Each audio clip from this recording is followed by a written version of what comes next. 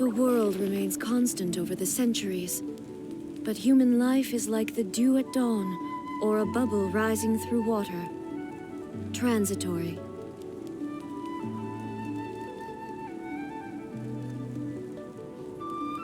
Phlogiston engraving is quite a deep field of study.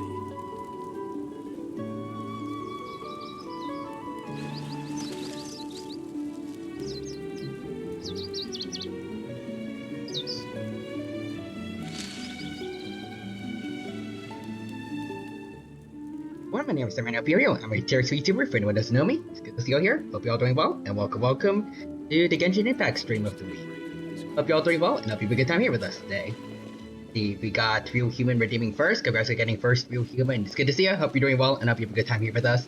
Also, thank you for doing a shout out for Timothy. I don't think the raid is here yet, but I see you guys are still playing Lives of Pi. You having fun with that? Also, Toku Society. Hi, hello, welcome, Toku. Hope you're doing well, and hope you have a good time here with us today at the Genshin stream. Real Human says, out of context, Ben 10 photo stream. You can hurt me. You can hurt the things I stand for. You can even hurt my feelings if I have any. But no one, and I mean no one, hurts the smoothie. That sounds like Ben. As for which alien, I don't know. Also, Nixter says, and that is all. Real Human says Nick. Also, I see Screaming Chicken is here too. What's up, Screaming Chicken? Welcome. Hope you're doing well, and hope you have a good time here with us at the Genshin Impact stream. Also, well, I just accidentally burned A over here. There we go. That. What's the Real Human also has a 40 stream streak. Nice. So, say aw to Screaming Chicken. Screaming Chicken also says yaw. The Nixter's got 195 stream streak. Nice. Out of context, SpongeBob. Welcome to the salty Splatoon or Splatoon, I don't know. How tough are you? I've seen that as a meme template. I don't think I saw the actual episode. Yeah. Thank you for that. Anyways, we have a lot of stuff that I have not done for Genshin in apparently the last 4 months that I haven't been streaming it. Apparently the last time I played was back when Mizuki's story quest was opened up. So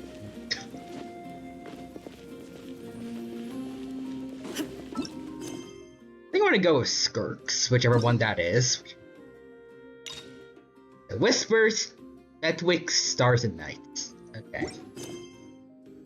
There it is. Go find Baiju. My first time going to Leeway in so long.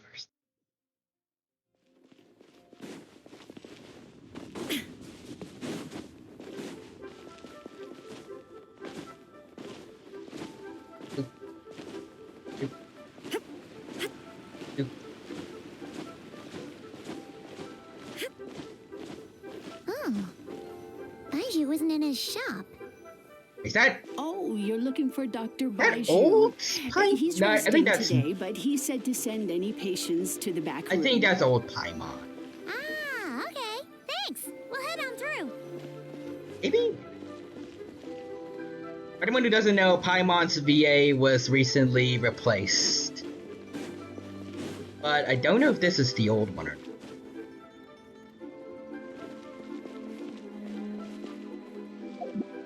Let me listen to the voice lines that Quadra sent me a while back.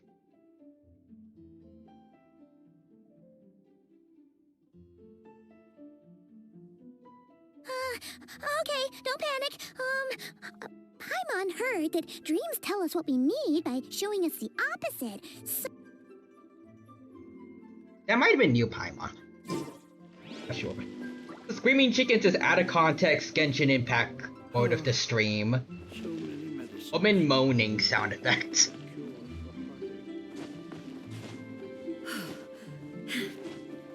Yep. Show me your prescription. Anyway, slightly real human also there with this. Eat buys you in the back room of the pharmacy.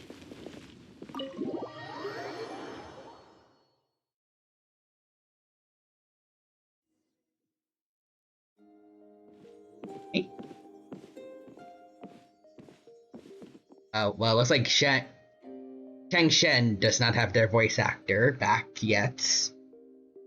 I guess I'll do it. Looks like we have a special guest. Traveler, Paimon, welcome. Okay, Paishu got his What VA, can I do nice. for you? Also, Screaming Chicken says, is there a reason for the VA being changed? There was a lot of drama going on with a big VA strike. Even though, even though Hoyoverse is happy to give protections from AI, this big voice acting union, I think SAG-AFTRA, not quite the name, I probably messed it up, but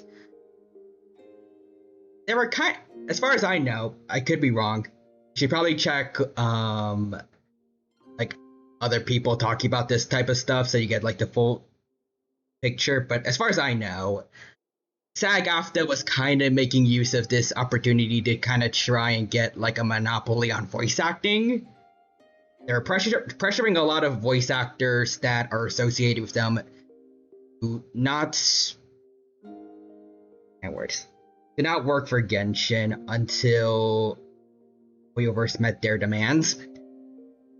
So a lot of characters went mute for a while. Some of them got replaced.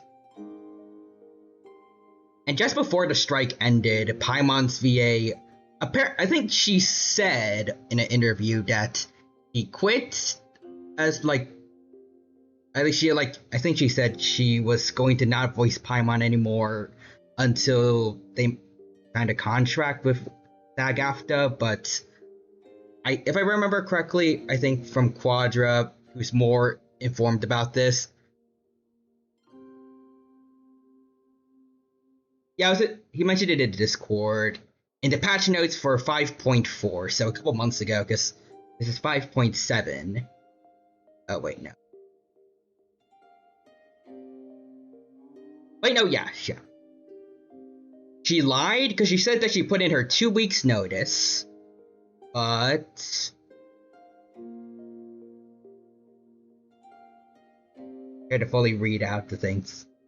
That would make no sense because that would mean that she still did recordings for 5.4, but she didn't. Otherwise, she wouldn't have been recasted this soon, meaning she was likely fired during 5.3. So she did not quit, she got fired, most likely. And it was just part of damage control that she said she left. It's kind of a big mess going on currently. Well, I mean, I guess it's kind of resolved itself now, but at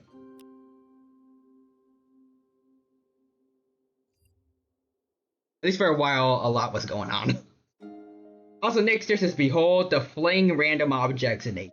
It flings a beach ball. Gosh. It's the Traveler. He looks absolutely beat these days. He has these huge dark circles around his eyes, like he hasn't slept a wink.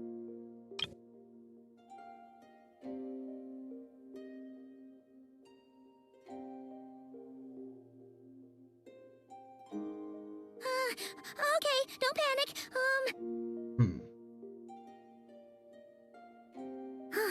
It's the Traveler. He looks absolutely beat these days. He has these huge dark circles around his eyes, like he hasn't slept a wink.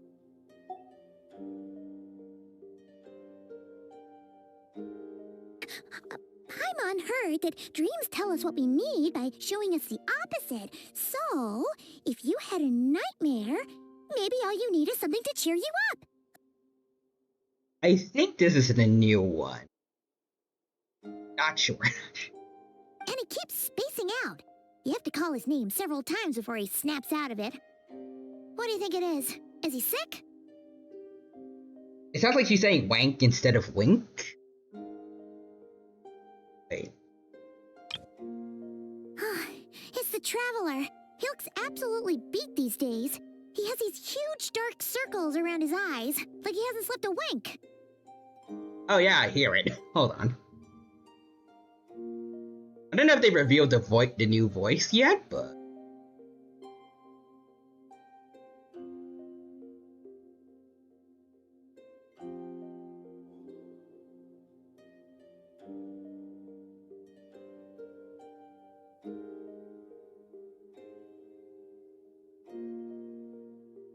I don't know if she is.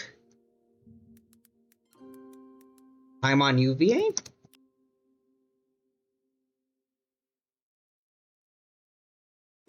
I don't think it's been revealed yet. But I was gonna say, maybe it's like... maybe they just have an accent, or...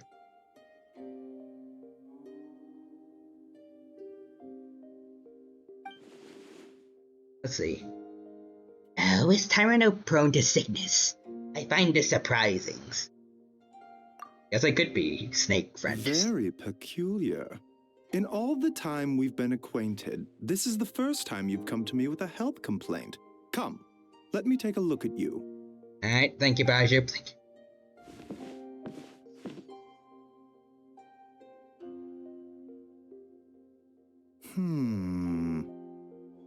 Okay, Paimon does not like that expression, Baiju. It's not serious, is it? Complexion is good, eyes are clear, breathing is steady, pulse is strong. But... Physically, you appear to be in good condition, traveler. In theory, your energy level should reflect that. You should be feeling right as rain. There is no but. We're good, we're good. Also, let's see. Of course he didn't sleep, he was stupid. Anyways, feel something is off. Hence my concern. A clean bill of health is usually a good thing, but in this case, it likely means your situation is more complicated. Physical illnesses come with detectable symptoms that can be used to diagnose, medicate, and cure the condition. But afflictions of a non-physical nature, they fall outside a doctor's realm of expertise. We need a therapist? Do we need to go see Mizuki? Or also, Nixter says Paimon. Hey doc, can I get an annoying sectomy? I mean, she just got one. UVA. Huh? What do you mean, non-physical nature? I guess I don't know if her writing's changed at all, but I think the voice is more tolerable. Curses, dark magic, it's hard to say. It could just as easily be a simple case of mental fatigue. Why don't you rest here for a bit? Whatever it is we're dealing with, clues to your condition are sure to reveal themselves in time. Once we know the root cause, we can administer the right treatment.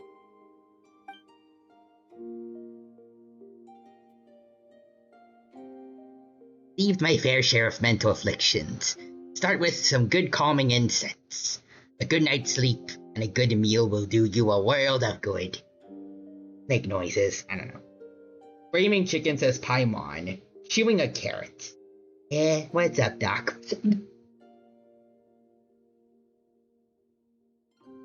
God, Paimon has Toon Force now. Nixter says Paimon, face palms, that is the joke. In the meantime, Changsheng and I will review the relevant literature for afflictions that present with mental fatigue. Still, we're not experts on this kind of thing. See, we should strongly consider calling in a specialist. As soon as possible. Snake boy. Snake thing. Oh, must be a rare condition if not even Baiju and Changsheng have seen it before. Well, all we can do is take their advice. You look like you're about to collapse anyway. Just get some rest. Paimon will be right here by your side. Fingers crossed you'll be all better when you wake up. Alright.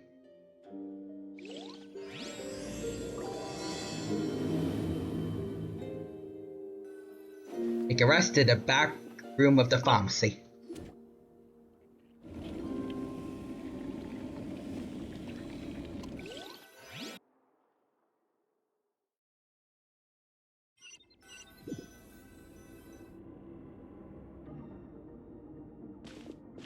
Where am I? This Hiffle?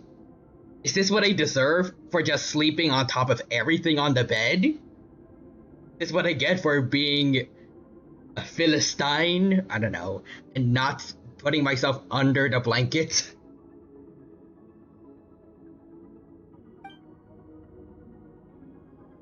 The thick fog covering my field of vision. Persona 4? Feels more real than a dream, but too chilling to be real life. Breath freezes in my throat before I can even exhale it. Feels like my soul's been wrenched from my body and thrust into this strange, unfamiliar space. I am in Hiffle. Whichever direction I look in, no end in sight. Worse than that, I think there's something in the fog, following me like a shadow. Okay. This is a dream. How long until I wake up? If not, then where in the world am I? Real human says, I am a shadow, the true inner self. Traveler, you've been trying to find your sibling for 5 years now, I do believe. But you failed. You haven't been doing shit. You are a failure. That's not true. You're not me. And then boom, we get Shadow Traveler boss fight. Calling it now.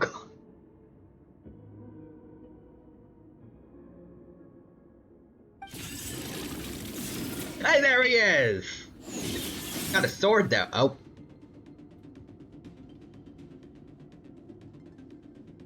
Her sibling is fucking dead.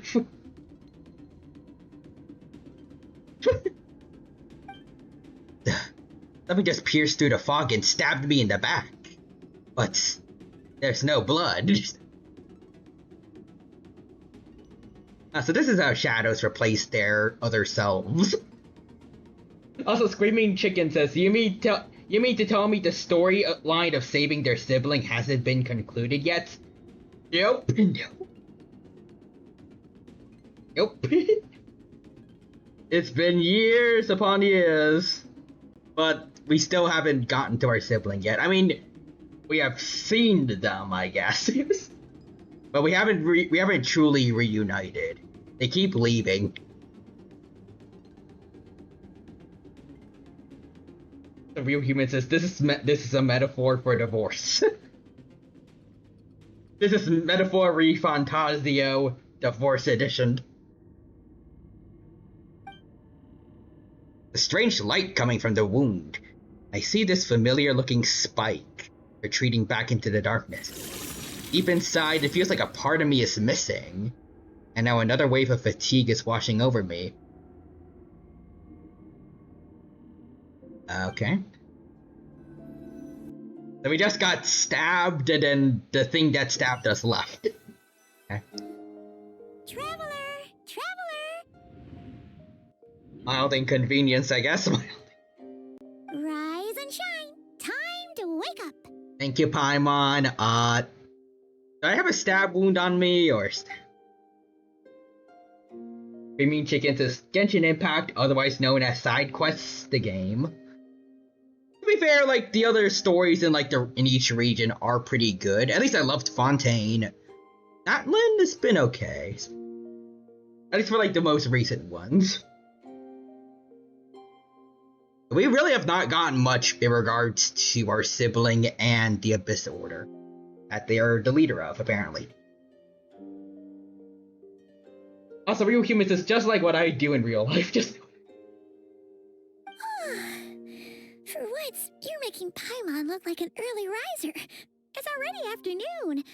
Hopefully all that sleep did you some good. Feeling any better?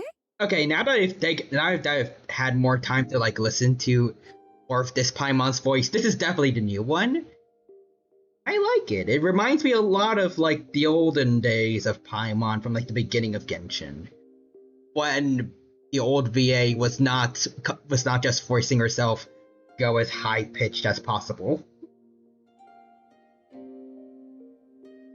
Also, Real Human says, what? I've stabbed people before. This is canon. This is... Just stab people and then leave. Speaking of which, hey Paimon, can you see if there's a cut on my back? Cut? What? Did you scratch yourself in your sleep? Alright, let Paimon take a look. Okay, so you see, Paimon, I rolled over too much in my sleep and I landed on my sword. I kind of pulled a Dante on myself. Want to make sure that there's no, not gonna leave a mark. Also, Real Human says, yeah, that's what fencing is. Good point. Nope,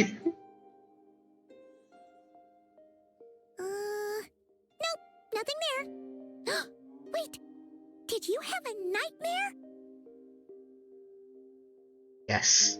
I had a nightmare that a stick figure stabbed me and then they left. Okay, don't panic. Paimon heard that dreams tell us what we need by showing us the opposite. So, if you had a nightmare, maybe all you need is something to cheer you up. Come on, Paimon will treat you to something yummy. Thank you, Paimon. Also, Real Human says they made a whole entire story to explain Paimon's voice changing. Just like that one episode of Danny Phantom. Paimon's going through puberty. Also, Nixie says Sparkle. Cast Hug. Hugs the dino. Yay.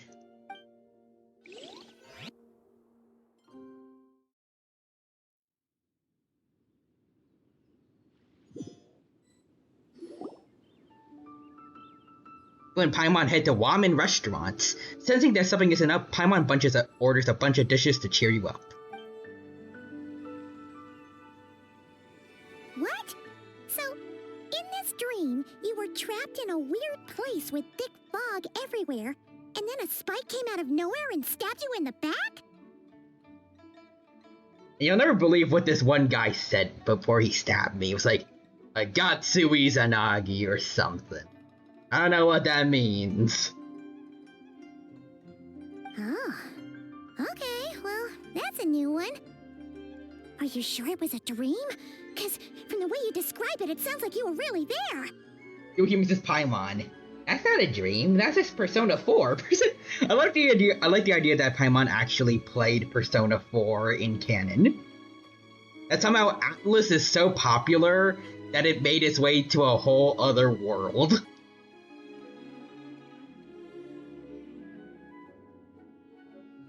But then again, you woke up right where you went to bed. And you were definitely in a deep sleep this morning. Maybe it's just a very lifelike dream. Did you accidentally speedrun Persona 4 in your sleep? Maybe. Now, maybe the fact that it ended with me getting stabbed and then just disappearing, maybe that was a sign I got the bad ending. Maybe I killed Namatane or something, I don't know. Maybe Igor stabbed me. Then, it's decided. Paimon will stay up and watch over you tonight. If anyone tries to mess with you, Paimon will beat him up. You can try, Paimon, you can try. Or, wake you up first and then we can beat him up together. I mean, I guess we gave Paimon like a gun or something, maybe. They do exist in Fontaine, so we just need to go to Genshin, France, real quick, buy a gun, and Paimon's ready to go. Real Human says, yo, it's Fred.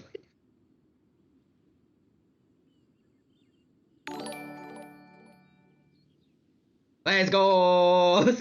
Welcome, Timothy. It is good to see you. Hope you're doing well, and hope you have a good time here with us. That's the Genshin Impact stream.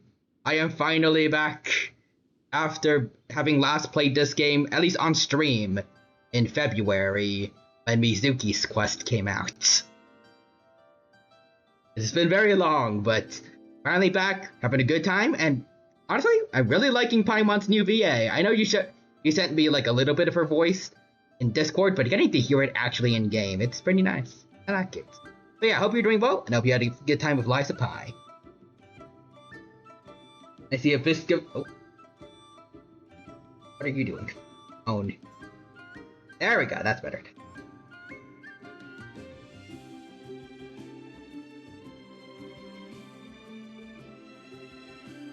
Trying to auto. There we go. He basically was saying Fred. Real human with the menacing emote. Says I am Fred. Wait a minute. That actually. And Paimon does sound so much better. Oh yeah, I should probably also mention, right now we're playing Skirk's story. Going well so far, and I hope you have a good time here with us. Real human says, okay, Fred. Pikmin. Pikachu! Paimon's smile has a way of putting me at ease. It's almost like she's a completely new person now. Anyways, what I saw earlier is still bothering me. That dream was so chilling, and it almost feels like there's something watching me from some corner of the world even now. Please don't stab me again. Something stabbed me in my dream, but when I woke up, there was no wound. Still, if I focus on that area, I feel a vague aching. Almost as if deep underneath the flesh, something is... Something is missing? Uh-oh. Did you just say something? You heard that too? The flesh remains whole, but Aye. the soul is incomplete. Left unresolved, the mind will wither away along with it. Hi, Jingli Yuge. What the? Wait! Paimon remembers you! You're Child's master! Orc? She's a stork. She's a burb. Anyway, Skirk. Right! What are you doing here? The last time we saw you was at the Primordial Sea in Fontaine, right? But then we left and never learned where you went after that. Child's been looking everywhere for you, by the way. What brings you to Wanmin Restaurant of all places? You came here looking for us? And were you the one behind that hocus pocus just now? Yes, she is a magician. Tell me, what is it that you saw? Tight-lipped, huh? I suppose that's fair. And I can tell you. Big foggy place. Little knife thing stabbed through me and then it flew away. You. I'll take a glass of wine. Hmm? Oh, of course. Coming right up. Real human says, no, I just saw 3 dots.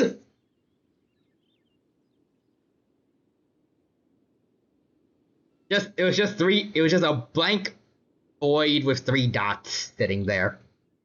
For about 8 hours. It's kind of boring. We make this one in-house. It's not too strong. Enjoy.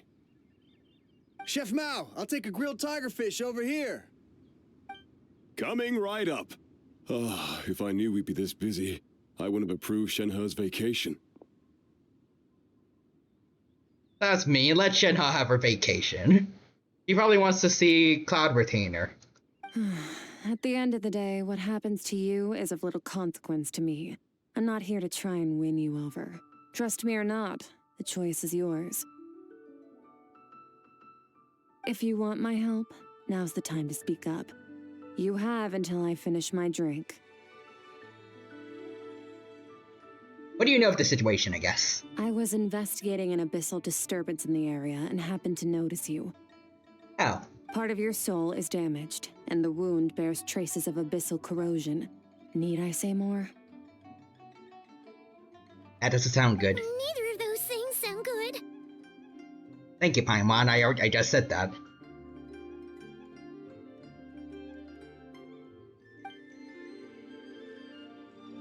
I don't know what her goal is, but at this moment at least, I don't think she has bad intentions. Well, should we trust her? What do you think, Paimon? I mean, I'd say yeah, go for it, why not? I mean, she did save Child when he fell into the void when he was a kid, so... She mentioned an abyssal disturbance. Maybe that has something to do with what's going on with you. But we could always find a different expert on the abyss to help us out. Raymond Chicken says cartoon gulp. Ooh, I don't like the sound of this. Is right behind me, isn't he? Also, Real Human says, I have a question for her before we trust her. What?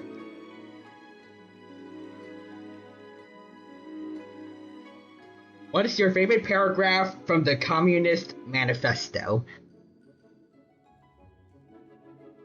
You know, the funny thing about that is, Snezhnaya is the home region of the Fatui, one of the main big bads of Genshin. It is based on Russia, so maybe a version of the Communist Manifesto does exist. Somewhere in Genshin, maybe. We don't have that region yet, but it should be the last one since we went through all 6 others. Anyways. Yeah, and that thing she said about your soul being damaged is scaring, Paimon. Definitely something we should fix sooner rather than later. Nah, I'm sure a fractured soul will be fine. Skirk's an interesting one, that's for sure. But from what Childs told us, she doesn't seem evil, at least. 1, 2, 7, 10. That'll do. She can't count. That's not how you count to 10. Well, have you made up your mind?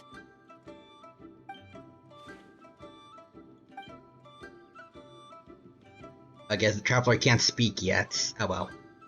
What I saw was a dark space shrouded in a dense fog that wouldn't disperse. Anyways, black screen, white text. That's all we know, Miss Skirk. Ma'am, can you help us? So, you couldn't disperse the fog. Nope. Anyways, let's see. Hold on. Let me get that out for ya. Apparently, Automod did not like it. But anyway, Screaming Chicken says, going to assume the Genshin version of the Communist Manifesto was written by that twink in the green outfit. I don't remember his name, but I see people talking about him a lot. Are you talking about Venti?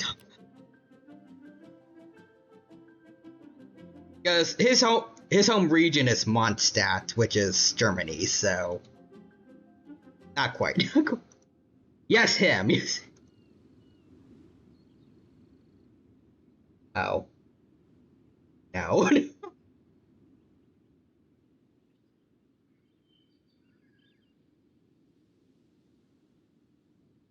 What? But yeah, probably not him. I don't think he has any connections really to Snezhnaya.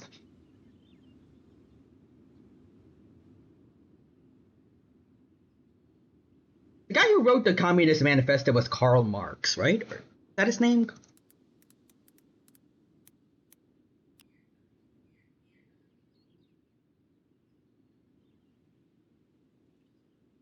Oh, wait a minute. Oh, wait a minute. Hold on.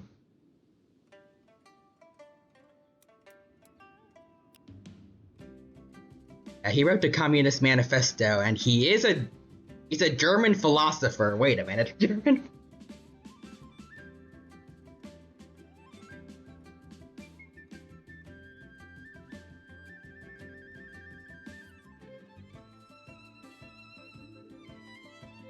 Then again, knowing Venti, he would probably just, if he had to establish a government of his own, he'd probably just have everyone get drunk.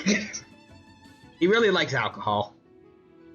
Also, Screaming Chicken says, I was right, he did make it. He would just lower the legal age for drinking and just have it everywhere. Just he would make everyone enjoy beauty of wine and getting drunk.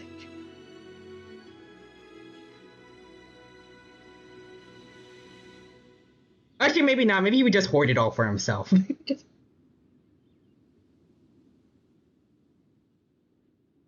He is the god of freedom, though, so.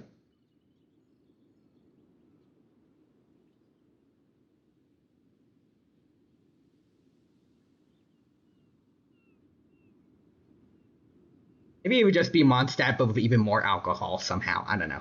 Also, Real Human says, you know what? Uno plus 4 card. And Nixter says him. I cast You're Drunk on all the characters. I understand. Come find me in the Gwaley Plains when you're done here. Oh, and I left cash for the drink on the table. Settle the bill for me, will you? Just a drink, just a drink. Oh, okay. Huh? But anyways. She disappeared.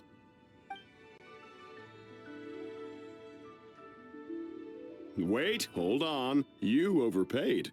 Here's your change. Thank you, ma'am. No, this includes the drink, so it should be the right amount. I didn't think you two ordered a drink.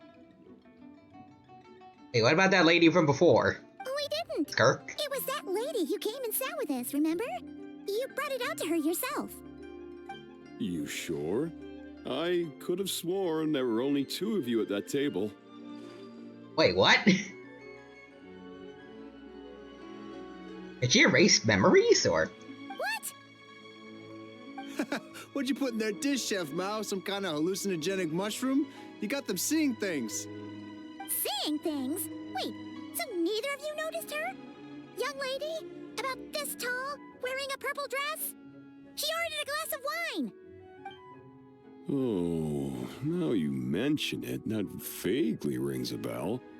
And it looks like I did open the wine jar, so it must have just slipped my mind. In any case, that settles your bill. Come again soon. Okay. Also, Real Humans is the Uno Draw 4 card is a -5 in card advantage. Why would anyone play that card? I don't know. Also, Screamy Chicken says the Traveler and Paimon are losing it, man. Traveler, you need to take your meds, man. Oh, Bland doesn't have her VA. Okay.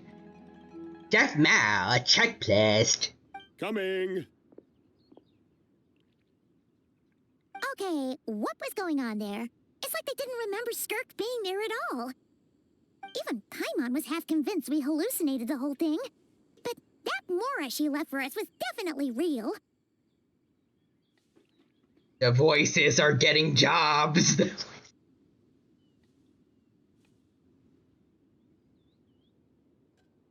Oh, this whole situation is giving Paimon the creeps.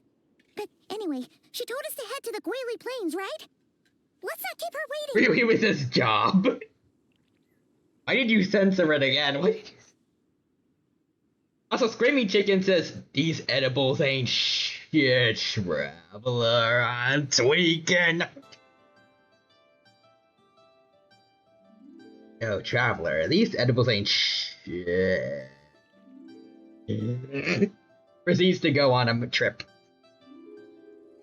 Dixter says, to mess with other players another way is like this. I play skip Uno cards.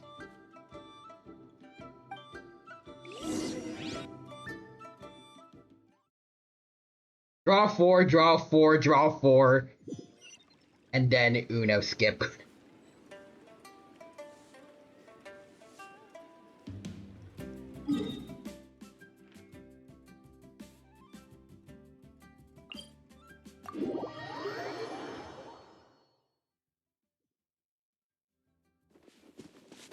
See, go to Gwei Plains to investigate.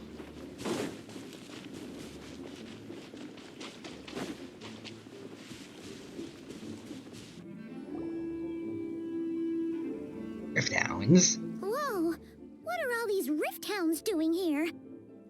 Huh, looks like they're collecting something. Oh, let's go check it out.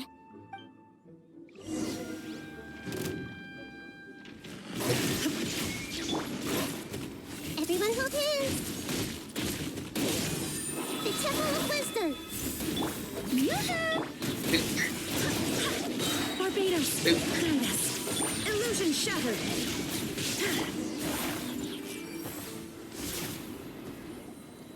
So, this is what they were collecting. It looks kind of like... God remains? As we look at some black and blue fog. Yeah. What What is going on here? Those are quite some godly remains, I do say. From the moment they are born, all beings with great power have an impact on this world. Even if their body is sundered and their soul extinguished, their influence remains. Okay. Gods are the most common example of that. The remnants of gods who fell thousands of years ago remain buried deep within the earth, carrying within them a warped will and a dark curse. Together, these remnants form what you call god remains, and it appears that some of those sealed here were dug up and removed. There are traces left, but they're fading fast. Why is Paimon looking at Skirk's shoulder so deviously?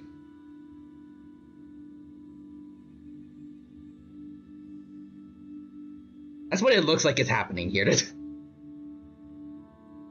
Either that or she's looking at that one particular hair strand.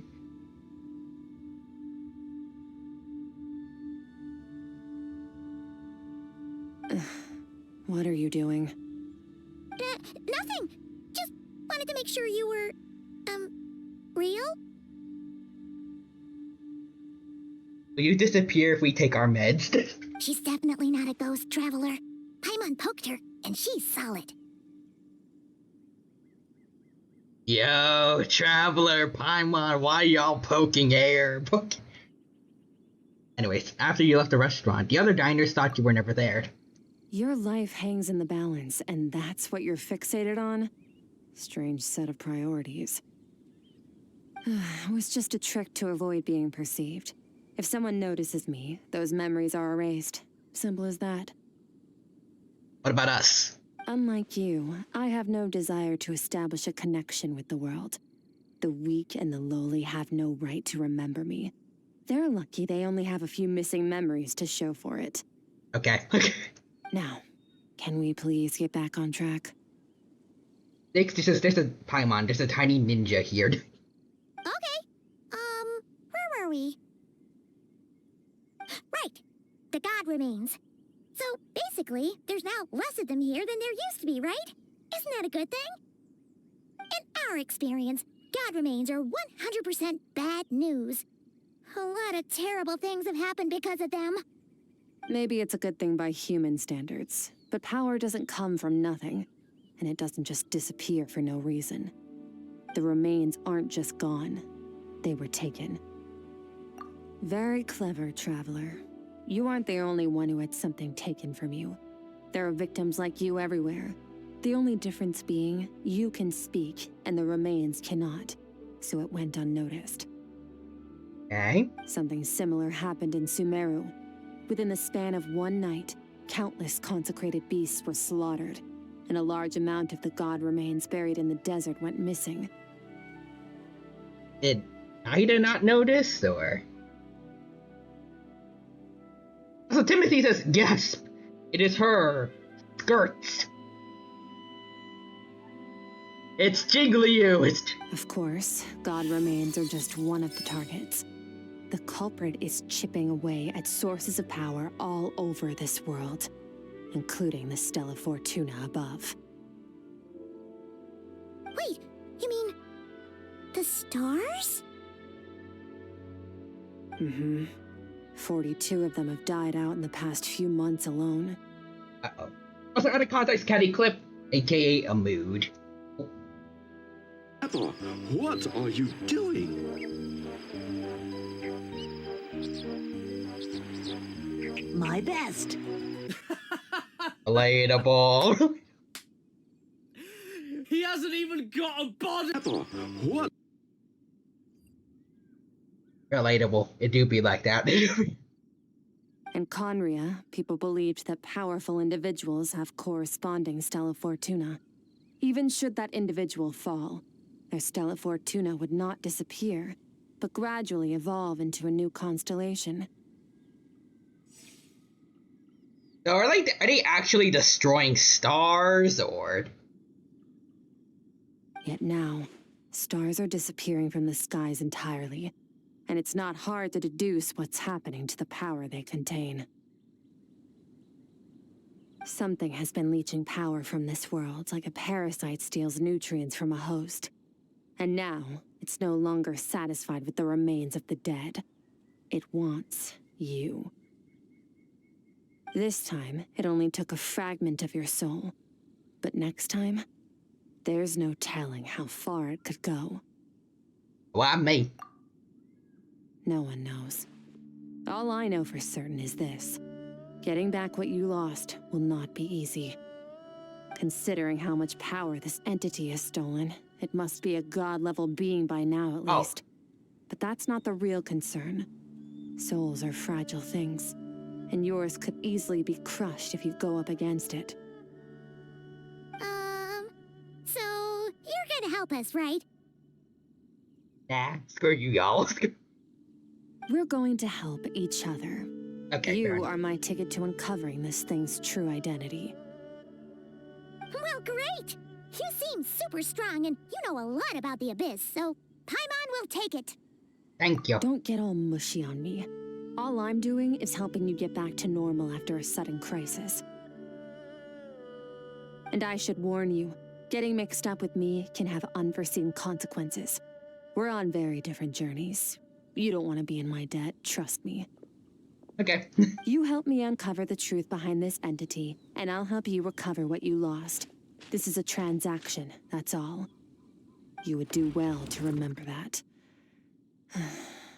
Now, come along. Let's go on an adventure. Also, Timothy says, wow, Paimon really does sound like Mondstadt. Yeesh! Like You'd it. think she'd be a little friendlier since she's agreed to help us. But nope, she's just like when we met her in the Primordial Sea. So cold. A lot better. Again, not forcing herself to be too high-pitched. Like, it is high-pitched generally, but like, it's not trying too hard. Also, just the duality of Skirk's VA and her character.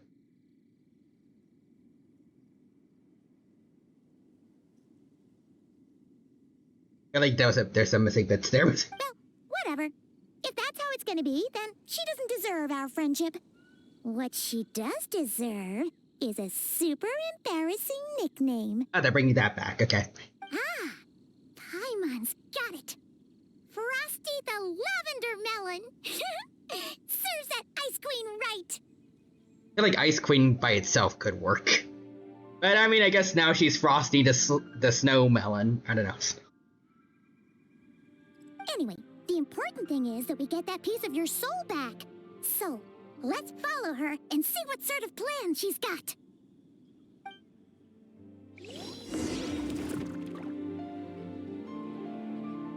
Alright, but before we get started,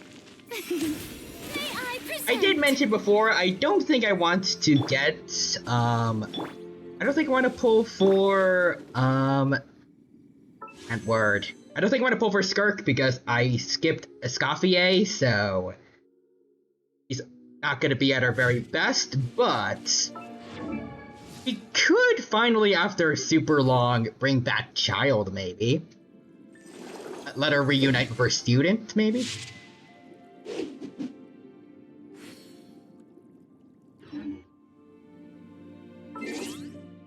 I just need to figure out what's a good team for him nowadays. I think.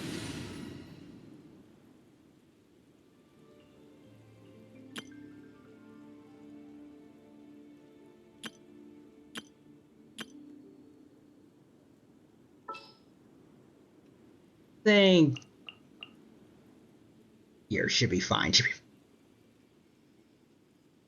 Let's see. So, Child. Come on, don't keep me waiting. I probably want Bennett.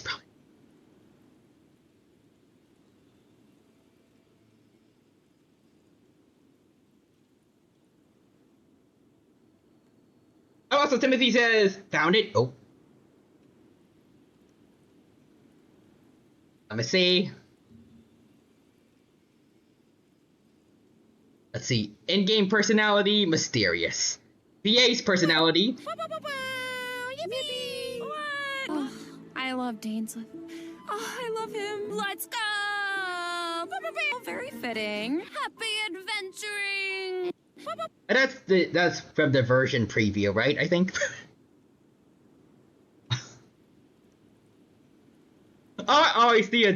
I see a meme that has both her and Jing Liu's faces.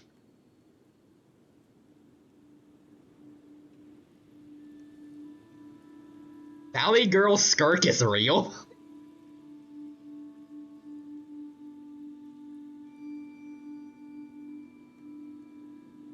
Be alone versus with friends. Debatable.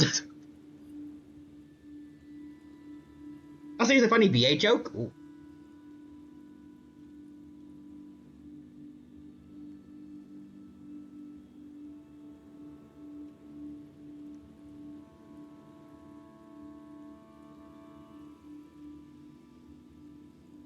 See. Son, you've come back. What's wrong with you?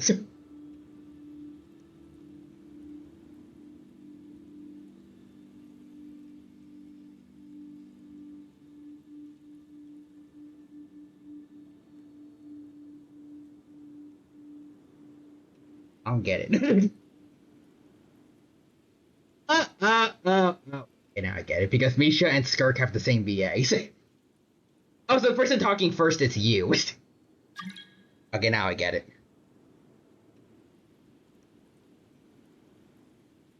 Congratulations to Misha on this transition. Anyways.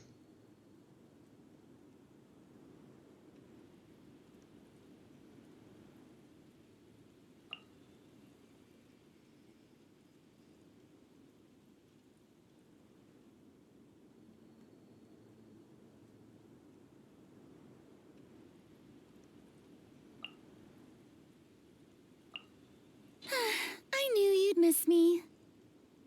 I do miss you, Farina. Anyways, I'm gonna see how this works. I'm thinking it's gonna be melt / freeze child. I don't know if that works. Anyways, what am I missing here? I have Heart of Deaths already.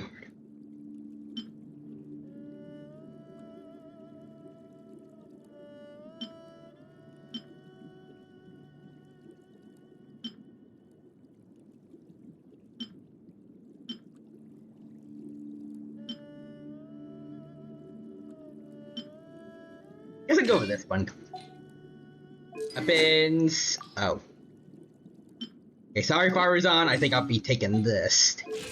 Let's see. We got 42 crit over. Maybe we want to crit body or.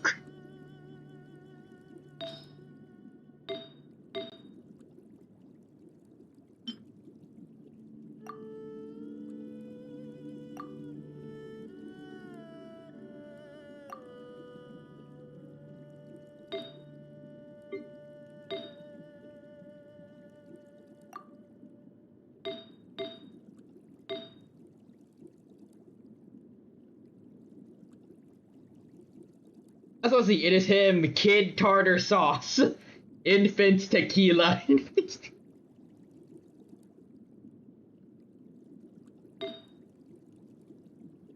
the Tartarigrade.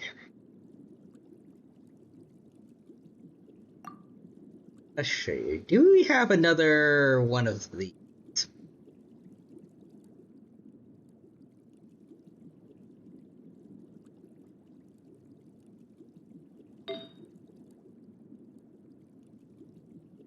Sunset filter, maybe?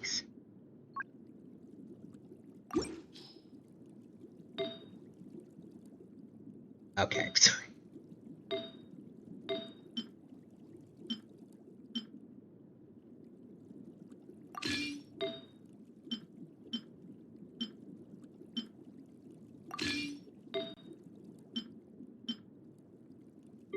I guess we're making a deal with this for now, or?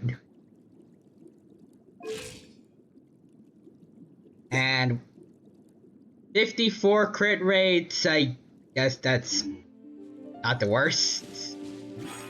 Up, child! Let's see if you can make your master proud. Dexter says, not tartar sauce. Actually, replaces Timothy's brain with tartar sauce. Whoa! This place is way bigger than Paimon expected. Where are we? This is where I live. I suppose it's the closest thing I have to a home here. Seems more like somewhere in the abyss. It is. Oh. I brought you here because time flows differently in this place. The hypersonic lion tamer. Anyways, Timothy says, also because Child is voiced by Griffin Burns, who also did Scott DeWaz in P3. Means Child is actually Scott DeWaz. He wants to be a doctor. Yes, even though he wants to kill people too. It's a concerning mix of ideals or goals in life. Also, Timothy says, this is way better than Paimon expected. Me with her voice. Me too. It'd be like that.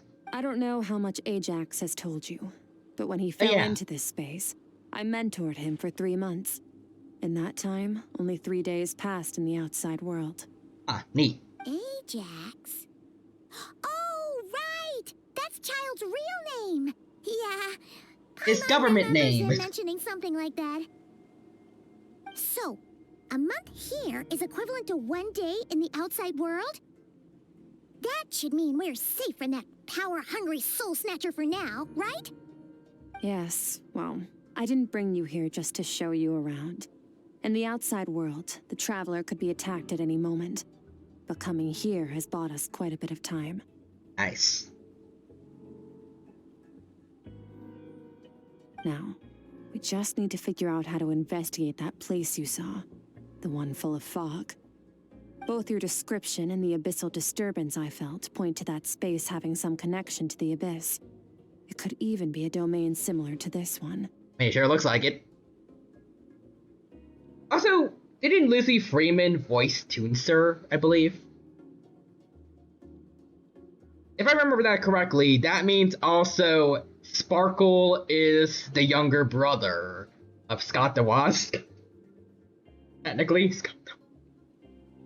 The thief who stole that fragment of your soul is hiding there. But the abyss is a chaotic and turbulent place. If we want to pinpoint their location, we need to see what that space looks like without the fog.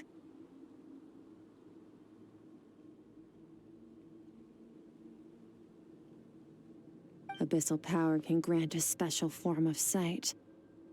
Have you ever wielded abyssal power before? I don't think that's a good idea for most people, but nope. Okay.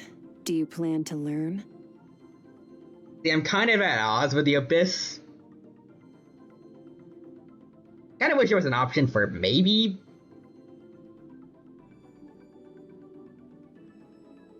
Anyways, Timothy says Child. Hey y'all, Child here. Boy, those leeway people. He threatened to flood their town once, and they sure hold a grudge. Maybe if I give them copies of the Saritsa's favorite game, they'll forgive me. 20 minutes later, shows Child covered in blood. They didn't forgive me, but they would have if I didn't bring Gex.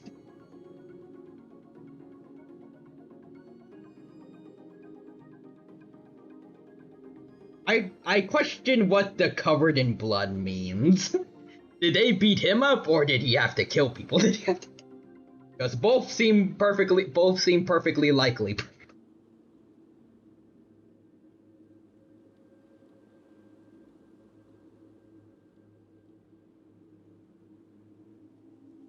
That's the joke? You don't know. That's the joke. That tracks.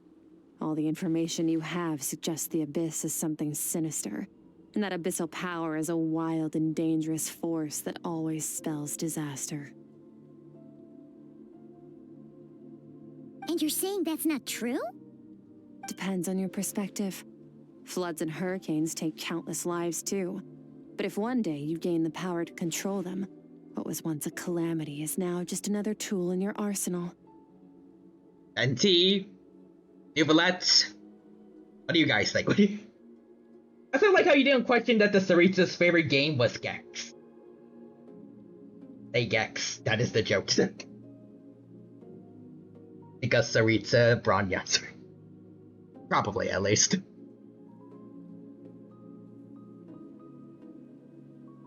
I'll respect your opinion, though. Just means we have to turn to the second best option.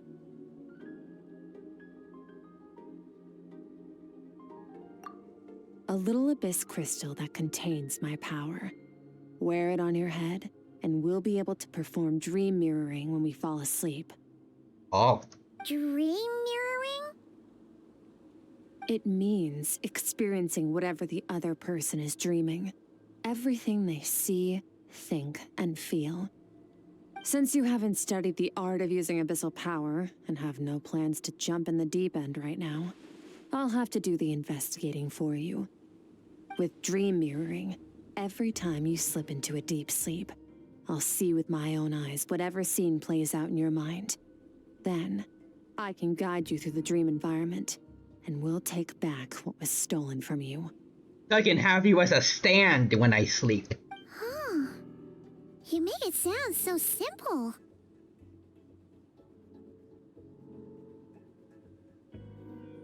The quote Skirks VA Cats Protano, the biggest Dainsleif simp.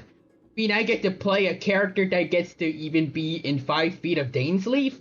My dream is fulfilled. Has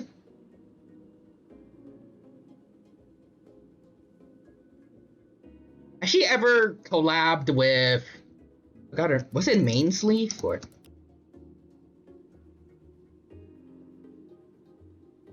There's this one Genshin YouTuber I know that's like, I can't word. She knows a lot about the lore of Genshin and also really likes Dainsleif.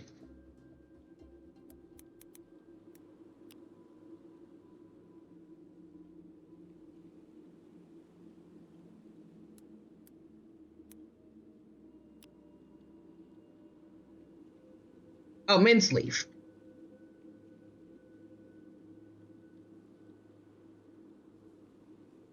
At least I think they would get along great.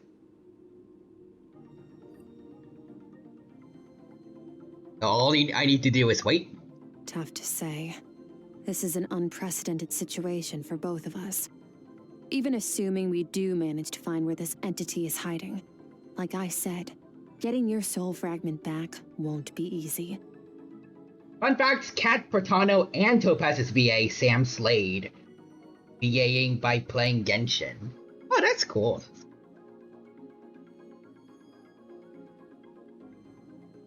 To play it safe, I wish that could happen to me. Training first. I want to voice somebody. That'd be cool. If only I had a good voice. I think.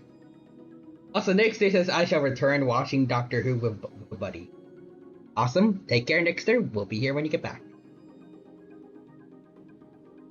Sam Slade's story is funny though. Going from doing a master's in business, a sudden shift to a bachelor's in acting. The fact that she was going into business is kind of funny, considering Topaz.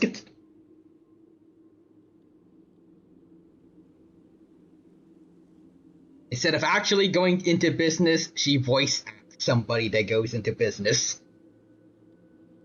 Wait, you're gonna teach him some of your martial arts? Does that mean the next time we see Child, we have to treat him like our senior? Do as you want. For my part, I don't see you as my disciples. You're already a pretty good fighter. All I'm planning to do is build on your current skills and train you for the specific scenarios that I think we might face. But that's enough talk. If you're ready to do this, then come with me. Time might be more lenient here, but that's no excuse to waste it. Okay. Oh, she moves fast. Paimon can hardly keep up with her. Child being called a senior. This opportunity is quite hard to come by. So, special training, huh? Kind of a rare opportunity. With your skills, there's not a lot of people qualified to train you.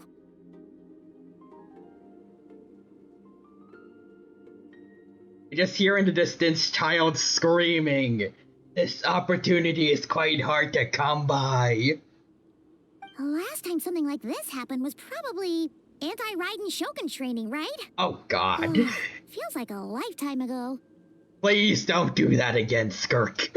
We don't need to see that again. I hope that we never have to do something like that again, please.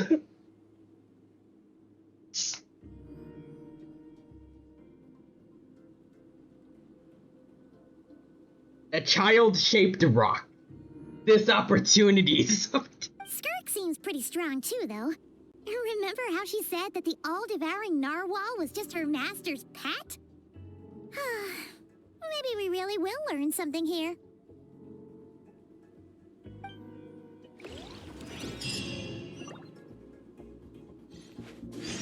Okay, we're playing as a traveler?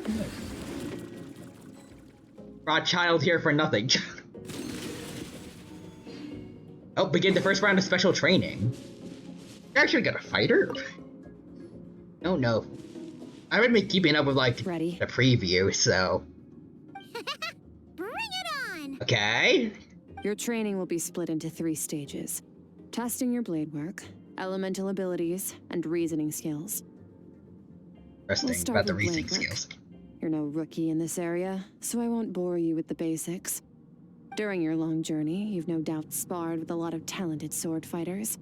Consciously or not, you will have picked up all kinds of techniques from them. You bet. There's Kaya, Master Jean, Kuching. Oh, and Kazuha, Ayaka. Yeah, we've met sword masters like you in every nation we've been through. No mentioning of Noelle for Mondstadts? Okay.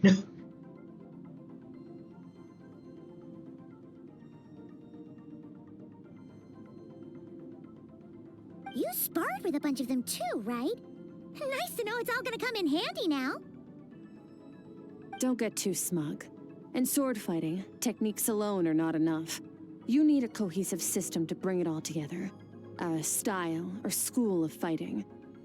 Aw, I can't button mash, but... To use the human body as an analogy, your style is your skeleton, the foundation, the framework. Techniques are the muscles and other flesh attached to the bones. This is where your strength comes from. Improving your sword fighting is like growing that body. If your frame got bigger and taller, but you didn't add any muscle mass, you'd be weak and flimsy. Then again, if you packed on pounds of flesh without a big enough frame to support it, you'd end up bloated and unwieldy. You need to do some introspection. Take a good, hard look at your past experiences and figure out which parts of what you've learned are just techniques, and which parts can be used to form your own system of blade work. And thus I pray. Unlimited blade works. Only then will you get the full utility out of all your thoughts and observations along the way. That's the quote, Only right? I then think will every strike you deliver make perfect sense.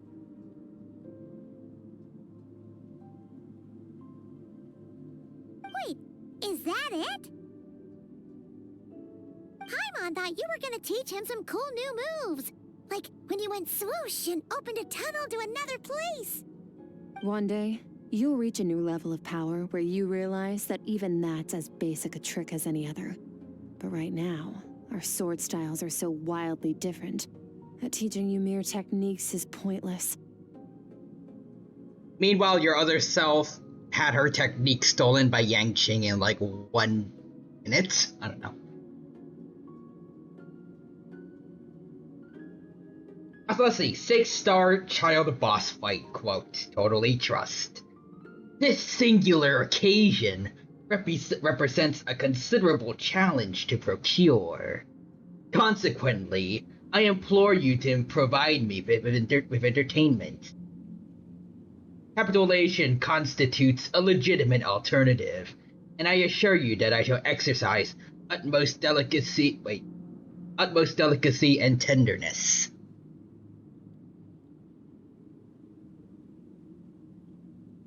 And then 5 seconds later, thing again. foul legacy, the devouring deep.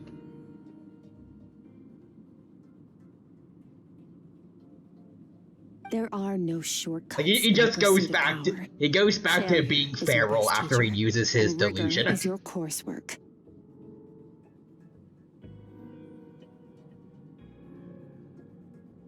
That's all I have to say. Time to make a start. Train until you're satisfied with yourself. Now focus. Destroy the crystal columns as swiftly as you can. Okay.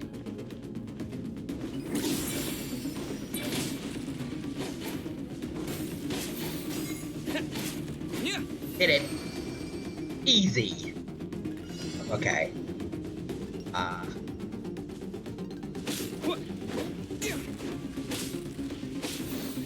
need to break 900 of these? Okay. This is making Paimon's head spin. They don't have a time limit. Oh, okay.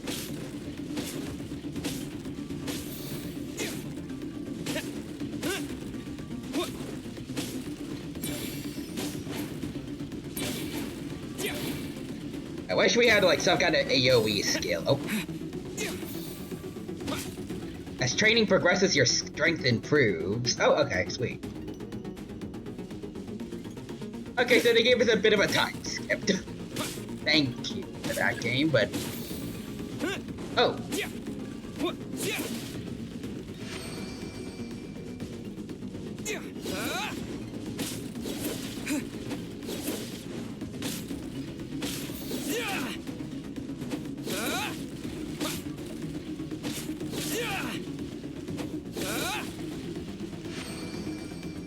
Your human says, you know what? Use your head. You have to keep it together. Chicken butts.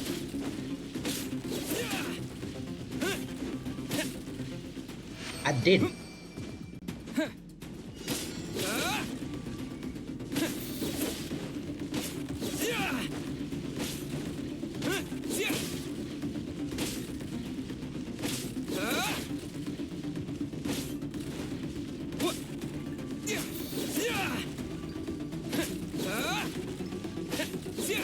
Rashid level 2. Rashid. Fire.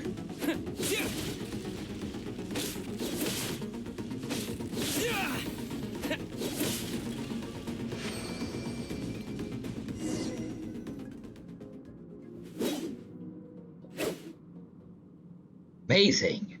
This is transforming my whole view of sword work. Using the same techniques as ever, but now they're having different effects. It's as if I unlocked a hidden door in my mind, and there's a wellspring of strength on the other side. My mind's eye, I'm seeing images of the friends I made in teyvat. Theirs are the sword styles and techniques I've come to know. This moment will be frozen in time. Oh, okay. Cut to the chase.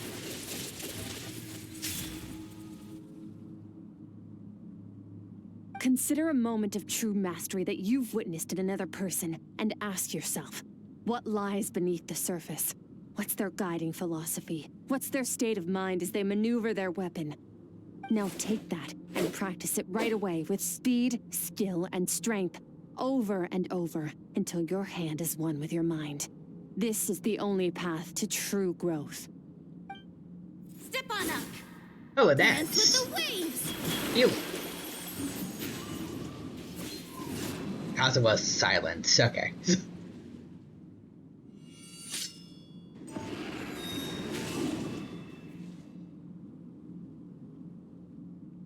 That's it? Kazuha? Okay. I see eternity go by in an instant. Autumn leaves as many years from a single leaf.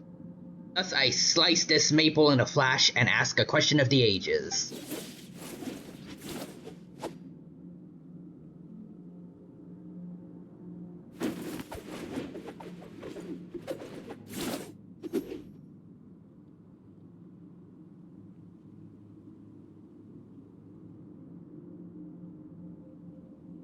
If you start to tire, empty your mind, but do not stop. Stay in that frame of mind as you keep up the fight. Get rid of all redundant movements. Imagine your sword is an extension of your own body. Wield it just as you wield your arms, hands, and fingers. 'Twas on a deserted, moonlit night that the Xingqiu. hero approached the vile dragon's limpid lair. Ring cutter! Feathers fleeting wet. The Daka? white heron treads water. A sight without flaw. Master of Inazuma Kamisato art Tachijutsu.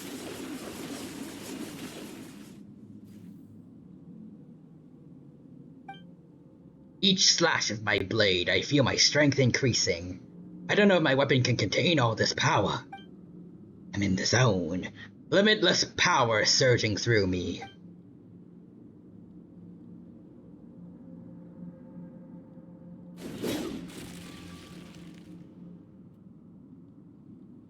Okay.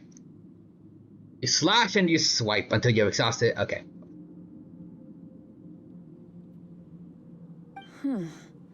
Looks like you've made some real progress.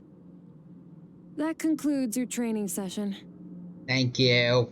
Anyways, Forgotten Dreamer says, I wish I could like this game more. I mean, fair enough, it's not to everyone's taste, but good to see you, Forgotten Dreamers. Hope you're doing well, and hope you have a good time here with us today.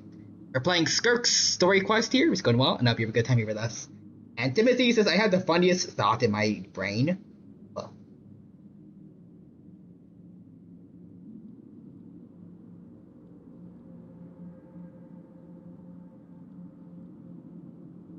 Also, I don't know if it's the same for you guys, but for me, you guys each in, like, I can't word.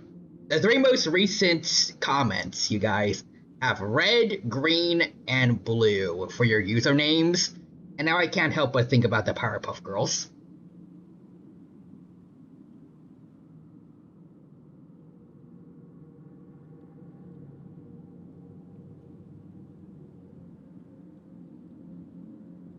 Now that I actually do feel like Bubbles would, I'm guessing at least, I don't even know if you guys have seen it yet, but at least I would think that probably Bubbles would be Timothy's favorite.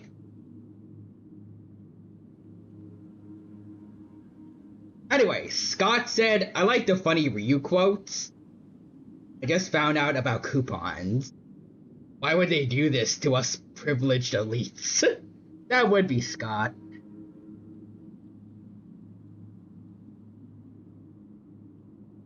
Awesome! Paimon knew you could do it! Also, Timothy says, well, yes, she is my favorite.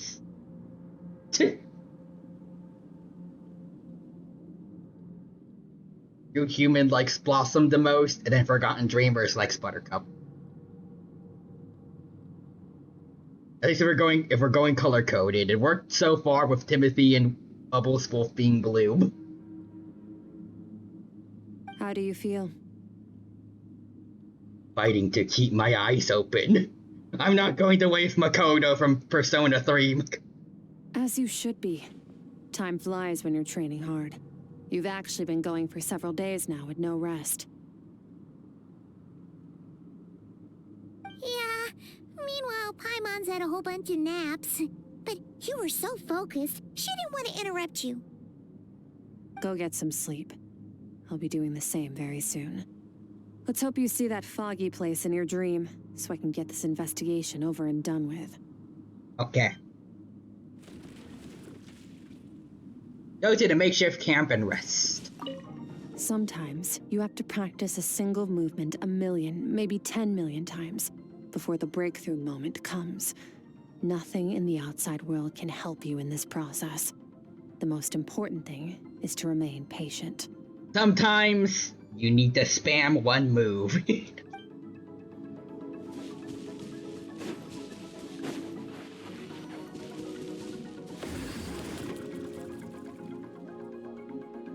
Also, Timothy says Skirk. Go get some sleep, Ace. No, Morgana! Skirk. Are you beat, child?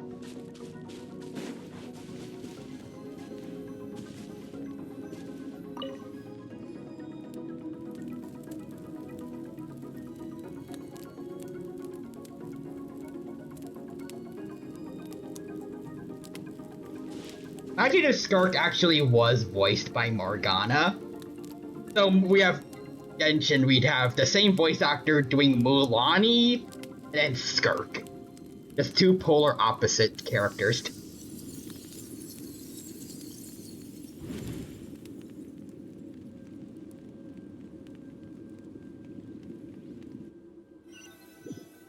Also, I like the idea that Skirk is so perplexed yet fascinated by this gremlin dino possessed child.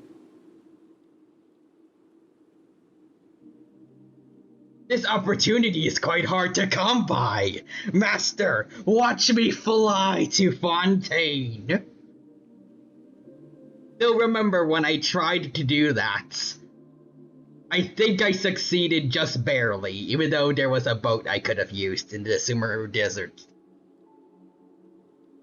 Flying was more fun. Anyways, I mean, Kakomi's VA does Burnus in... Isn't Burnus the one that had that song that everyone was listening to a while back?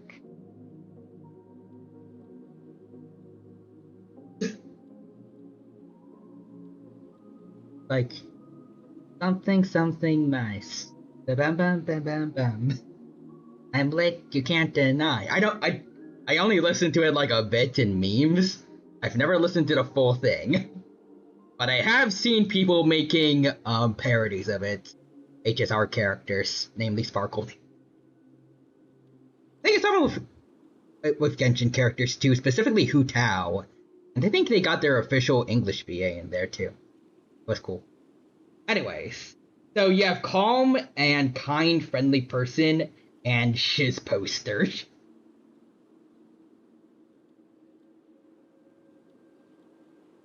I am a master strategist. And then just... don't know how to describe Burnus because I haven't played ZZZ yet. Check out my mixtape. I am a master strategist, and then it's just a YouTube poop.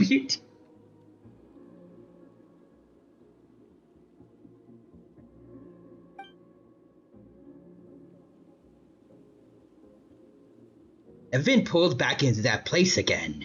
But Skirk said the dream mirroring would kick in when I fall asleep. So why am I back here? No, on closer inspection, this isn't the same dream as last time. It's dark and gloomy. But there isn't that chilling fog that made my hair stand on end. Hold on, if dream mirroring is a two-way process, maybe I'm seeing inside her mind while she's exploring mine. Skirk's brain is boring. There's nothing going on in here.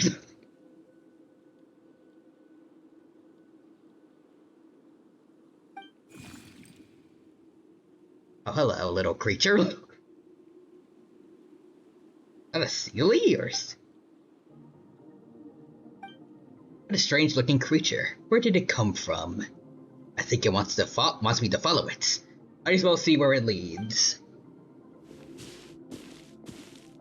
Also, Timothy's is Aether. No, my thoughts of hand-holding with Yoimiya. Skirk inside? Kinda boring. I expected worse. At least it's not that harem shiz. Weird.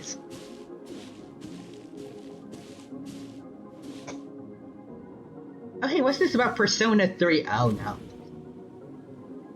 Skirk, why are you skipping classes again? Oh. We've talked about this. She had a Because he's a crabby old man, and he's a boring old man. I don't like going to his classes. Oh, is that what Skirk was like when she was a kid? Interesting, interesting. Excuse me. You shouldn't talk about your teacher like that. It's very disrespectful. All right, let's not get into a big fight about this. Skirk's learned what she needs. There's no point forcing her to sit through more classes if she doesn't want to be there. But I'd still love to hear about what you got up to yesterday. Why don't you tell your dad all about it? I went diving, and I saw this huge fish. I never knew they could get that big. It looked kind of dumb, though, with that stupid big fat head.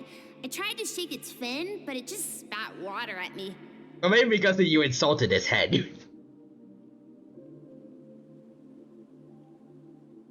Like, damn, okay.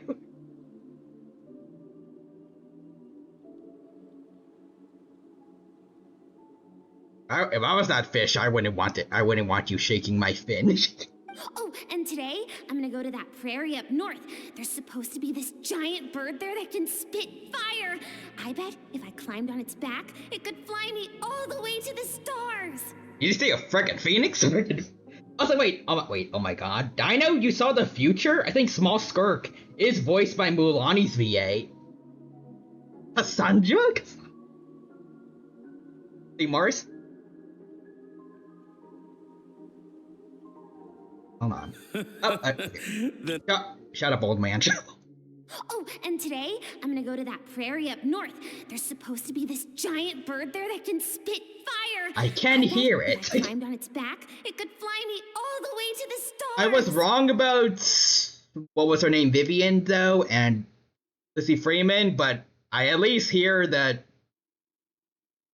I hear similar energy. Timothy says Dino. I can see the future. I can see.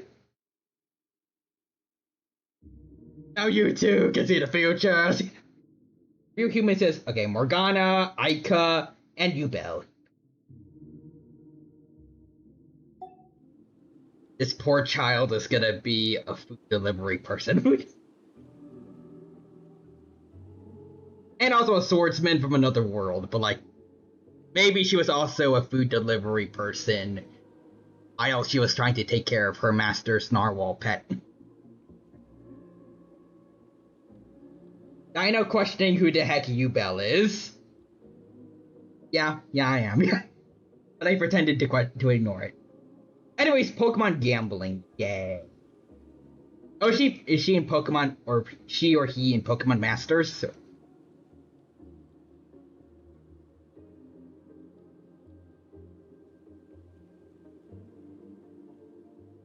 Oh, okay, never mind. Timothy says, if Dino played Yu-Gi-Oh!, he would either play Yubel or dinosaurs, waifu or his race. Should I look her up, or should I watch Yu-Gi-Oh! First? I don't know when she shows up, so I don't know if I have to wait a while for this. I can send you a picture. Okay. She's in GX. How late is that? In Yu-Gi-Oh! I'd watch Yu-Gi-Oh! Someday. Okay. Oh, that's a second series. That's not. Also, Kofi says, wait, Kofi Streambot is here, and Timothy says, it is certainly an experience. I almost treated Kofi like just a regular chatter. So shout out for Kofi Bot. Thank you for that. Also, yo, I love No Game. Presso meme, depressed. That's what I'm calling it from now on. When it's time to eat, I'll come back on my own, Zilly. Anyway, gotta go. Bye, Mom. Bye, Dad. Wait. She just floating? Put on a coat at least. You'll catch a cold. I'm talking to you, young lady. There's Yubel? Okay. Oh, is she like a half dragon, or? Rings look cool. Oh, she's got like a. Oh wait, no, okay, no, they're both flawed. I was about to say, like, does she have like a reptile arm, but the other one also.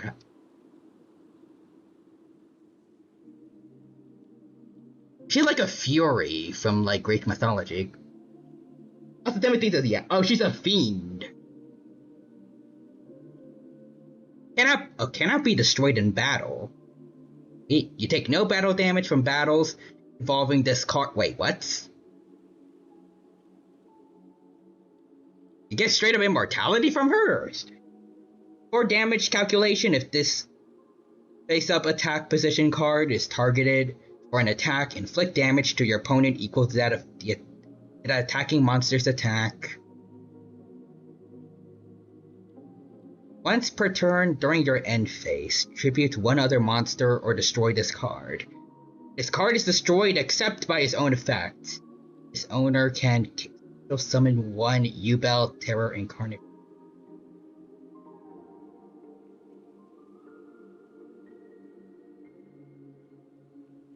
So immortality on, but you have to get rid of one monster or this one.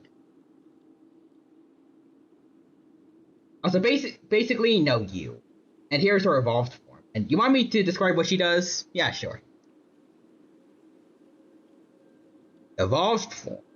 Oh, she's got like a dragon head for a hand. Yubel, the loving defender forever.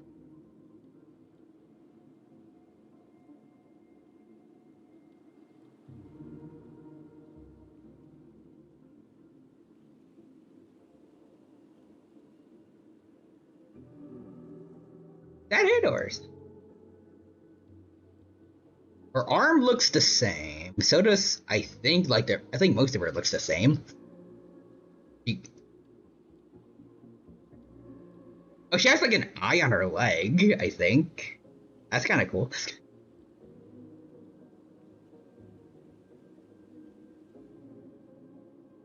I wish it was more than just like the dragon head though.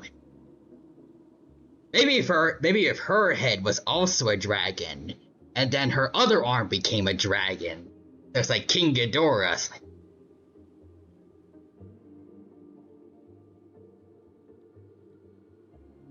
Alright, let's see. So if your opponent attacks it, then they take the damage instead of you. Okay, so it's basically Wobbuffet. You say that, but that Yubel card is broken. Oh. I think the funny thing is Yubel's been meta relevant recently, but the card Yubel itself is absolutely awful.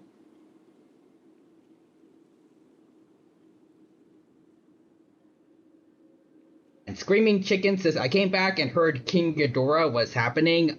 We're looking at Yu-Gi-Oh cards, don't worry about it. And Timothy says, okay, fine, let me show you her worst forms. Okay. And then try. But in the meantime, while you're getting the images, let's get back to Skirk. You spoil that child, you know. Ever since that merchant ship arrived, she practically lives outside. Always going on about exploring the beyond one day, whatever that means. I want adventure in the great wide somewhere. Ah, let the kid do what makes her happy. Besides, we both know you're all bark and no bite. Come on, our little adventurer is gonna be hungry when she gets back. Let's get started on dinner.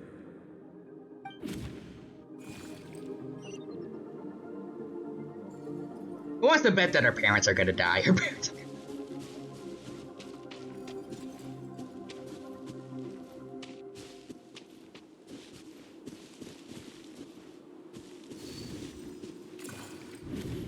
The stars shimmer high above. But what lies beyond the stars? Mountains as far as the eye can see? An endless snowy plain? Or maybe buildings taller than the sky, like the people from the merchant ship said. If I recall correctly, only Yoimiya's parents actually still alive. We say parents, but we only see her dad. But I think Yoimiya's mom has been mentioned in her story quest. I think. I could be wrong though. Anyways, let's see. Real Human says, you see, the card Yubel falls under a very specific category of god-awful cards that are literally required to use broken ones. Okay, let's see the other forms. Let's see. Oh, okay. Yubel Terror Incarnate. So, two-headed dragoon with one eye in the middle. Okay. The legs look cool. Like Modanosaurus. And Ultimate Nightmare. I do not like that face in the middle. What is that? So she has extra wings on her legs, or extra? Look at the two dragoon heads. Oh, the dragoon heads have weird faces on top of them. I do not like that. I know it's supposed to be the ultimate nightmare, but like, it's not nightmare fuel necessarily. It's just uncomfortable. It just looks like a cursed meme edit.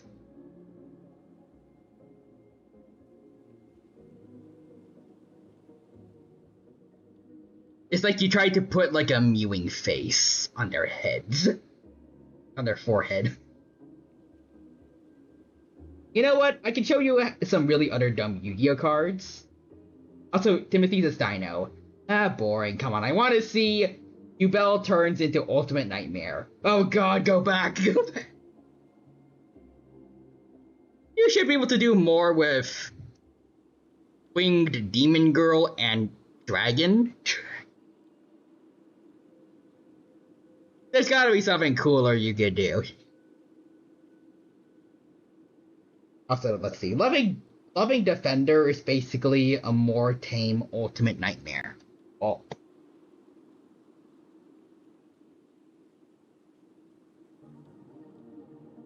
I mean, her other upgrades are weird. She has more? Okay, so let's see.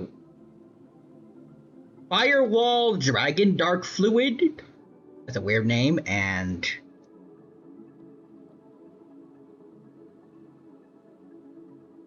I mean, the pattern looks kind of cool, but like, what's going on with this head area?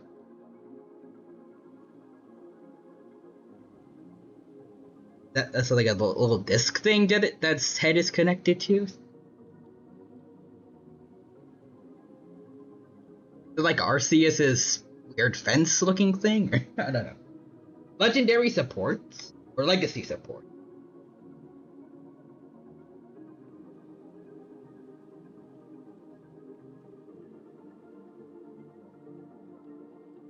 Got a nice beak, though. It looks cool.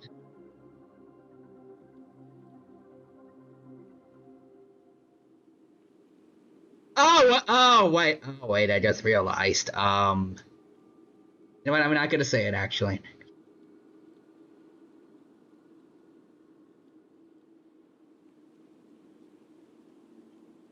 Oh, wait, no, okay, no, wait, no.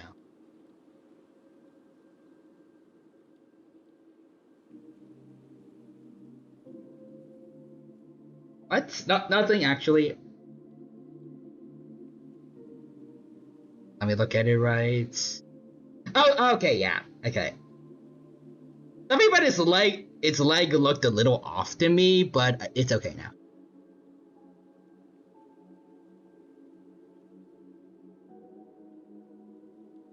Then the other two, let's see, they are a weird change. I see.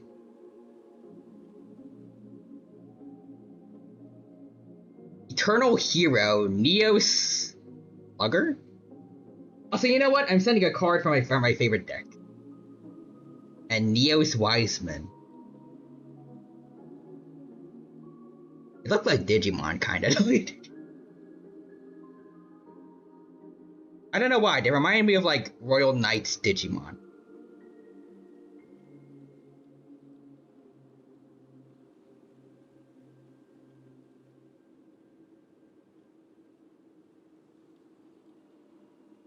Interesting. I like the designs of both their wings. The one on the left, the coloring especially makes me think of Batman. Like from the old cartoons. The one on the right I don't know why. Maybe it's because like there's like some square or rectangle looking bits on their armor, like or by their shoulders, I think. They're giving me more like Megazord or like robot kind of a feel. Old cell phone dog. What? I sent this before, but I have one more time. After one more time. That card freaking fudges the one I just sent. Oh yeah, Ultimate Conductor Tyranno. Same name, and he looks awesome. Looks awesome. Gorgeous. Also, I didn't even notice that thing on his tail. The other times I've looked at him. Got like a little circle thing that has lightning coming out of it. Okay, the last one I sent. Time Thief Regulator. Oh yeah, I see the cell phone parts.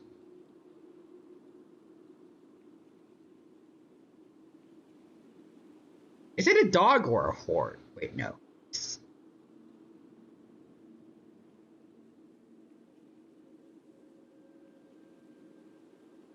No, the tail makes it really look like a dog. Never mind.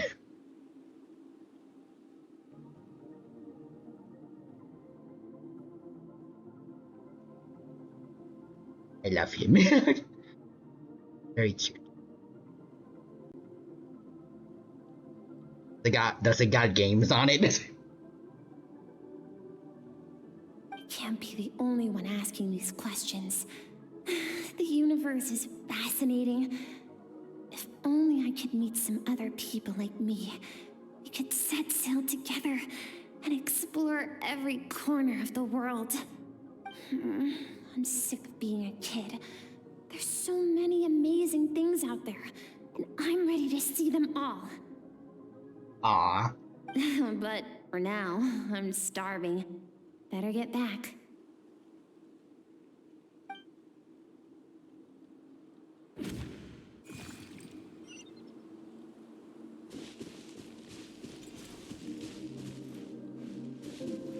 Got it over there.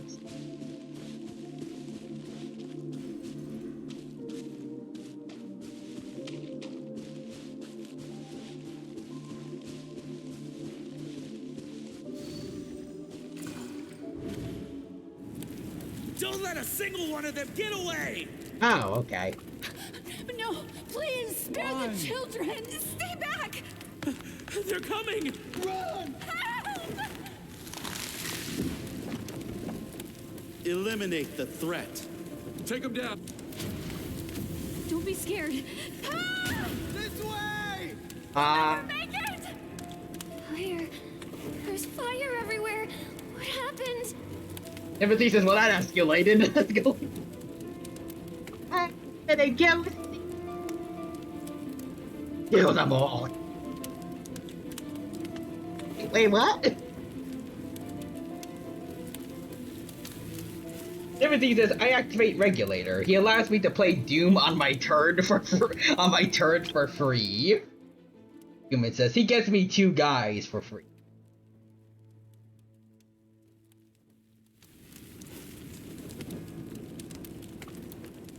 I told you we shouldn't have trusted these outsiders!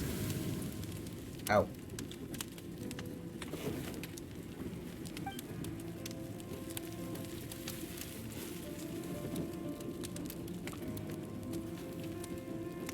Why are you doing this? What did we do to deserve this? We welcomed you with our finest food and drink, showed you the best our home has to offer, gifted you cloth dyed by our own hands. And this is how you treat us? Run! Save yourselves! Captain, Zone 3 is clear and we have Zone 2 surrounded. Okay. Begin extermination. Remember the orders from upper command. No one is to be left alive. Yeah, this probably would hurt a little more if, like, we got to see, like, actual models, like, actual people. This kind of stuff, maybe. I don't know. Seeing some ghosties with, like, different colors floating around doesn't quite do it for me. Anyways, Genshin fandom, handshake emojis, FNAF fandom. hate purple guys. Begin. I don't know what they call it. Animatronicization. Put them all in the suits. Oh, Human says it's time for the fight. It's time for Ultra Necrozma. Good luck, real human. You got this. Rest assured, sir. We have enough munitions to annihilate these savages and burn their entire civilization to the ground. Let's see. I think it would work better if the guys like details, but we're still silhouetted. Maybe.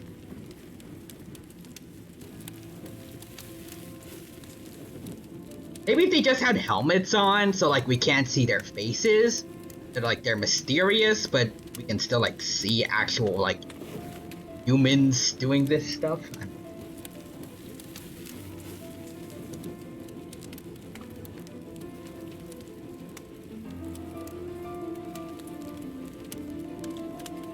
Also, I know my cheese for Ultra Necrozma. It's really funny.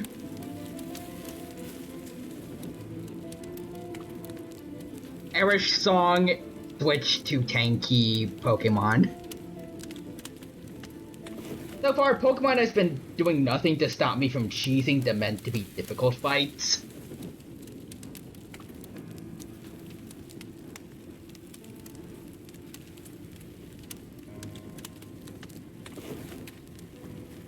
So, oh no, I still intend to fight it head on. Okay. Good.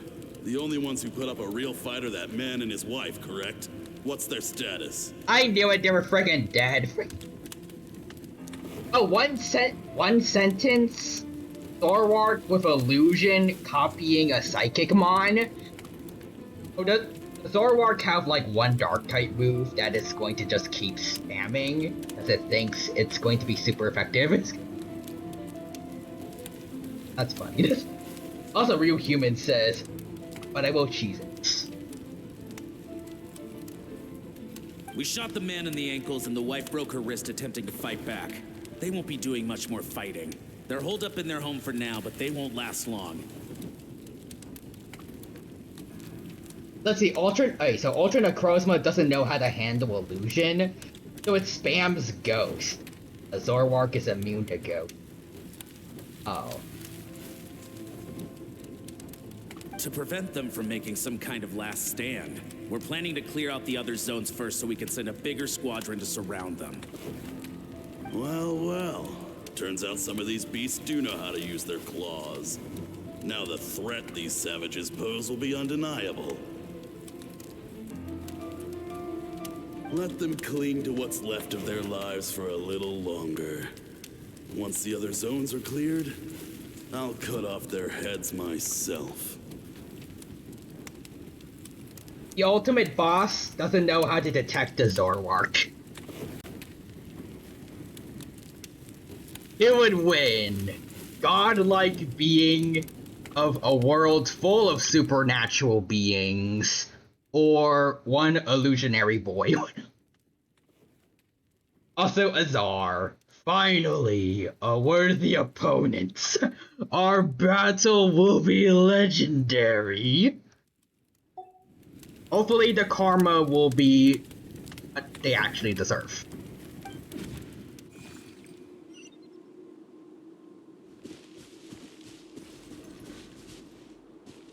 Smells like something's burning.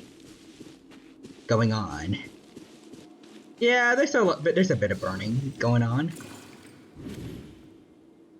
Dad? Mom? Hey, little Skirk. Skirk, you're all right. Thank heavens. Yo, Humans, I forgot about Ultra Necrozma's theme. So, yes, a bit of burning.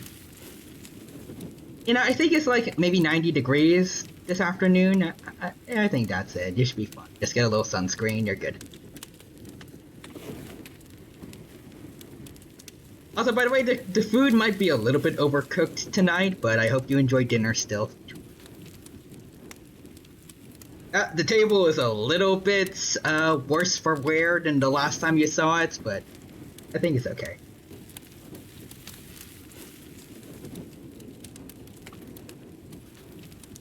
He who actually has 95 degrees outside. Yeah, not as bad as what I'm in. Yep.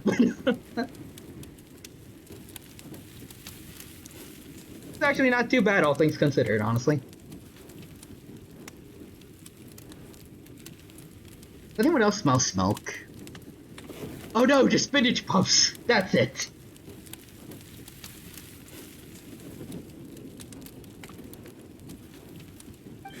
I'm so happy to see you, sweet girl. But you need to go. It isn't safe here. They'll be back any second. What happened? You're bleeding a lot. Dad? Mom?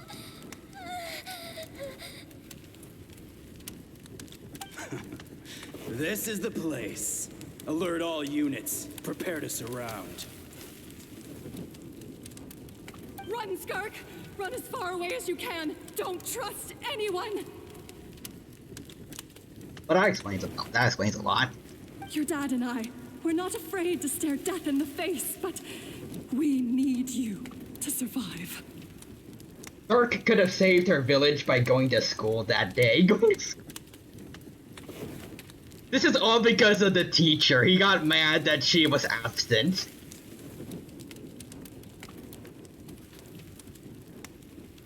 My clever girl, so curious. You're already so brave. I know you're going to grow up to be such a positive light in this world. Whenever you miss us, just play this song. Remember, life is a gift. Don't let darkness claim it. Break down the door! Look what we have here. A savage that can pluck a tune. Well, the show's over. Just play this song. Rickroll plays. Rickroll the soldier's child.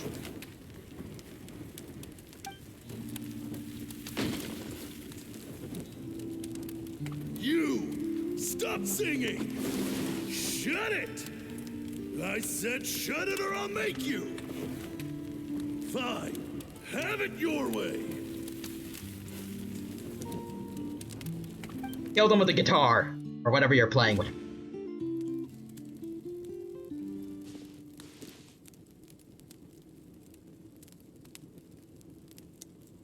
Also, Timothy says Skirt. Doing her ultimates. You know the rules. And so do I. Say goodbyes. That's going to be the ultimate for the asterically boss. HSR. One day it'll happen.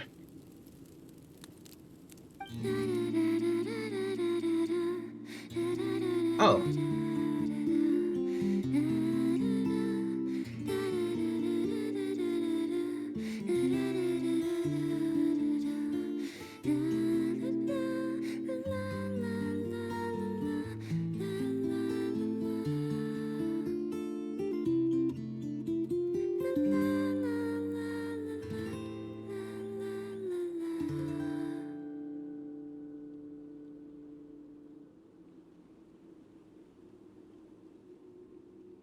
Nice.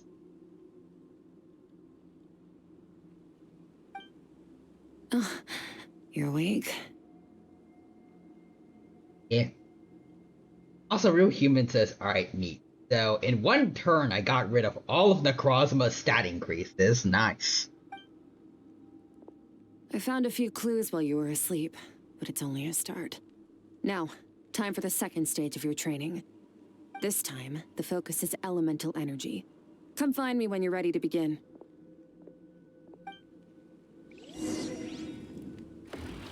Actually, even better, I dropped all the stats. Nice.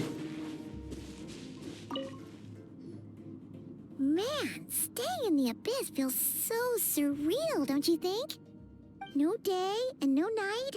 It's like time hardly exists. If we weren't careful to keep track, it feels like we'd have no idea how long we've even been here. Well, except for the fact that Paimon still gets hungry like clockwork. You go do your training. Paimon's gonna grab a bite. Also, Real Human says, quick claw, topsy-turvy. That sounds like a move for, like, Pokemon Let's Go Eevee or Pikachu.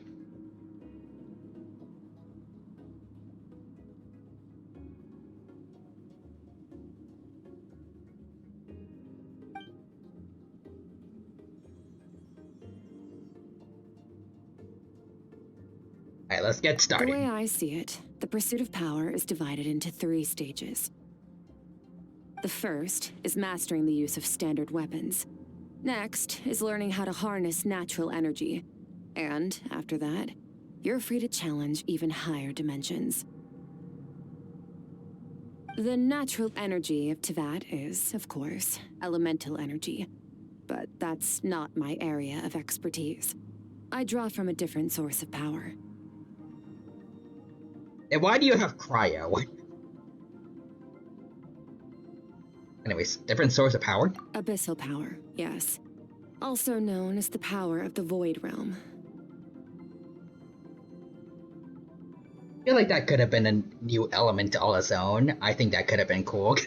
My master, Sertology, is a true expert in that area.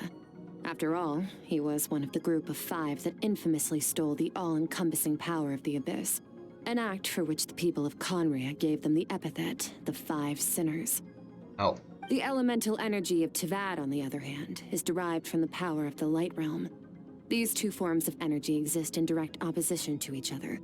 Suffice to say, there's not much I can teach you this time.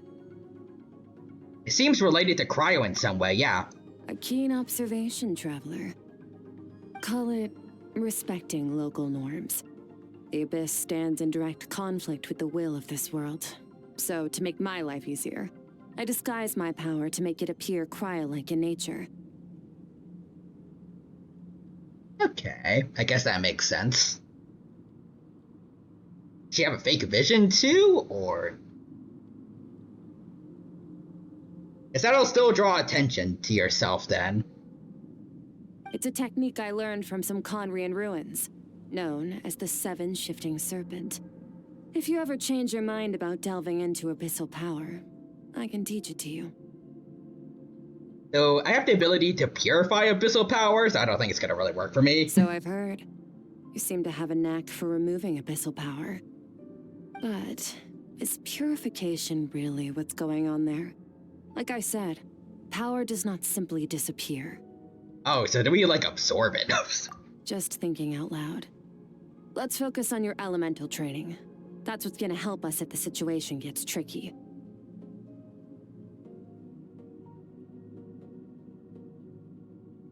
It just clicked for me. That's probably why whatever is attacking us wants us, specifically.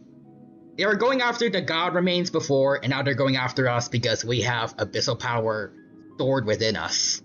We thought we purified, but we just been keeping it inside of us. True growth comes from adversity, but only if you make the choice to pick yourself up again every time you fall.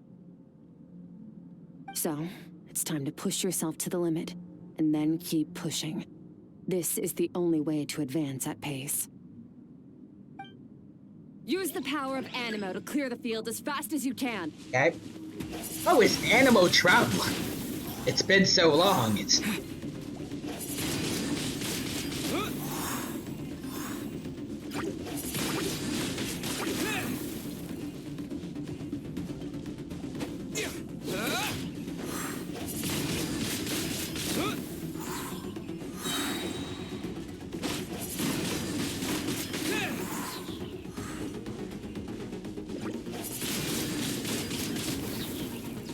Disappear.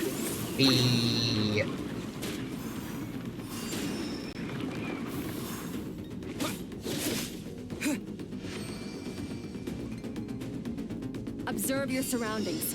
Look for things you can use to tilt the scales of success in your favor. I got it.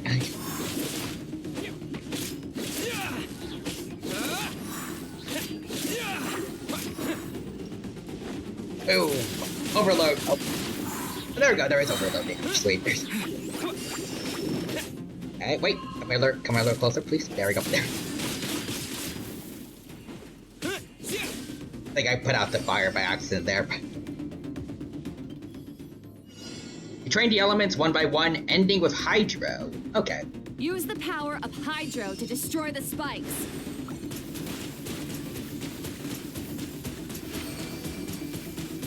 Water jet! Okay. Faster. Don't give them a chance to strike you. You need to be quicker than you were in your dream. You can't afford another injury like that. Easy.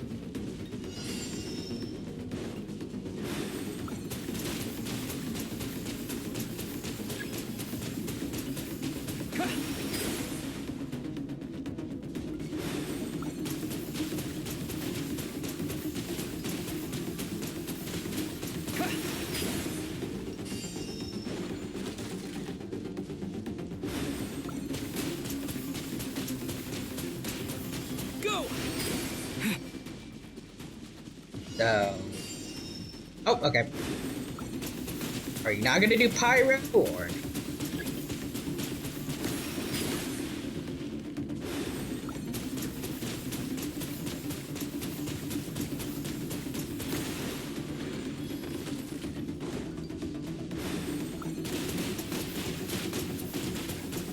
Go! Water jet!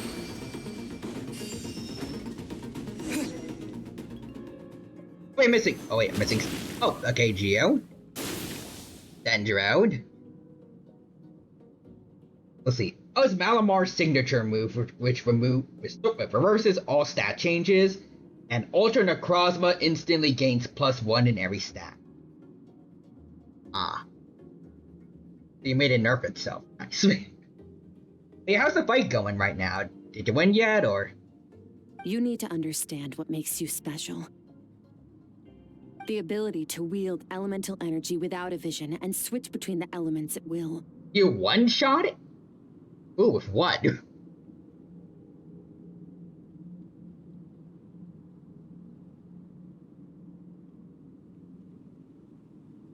It means your aspirations need no approval from the gods.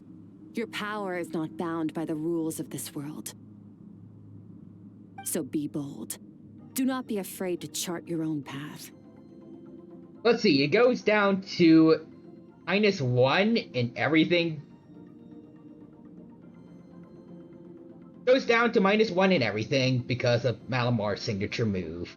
And then Decidueye Z move. Ah.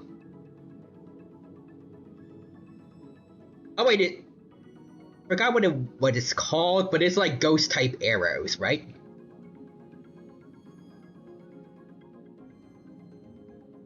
I don't know Ultra Necrozma's typing, so I gotta look it up. Is it ghost or? Oh, Dawnwing's Necrozma is ghost psychic. Oh, that makes sense. So four times effective, right? Just dark. Also, Real Human says, yeah, and Timothy says Spirit Shackles. Damn. They got him good. Also, Timothy says Skirk. You need to understand what makes you special. Well, according to Hoyo's game design balance team, I'm specifically bad. Skirk. Oh god. Yeah, I mean, if you've seen most of my elemental forms, they're kind of shiz. I think Pyro's not too shabby, but it's way better than Hydra at least. But have you seen the Trailblazer and Jazar? I'm being done dirty. Anyways, Real Human says, yeah, 4 times effective ghost. So, lowered all stats, then hit him with 4 times effective Z move. That is crazy. I love contrary superpower.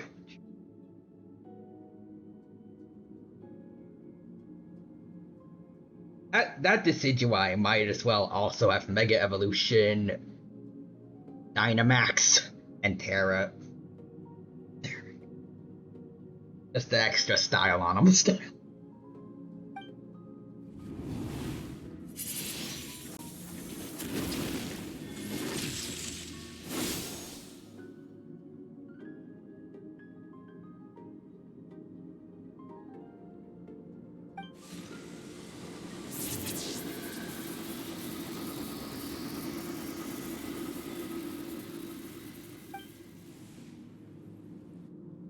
Yeah, it's kind of interesting having Traveler, like, kind of show emphasis. Oh, whoa. Nope. Okay, no, that was just Hydro. I was about to say, it's interesting seeing him emphasize the importance, like, emphasizing how he masters all the elements, but he still doesn't have Cryo yet. Doesn't have Cryo. So let's see. John Rice is here. And welcome, John Rice. It's good to see you. Hope you're doing well. And hope you have a good time here with us at the Genshin Impact stream. We're having a good time here, and hope you enjoy your time here with us. And Timothy says, Aether. Seem pretty good. Wonder how Brother Kalis is doing. Harmony Trailblazer breakdancing at a rave while Hope is singing with feathers. Playing as Firefly, Ron May, and Lingsha cheer him on as he breaks everything around him. Heck yeah.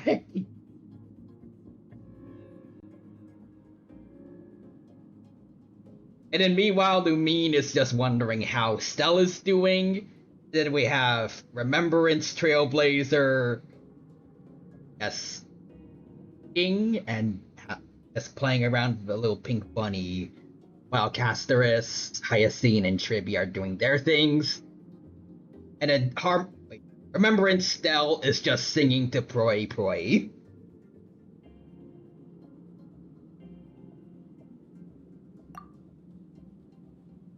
Long enough for you to lose yourself in your training, which is a good sign. Relentless practice with the elements has drained all your strength, but it's also what allowed you to make progress. And meanwhile, Belle and Wise are like, wait, you guys are playable? Or just the Risei/Fuka of the game? P5 Navigator dead in the dirt. Whoever they are. Probably Futaba. Oh yeah, no, I think it's definitely Futaba. I do like the idea like that they're the navigators and then everyone else is actually trying to throw hands. Get some rest. When you wake up, we'll proceed to the final stage of your training. Timothy's no, it's Sojiro. Hey, brats. Their weakness is iced. If you wish to master the elements at a fundamental level, you must see the entire natural world. Nature and all its places. Don't cause any more trouble for me, alright? It's part of what it means to be a I gotta traveler. get back to my shop. Really, was just hit it with a nuke. Boy, this one looks pretty tough. As he sees the Reaper.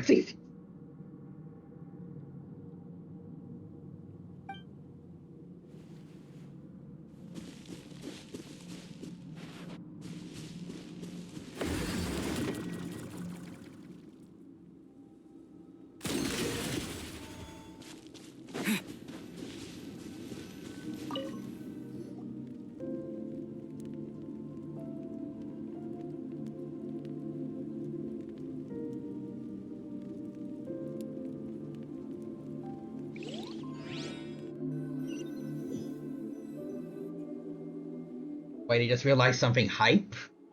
What?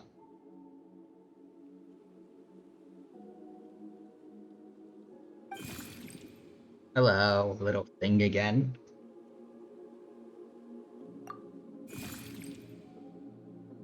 No, it's not gonna tell us who it is. No response. That strange creature just floated away. Oh, I guess it's gonna show us some more flashbacks, hopefully. Please tell me she gets payback on those guys. Please. What is the secret to power? Certalogi the Foul. Like Foul Legacy? Longing. Hatred. Self-preservation. Oh wait, no. I'm sorry, dead mom, lol, but you're off the team. Oh, there goes Marowak. Believe, right? The fear of losing those you love. The fear of watching your home burn. Fear of loneliness. Fear of death. Fear is the source of evolution. It forces humanity to adapt to their environment and overcome hardship. It is in the process of prevailing over our fears that we surpassed first ourselves and then the rest of the world. That fear is now part of you. It calls on you to evolve. And it is time to answer. Search beyond evolution. Mega evolve. Also, Don Rice says fear is also why we have Pride Month. It's true, yep.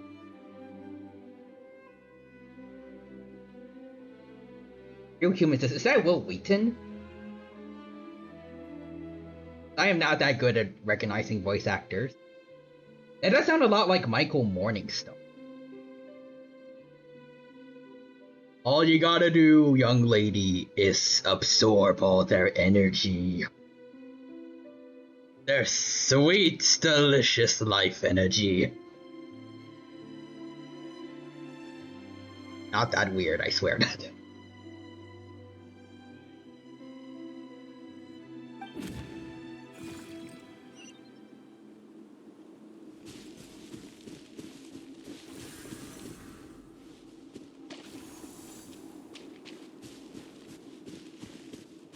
Oh, the strange creature. Will she get payback for her parents, please?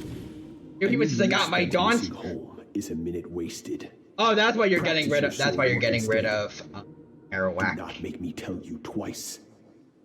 But not. Congratulations on getting your Gallade. But Master, I can barely lift the sword anymore. If I keep going, I feel like my wrist is going to break. So it has not broken yet. Okay. Damn it. Then pick up your sword and keep practicing until it breaks. I want to hear the cracking and splintering of bone.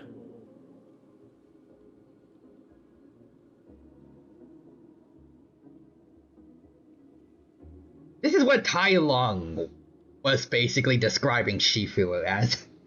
Anyways, Don Rise as Princess Trunks. After all, bones can always be reset. Vegeta's training. Vegeta's training.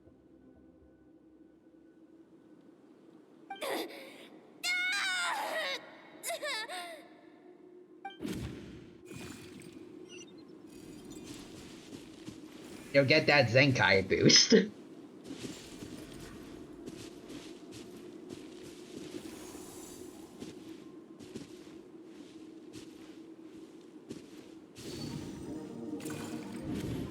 Good, Skirk. Once again, you survived. How do you feel? Cold and pain. These are signs that you are adapting to the abyss. Each time the flesh is torn and the spirit crushed, each time you claw back from the brink of death, you become stronger. I now understand why these people sought to destroy your homeland. Your potential goes beyond even what I could have anticipated.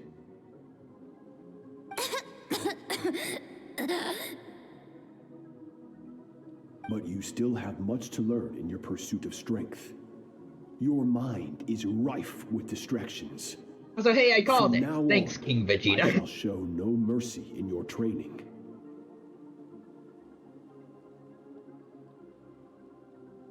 You must learn to shut out all the pointless emotion. Crush the self that makes you weak. Father of the Year. Master over your physical form. Get up, Skirk. Wipe the blood off your face. Cut away the rotten parts of your flesh. And mend what is broken. Then take up your sword. Yes, Master.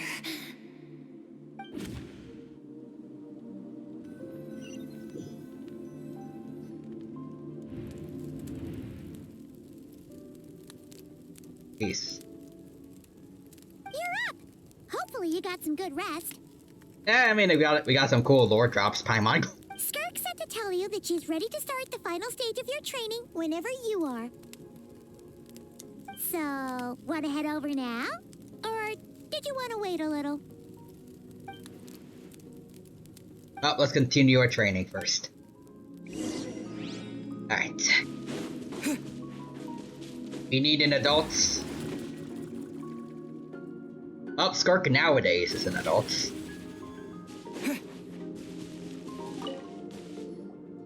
From your training so far, you have gained better command of the sword and more control over your elemental abilities. Thank you, Skark. That's only part of it. Experience is the real teacher. Your journey, the friends you have made, the dangers you have faced. These have taught you more than I ever could. Now, it's time to focus on how you react under pressure. You must be able to think rationally, even in unpredictable combat situations. To simulate this, I'm going to attack, and you're going to block. Okay. Ready?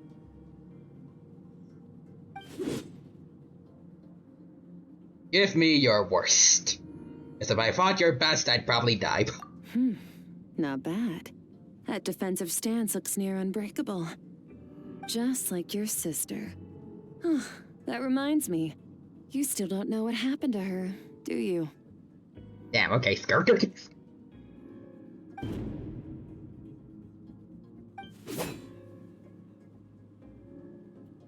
That was easy. Hey, no fair! That's cheating!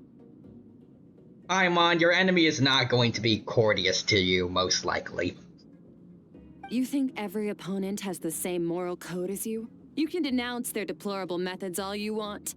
But only if you live to tell the tale. The dead don't get to complain. Strong emotions will always arise in combat. Anxiety, anger, fear. But a true warrior is never at their whim.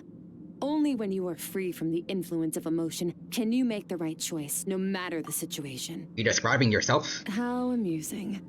Almost sounds like you think you know me. But you don't. You can choose your own path. We are not the same. Let's begin. Try to use reason over emotion. Make the most rational and advantageous decision in any given moment. This is your final training session. Look alive. Same drill as before, but this time I'm going to interfere. Hold your focus.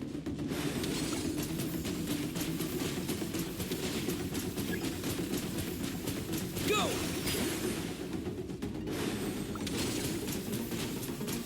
Go!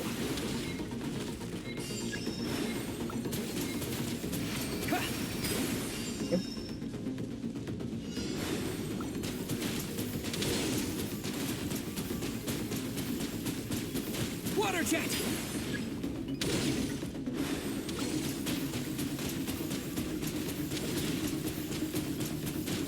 Go!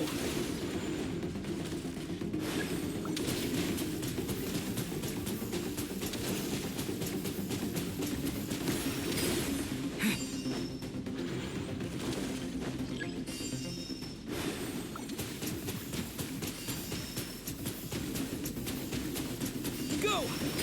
Skills are not skilling. Oh, there we go. There we go.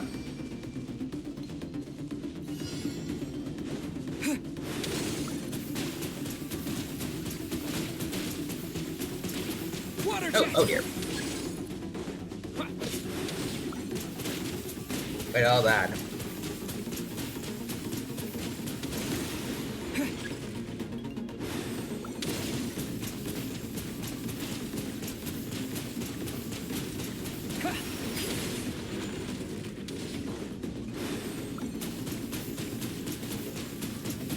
Water jet!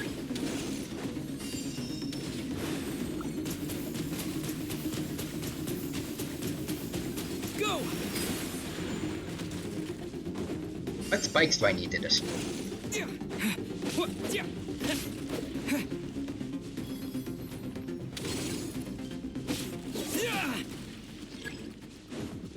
Multiple spikes will... wait.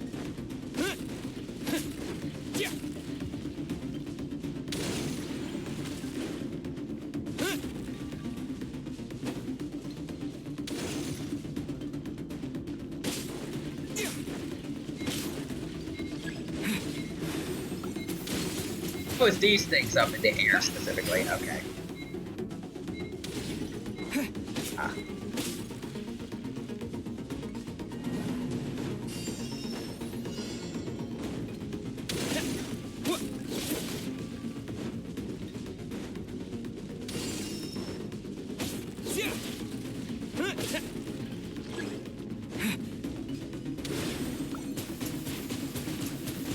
Water jet!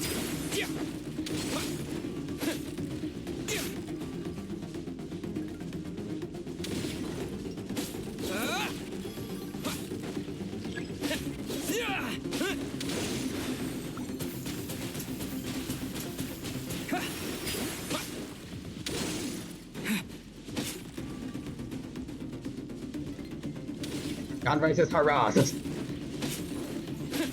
Not bad. There we Better go. than I expected. The jet. Wait. Jazzy jazz music is my choice. Is my choice.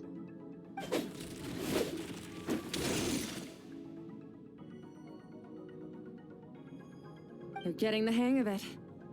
The first step to controlling your emotions is controlling your mind. You want a unified train of thought. It all comes down to focus.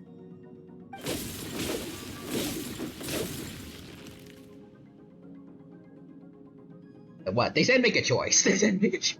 Okay. I think it's working, but I could still choose to tune out anything that isn't related to the battle, but still I'm far from having full control over emotions.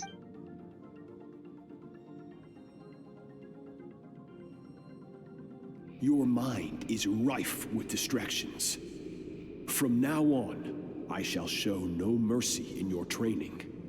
You must learn to shut out all the pointless emotion, crush the self that makes you weak, and become master over your physical form.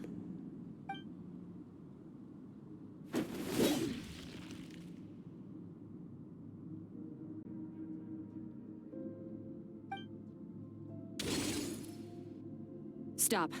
Let's pause here. One look, and I can tell your mind has wandered. That's to be expected. There's a limit to how long a human being can concentrate on one thing.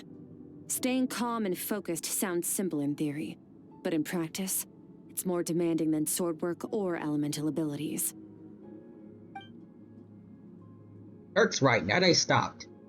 All the emotions I was suppressing are rushing back to the surface.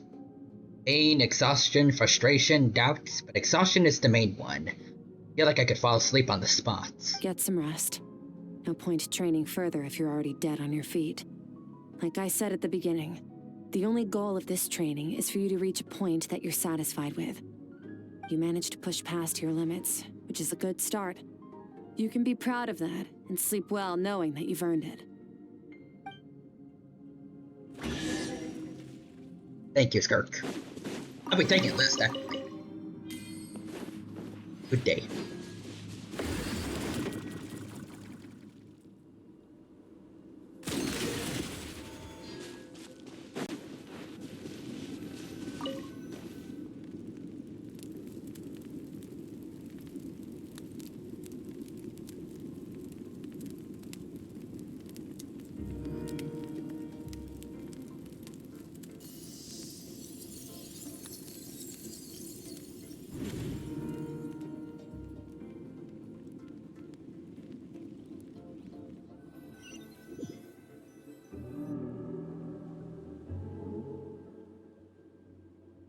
Back in Skirk's inner world.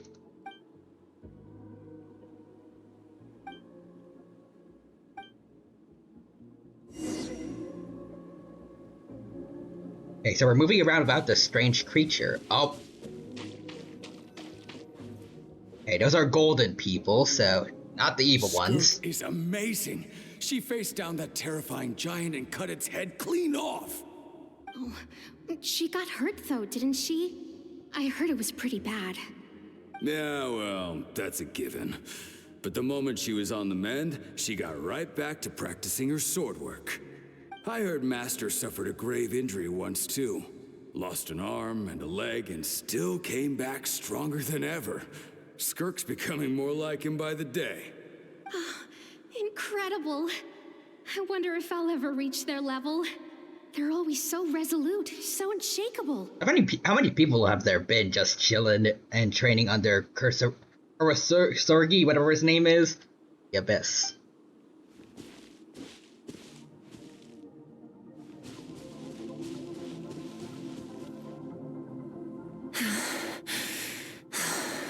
Oh, we're seeing her POV. Pathetic. You're not even trying.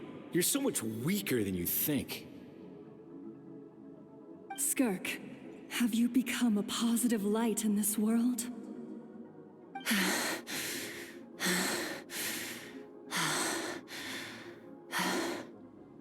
Do you even remember how many of us perished in that fire? How many bodies were left to rot on the scorched earth? Yet you alone live on. Keep your gaze fixed on your blade. You don't deserve to rest. I have so many questions. I just want to jump in a spaceship, explore the whole universe, and get answers from the stars. I just need to wait till I'm grown up. Then I can do anything. Also, John Rice says, yes, I remember all. So, we have survivor's guilt and reminiscing about what she wanted to do as a child. Yeah, that's a little much, I think, to try to just completely tune out.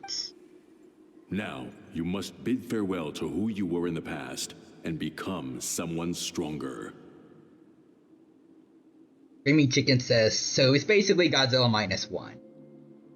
Kinda. Run, Skirk. Run! Only death awaits us here. Keep running, and don't ever look back. Considering, like, they're, like, trapped... I think Skirk is from, like, another world. Maybe, like, Space Godzilla or Godzilla Ultima would work for her. Probably Godzilla Ultima, because, like, I think... There are people that travel around in space and can, like, I think, traverse dimensions. I could be wrong. I think, like, basically the closest thing to a cosmic horror would be a good choice.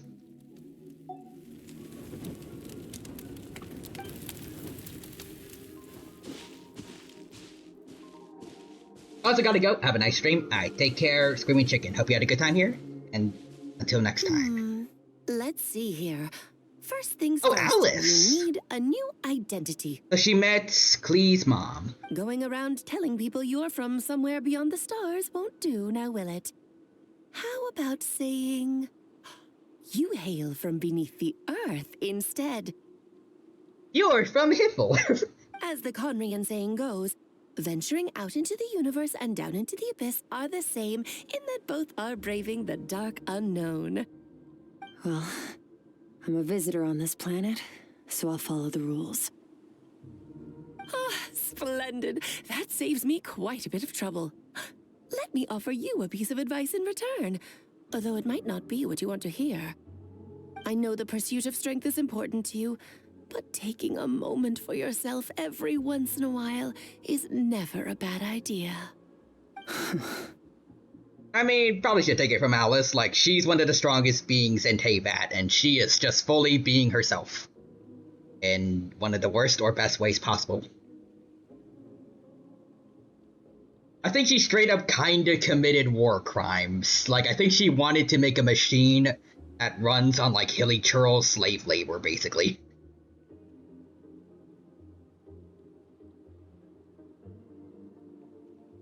Also, John Rice says, okay, I'm from Hiffle then. 2 Germans were trying to wrestle me. That's a Team 4-star joke, thank you. Ignore her existence for too long, and there will come a day when you can no longer hear her voice.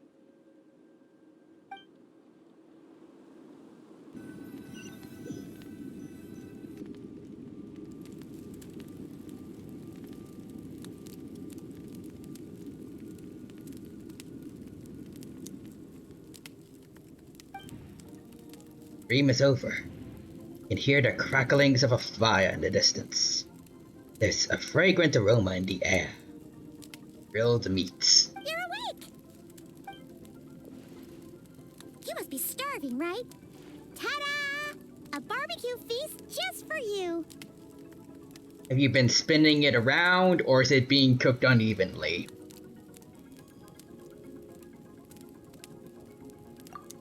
I guess I am a little hungry. Of course you are. That's why Skirk and Paimon got this all ready for you. Dig in, before it gets cold. Are you best friends now? Ah, well, if you're around someone long enough, it's bound to happen. Plus, Skirk can cook. So, Paimon decided she can forgive the whole Ice Queen thing. Paimon's not one to hold a grudge. Well, we're very different, Paimon. If you know, you know. I guess I got rid of my garage with meat through.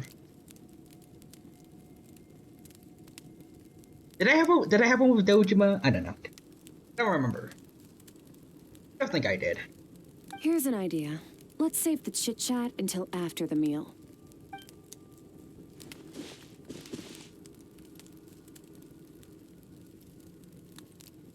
Ugh, so full.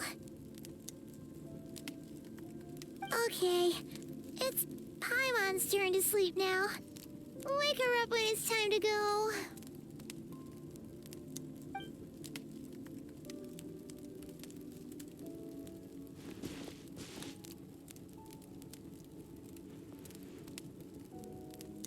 I have good news.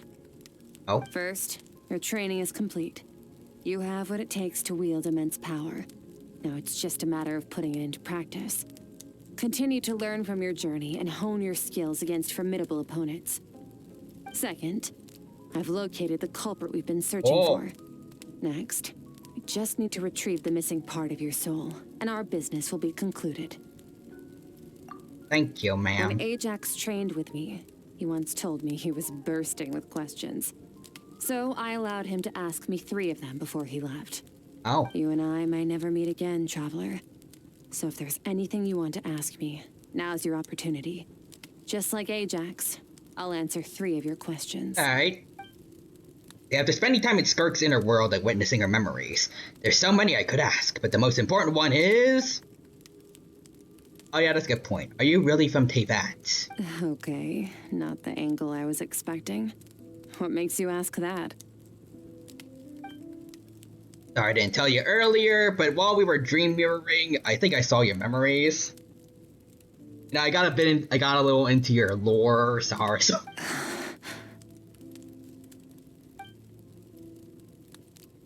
This is the first time I've seen Skirk break her composure. I guess this really took her by surprise. I knew that was a possible side effect. Closed off my mind to you for that exact reason. Even with the dream mirroring, you should have seen nothing but endless darkness. I mean, we almost did, but there was a little floating thing. Skirk didn't share those memories with me on purpose. In fact, she tried her best to keep them from me. Yeah, there was... Yeah, speaking of endless darkness, that was all I saw until the strange little creature appeared. It was her when she was younger, maybe. Must have been a self that she tried to hide away. I shouldn't be too surprised. Due to some recent circumstances, my self-control has been lacking as of late. Also, John Rice says, we then had an emo song playing in the background and DBCA comments. I tried so hard and got so far. All I ask is that you keep it a secret. I'm going to gossip about it to everyone. No, I'm not from Teyvat. I'm from a different planet. And there was a time when I journeyed through the stars. A lot like you in some ways. Oh, neat. I'll see you next year's pack. Welcome back, Nukester. You're also a descender? No, we're different in that respect. You're influencing the fate of this world. But me, I'm just passing through. Is that why, like, Celestia hasn't been doing anything about you, or you're just too strong for them? Ago, my master, Sirtologi, opened the border between worlds and sent me here. But this is not my home. And one day, I'll return to the vast unknown of space. So, there you have it. On to your second question. Okay.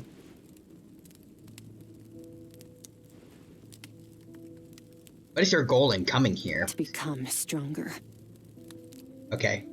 For certain reasons, I need to bridge the power gap between me and my master as quickly as possible. But first, I need to understand the source of his strength. To do that, I need to follow in his footsteps, walk the path he once walked, and somewhere along the way, I'll find out how to defeat him. That is my sole focus and purpose. Okay. You have one question remaining. Her goal is to defeat the Foul. I hear how serious this is for her. I wonder what those certain reasons could be. Given how quickly she blazed through that answer, I doubt she wants to talk about it. I have one question left. What should I ask? You make it sound so easy. Ever since the incident I experienced there, I've never stopped searching for Master Skirk and that unknown abyss. Hello, childs from beyond. But it's been years now, and I've still found nothing. Oh, damn it.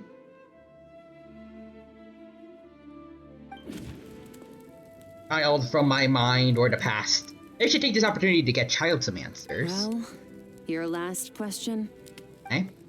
No child is looking for you, right? Are you gonna let him see you? Ajax. His situation is different than yours. Before you ever crossed paths with me, you'd already encountered many formidable people, studied their techniques, and developed your own skill set. So, during your training, all I had to do was build upon that foundation. But Ajax was so young when he came to me. A complete blank canvas. Children can't help but imitate their role models. In the long run, that would only hinder his growth. I mean, he's grown up a bit since you last saw him. Once Ajax has enough strength in his own right, I will allow us to meet again. Until then, let that motivate him to reach his full potential. Okay. Also, Nixter says Sparkle. I bring nuggets that are totally not made from Roadrunner meats.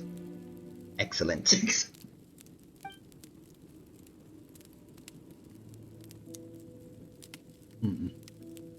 Calm and calculated answer.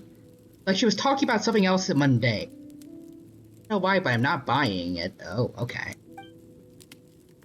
She makes it sound like the decision has everything to do with Child and nothing to do with her, but what does she actually feel about it? I think maybe it has something to do with the fact that she wants to hide her...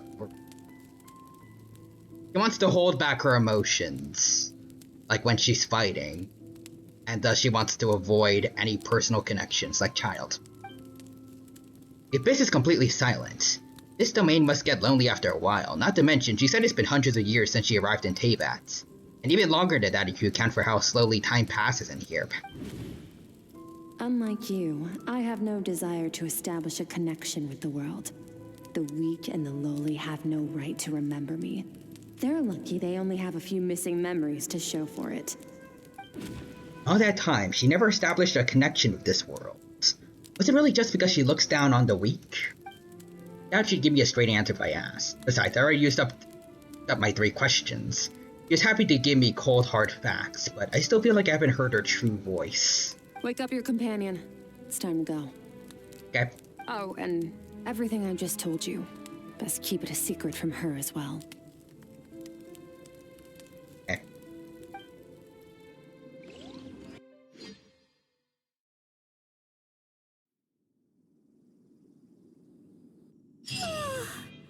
Time to go. Oh, finally. Go to where the culprit is hiding. Where are we headed? Whoa, that is far. Oh. You gonna say? Oh, you wanna go, eh? Oh, that. Lolly goes. Child turn, child turn. Bam. Guys. Bam, bam, bam. Who's next? Okay, so see, Lolly's shields. I've not really been using her enough, but does not apply cryo. I was hoping that that could both get a shield and then also be able to freeze enemies, but okay. We already have Bennett. for healing. So maybe if I...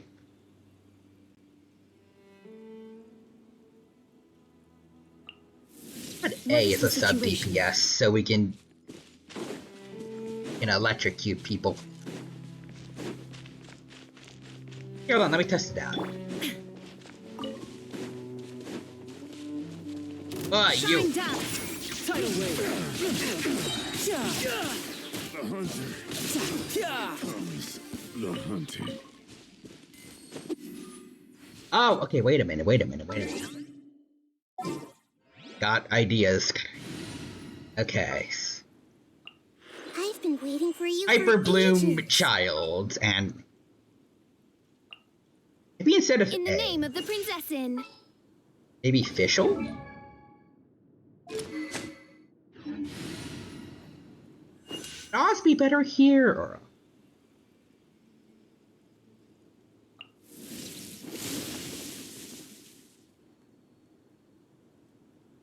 I think I'll go with A. Now, I'm more used to her, at least.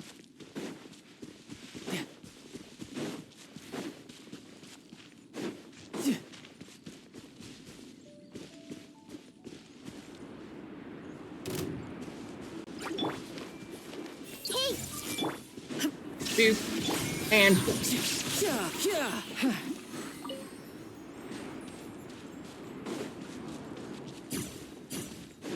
higher. Yeah. Alright, child. Let's see if we can make your teacher proud. The chasm, right? That is the chasm, I think. That is the chasm. Yes. If we enter from here, we'll be able to reach that place from your dream. You have some experience with abyssal domains by now, but still, this is someone else's territory. Best to proceed with caution. Understood. Let's do this. Don't worry. Paimon's an expert at hiding behind other people for safety. Oh, but, that means you need to stay safe, traveler.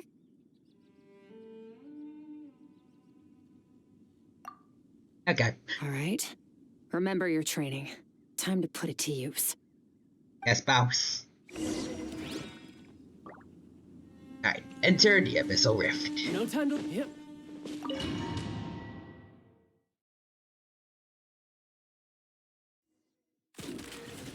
Ooh, okay. So we're playing a Skirk and a Traveler. Without Pyro for some reason.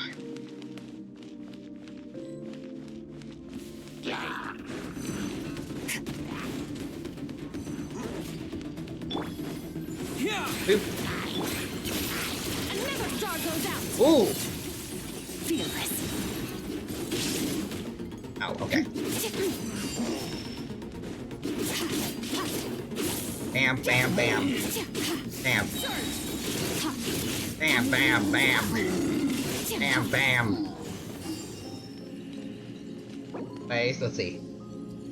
Yo, Human says, hyped, I now have meta... Oh, damn, Metagross. Nice. Wait, so what is your team right now?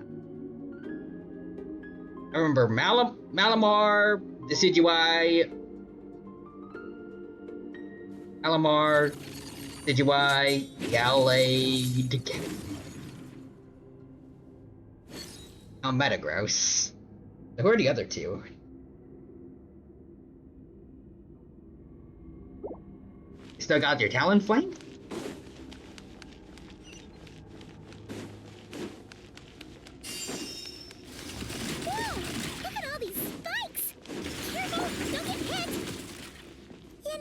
Paimon's just gonna float behind you. Come on, you got You see how this training would have been helpful. Okay. Water jet. Okay. Wipe out. Into the void. Hey, what are you two doing here? That's the first time in a while I've heard an Abyss Mage talk. Dusty. Like an abandoned house. Let's press on. Cook 'em.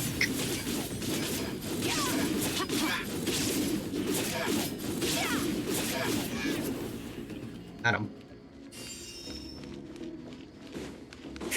that over there? Okay. No.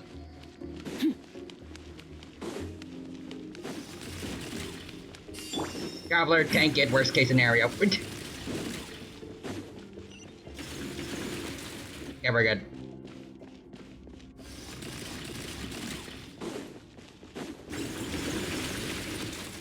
Nice. The Decidueye, Malamar, Metagross, Gallade, Talonflame. Okay, so Can we have make it to his hiding all place? 5 of them that I remember before, right? And then finally, oh, so you replaced Marowak with Vikavolt? I think I know of it, right?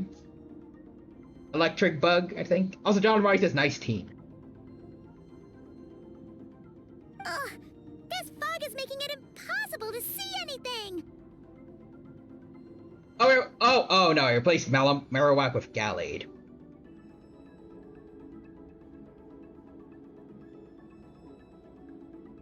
This should be the place where you were attacked, Traveler. The missing part of your soul should be nearby. Can you sense where it is? I close my eyes and focus on the light that came from my wound back then. Yes, I can sense something and it's nearby, but I can't tell the exact location. Our opponent must have covered his tracks just in case. Otherwise, you should have sensed it much more strongly. Hold on, look!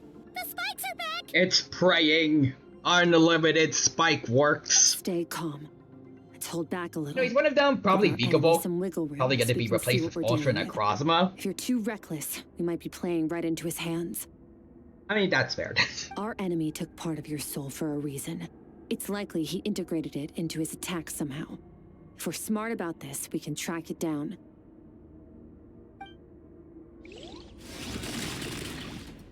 Okay. Ooh. Can't touch me! You can't touch me, I trained specifically for this.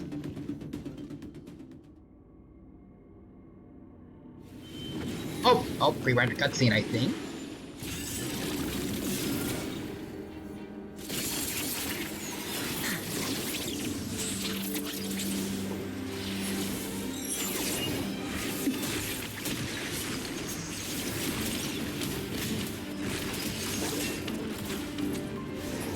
From the start, the attacks have been focused on me.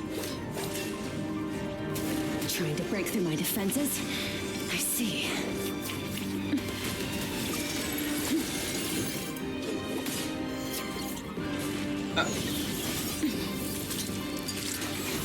Ooh!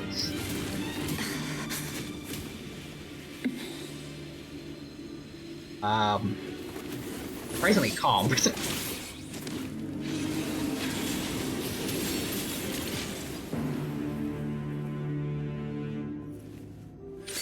Damn, okay. She didn't even care she got stabbed. She just pulled a Dante. I think that's ours. Yep.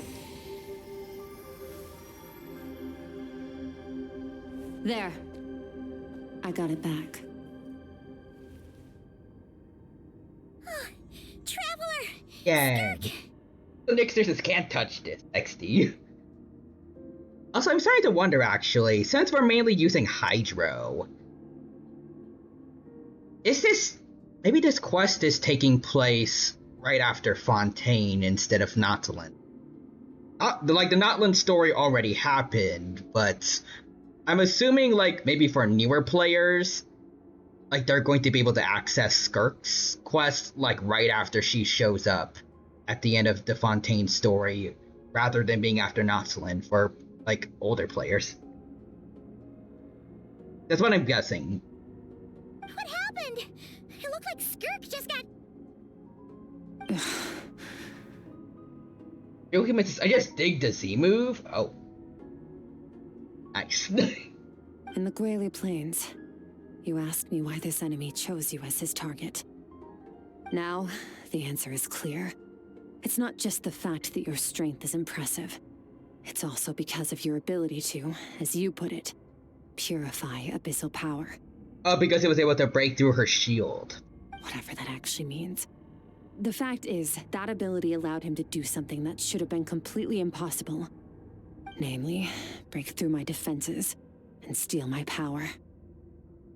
You were his real target. He was after you from the very beginning. No. He couldn't have known I'd come to his domain. He only stole your soul fragment because he knew the value of its power. I doubt he expected it to come in handy so soon. Oh, wait a minute. It played the animation of the Z move activating, and then it was just like, oh, it was avoided. That's amazing. Like the other trainer, like, go, like, I haven't played Ultra Sun and Moon, but like, did they play the PC trainer, like, actually doing the dance for the Z move, and then Pokemon getting powered up just to be like, oh, wait, your opponent ain't there. Yes. That is amazing. All that hype just for Dig to ruin it.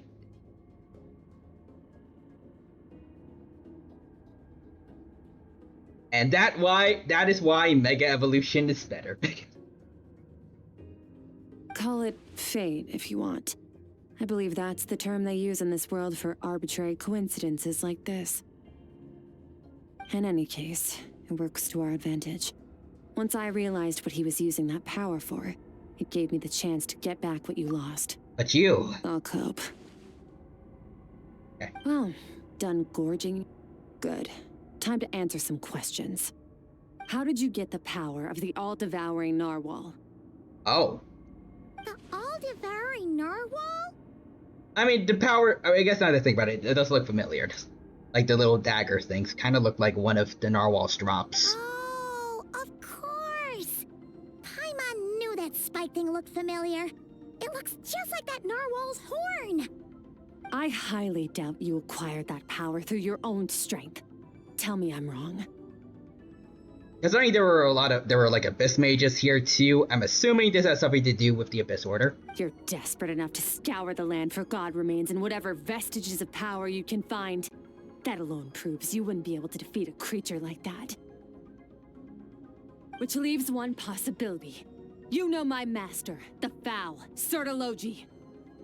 The Foul? Who dares call him foul?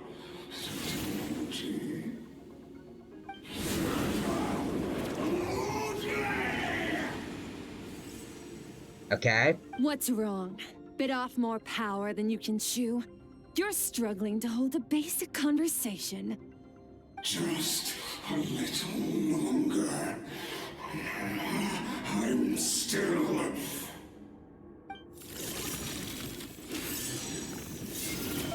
It's back! Those obsessed with power will let it devour them before abandoning their pursuit. What should we do now? Keep calm and use reason to decide the best course of action. Skirk was stabbed by one of the spikes while retrieving the fragment of my soul, and in the process some of her power was stolen. We should probably find the one that did that. Culprit is likely hiding somewhere beyond the fog. I have a good understanding of his attack pattern from the fight just now. If we pursue him, our chances of winning are high. Skirk's breathing is weaker than usual. If we attack now, I can't guarantee her or Paimon's safety. It's a hard decision to make, but... retreating. Wise decision. Final victory doesn't always come after a single battle. You've got your soul fragment back, so we both got what we came for. Let the enemy draw breath while he can. It won't be for long. Get us out of here, traveler. You'll need to lead the way this time. Okay. Here's a sparkle. This is bad. Very bad. It's quite bad. Is your shoulder gonna be okay? The wound is minor. It'll heal in no time. You should focus on getting out of here alive instead. Uh-oh! Falling spikes! Run! Got much stamina left. Screw you!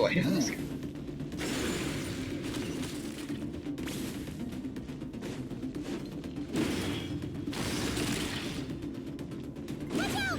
Looks like this place is about to collapse! I noticed.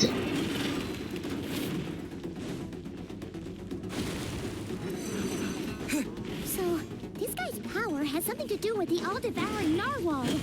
Did you know that all along, Skirk? had my suspicions. That's why I decided to investigate You in the can't first get place. me, you But can't. suspicions only get you so far. I needed to verify it for myself. Is that it? Okay, thank you, Skirk.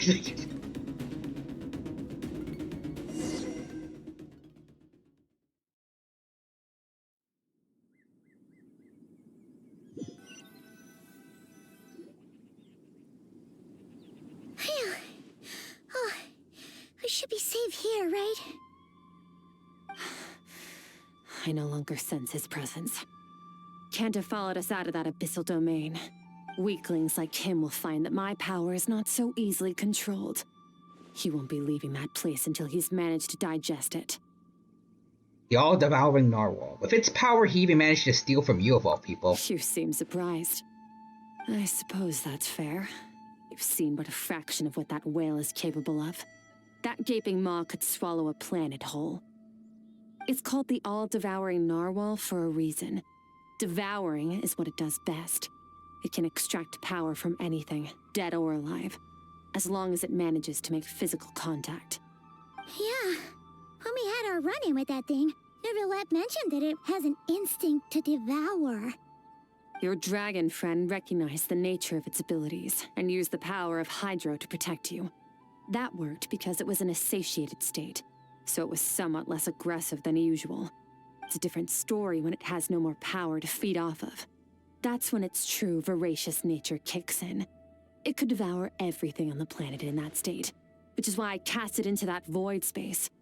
All-devouring narwhal versus Little Ika from HSR. Who wins? But I hadn't counted on there being anyone left on this planet capable of wielding its power. To me, that says he must have encountered the whale a long time ago. Meaning, he must have known my master. Yeah, hearing you say the foul got a reaction out of him. Exactly. It told me everything I needed to know. Hence why I said we both got what we came for. And I believe that brings our transaction to an end. Now that you're whole again, you can get back to your own journey. I'll handle the rest of this situation myself. No way! We can't leave now! Something was stolen from you because of us! We have to help you get it back! This isn't my first taste of failure or losing power. When you fall, you get back up again and become stronger. That's how it is. But what if that monster finds you before you're all better? Plus, how are you gonna get home? It's not like you can just go swoosh and open a door to the abyss again. Not without your full strength. So, sticking with us for the time being doesn't sound so bad, does it? Said I don't want to be in your debts, so I still am, that's true. Fair enough. Then take this. What is it? A bag of Mora. Nothing in this world is free. I know that much. I'll leave the planning to you. Hurry up and decide where to go. We shouldn't linger. Okay. We should take Skirk somewhere she can rest. But where? So goddamn, Child is a lot taller than Skirk. Skirk wouldn't like being around a lot of people. Oh wait! Baiju said we could rest in the back room of the pharmacy, didn't he? Let's head there! She says shortest Child. Wait, no, as short as Bennett's. Roughly the same height, sort of.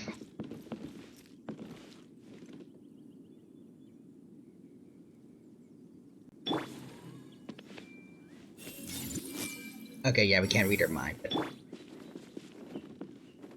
A good deal shorter than a good...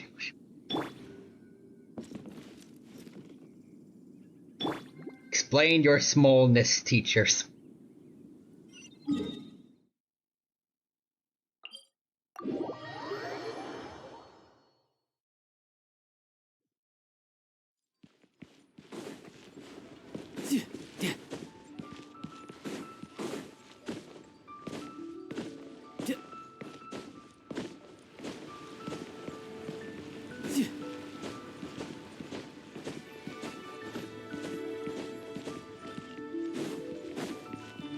Yep.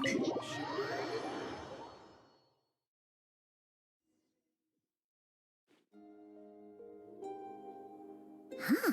This bag from Skirk has a ton got a Mora in it. Does she have a job or something? Wait, no.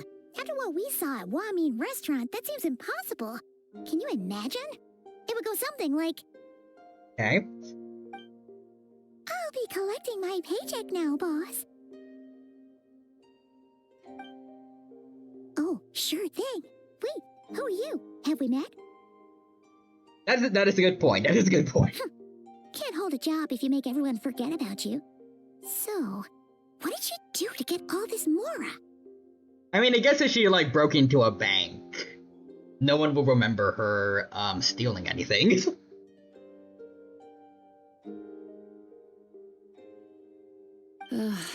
Claimed some buried treasure, took care of a few monsters that were causing trouble. Nothing untoward. It's safe to use. Okay, that's fair. You heard all that? A sonorous voice like yours is hard to miss. I wouldn't be surprised if the sound of it traveled to the nearest mountaintop. Damn, okay. Okay. Then, did you by chance happen to hear Paimon's little, joke earlier? Perhaps. You mean when you called me Frosty the Lavender Melon? Oh, you heard that one too. You heard it. Paimon's whispering needs some work. No, sorry. Paimon totally misspoke just now. She didn't say that at all. It was, a Paimon lookalike. Yeah, she's a piece of work, that one. Always impersonating Paimon and giving people weird nicknames. It was the old Paimon VA. It was the old... Anyways, next there says Paimon. I need an adult. I know. I am an adult. I mean, I am. At least physically. Mentally, no. Okay,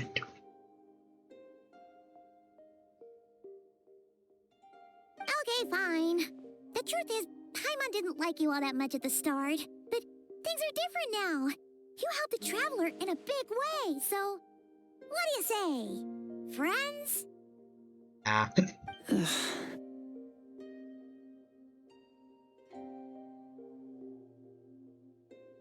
I noticed there was only one bed. Go ahead and get some rest. Wait, what about you? I shall sleep on the floor. Also next to says Paimon. I need an adult to your adults. Paimon. I don't get tired, and I don't need rest. I'm going to practice my sword work. That should help me regain some strength. But your shoulder... Hey, don't just leave! Ah, whatever. Let her tire herself out. She'll come back eventually. Find her dead body in front of Boo Boo Pharmacy. Let's get some sleep, Traveler. That comfy bed is calling, Paimon.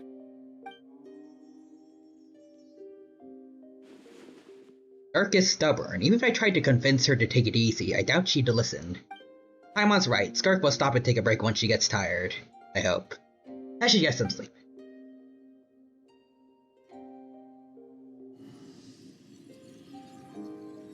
Okay.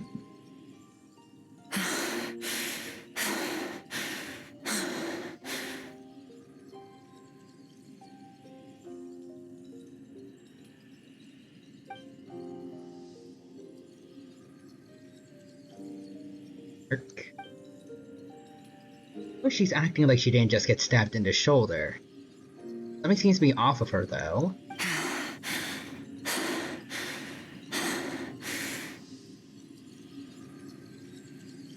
Quiet.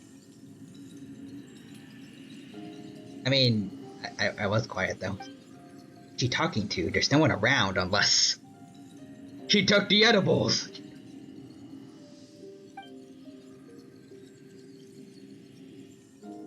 Do you even remember how many of us perished in that fire?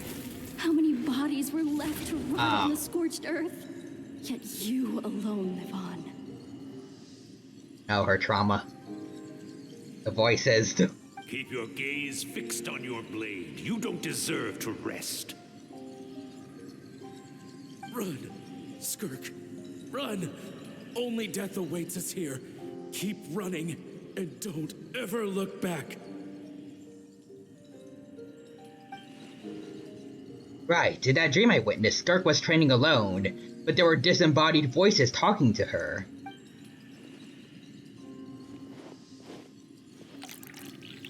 One of them mentioned a fire. I wonder what happened exactly. If only she could just talk to us. Oh, we got her some tea, I think. Whatever that is.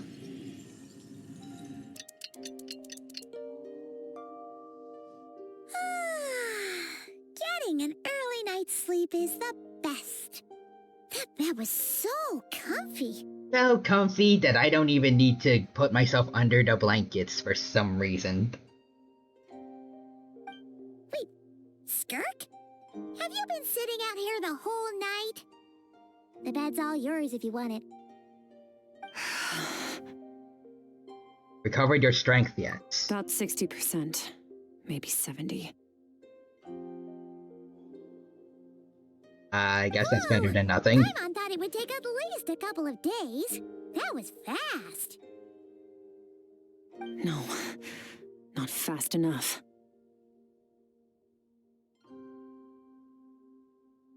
That's 20% less than last time. Same training regimen, same intensity. Nothing felt different, but somehow the outcome fell short. Maybe it's because of the spike that stabbed you? No, I think the problem's with me. I need to meditate for the next 2 days. Deep introspection should help me find the issue. Ooh, sounds intense. We'll watch over you in the meantime, then. Thanks. See you in 2 days.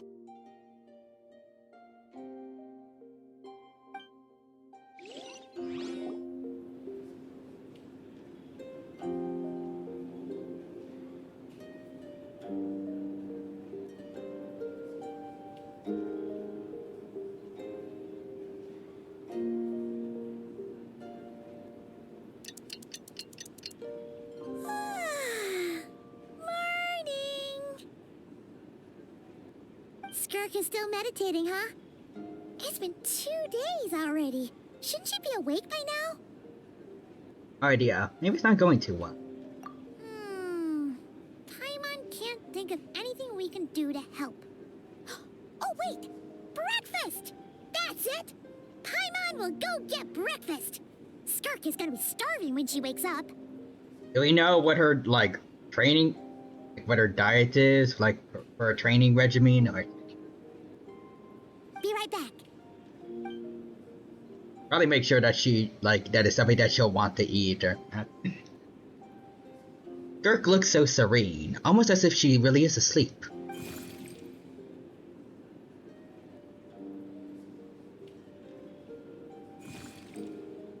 Oh, the thing again. Hello, you.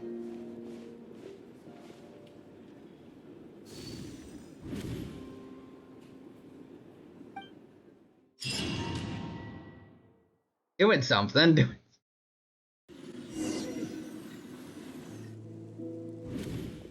Place feels familiar, but where are we exactly? It looks more serene than the other areas.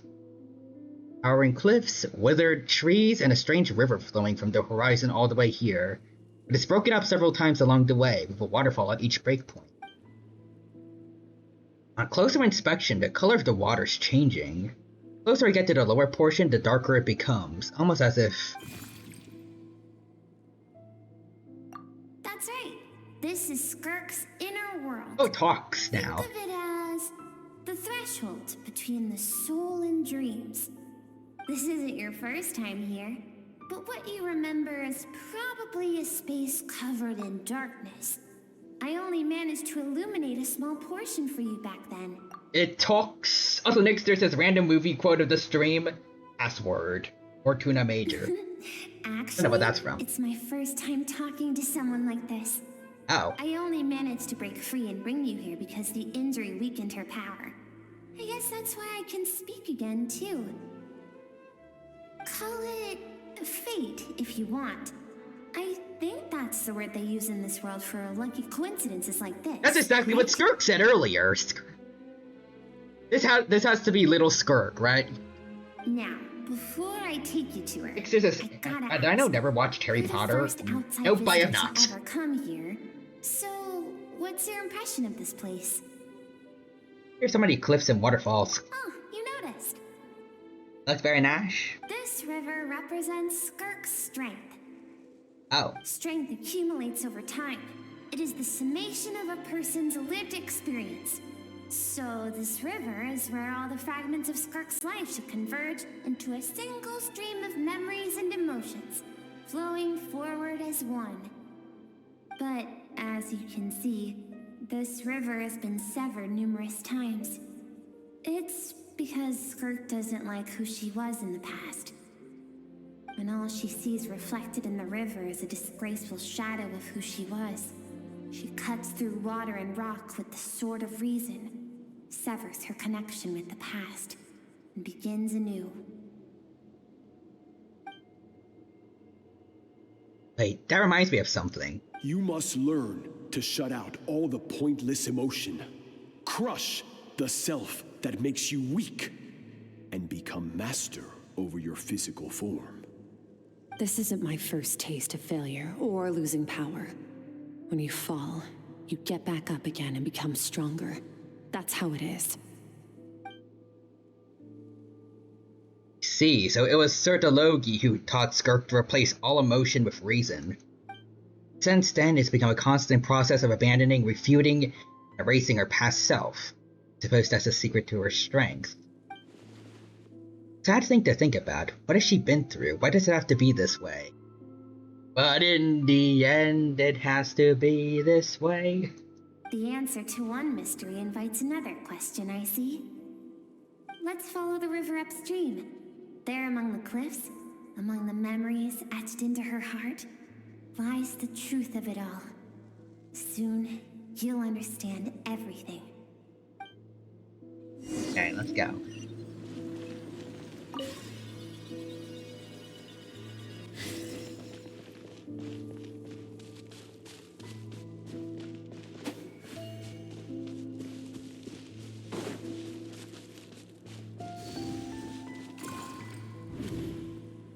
Another flashback. Oh, it's a render.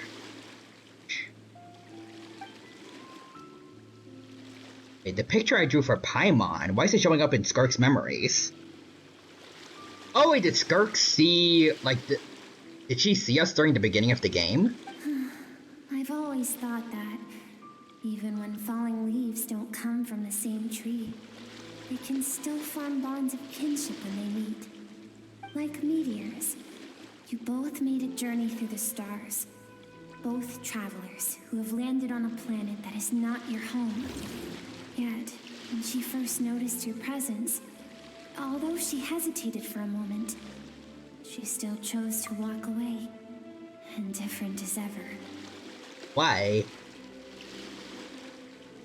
Think about it, not surprising at all. After what happened at Ramen Restaurant, it's obvious she prefers to disappear from other people's lives.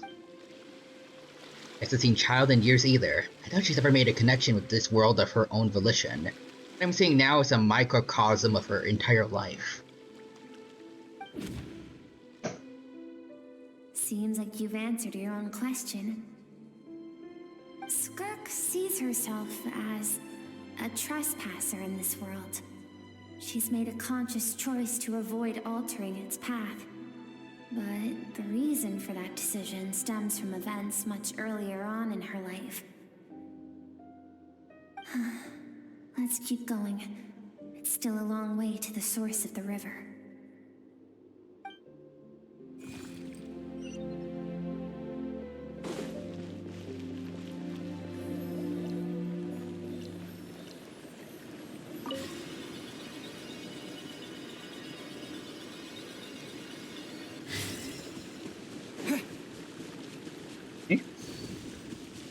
Other one. You now have what it takes to wield immense power. From this day forth, I shall teach you no more. No one can become a worthy warrior through imitation alone. I have given you fangs and claws. Now, you must learn to hunt. Okay. You wish me to travel the world beyond on my own, Master? Indeed. Make new friends. New friends? Embark on your own journey. And piece together a new future from the shattered remnants of your past. This doesn't feel like Sir Logi after what he said before. We will still have contact through the abyss. But know this. One day, I will take the life you worked so hard to rebuild and reduce it to ashes. Just like the fire that haunts your mind. Oh, okay, well that explains it. He looks a lot like an Abyss Herald. Also, Real Human did a shout out for Kofi Bot. Why do you do that? I have told you before, fear is the catalyst for human evolution. You have tasted loss. You have known fear, so deep it can be felt in the bones. But as living beings, we all have an instinct to detach from that which harms us.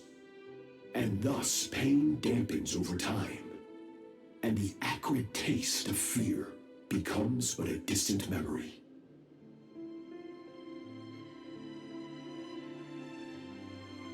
Yet now, I have bestowed upon you the gift of fear eternal. It will drown you in the nightmare of your childhood, or it shall drive you to defeat me, whatever the cost. Okay. That figure next to Skirk looks familiar.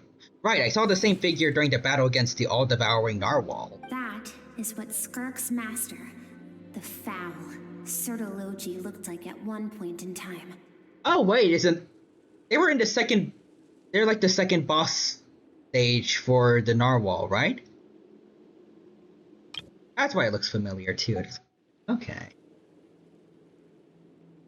Of course.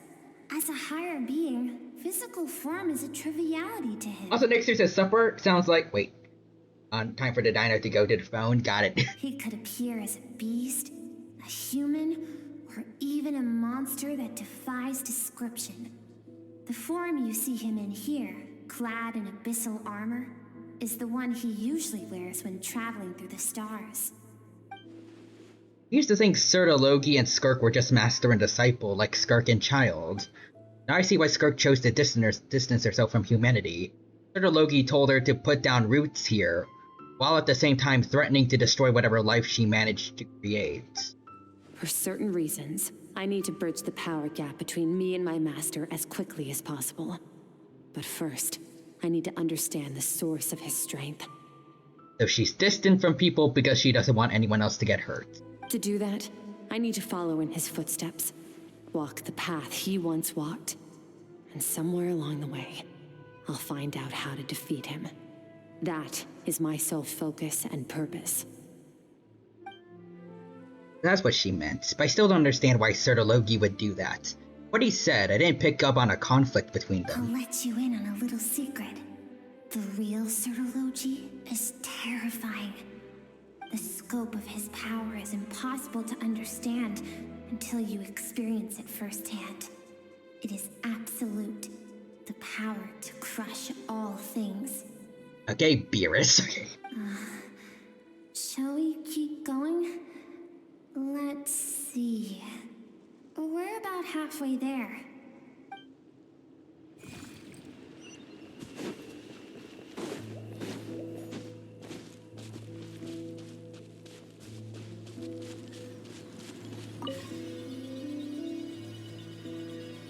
Next is behold the power of phone chaos. Team stretch. Thank you for the redeems. Appreciate it. Give you a sec.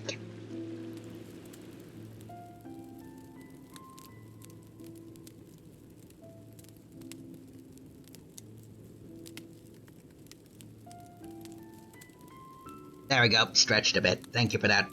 So this renders Skirk when she was a kid. We've made it quite a ways already. This is Skirk, when she first began training under Sertologi. I have set your broken wrist. Tomorrow, you're to train twice as hard. No tears this time. Good. Attempting to garner sympathy through tears is a habit of the weak. A pitiful, useless ploy. Can I ask a question, Master? Why did you save me? I keep thinking, maybe it would be better if I had died. I wouldn't be haunted by that fire all the time. I wouldn't have to go on like this. I saved you because I have a plan for you. It has been too long since I fought a battle that demanded my full strength, and I hunger for it. Every so-called genius and prodigy I have faced has crumbled like sand underfoot. Before me, even fate bends the knee. So, I will teach you everything I know. Train you by whatever means necessary, in the hope that one day, you might surprise It's for my me. dinner, I'm having beans. Nice. But I don't want to draw my sword against you, Master. What you want matters little.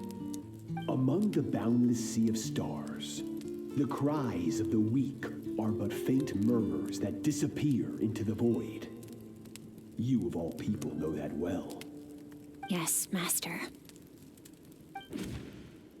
From that day forward, all she knew was grueling training, emptiness, and fatigue.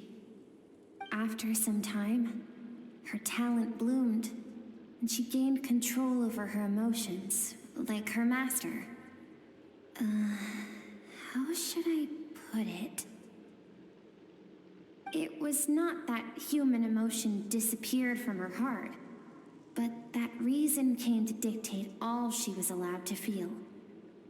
I suppose it was at this point that she became the Skirk you know today.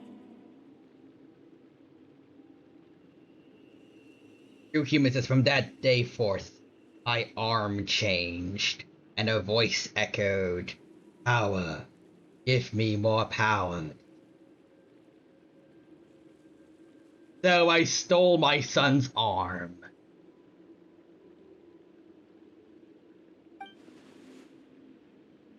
That's how that's how Devil May Cry 5 began. The Asserta Logi saved Skirk from a disaster when she was a child. Never even tried to hide its ulterior motive. Suppose that leaves one final mystery. What really happened with the disaster back then? Oh no, that's Devil May Cry 4 Nero getting Devil Trigger for the first time. Oh.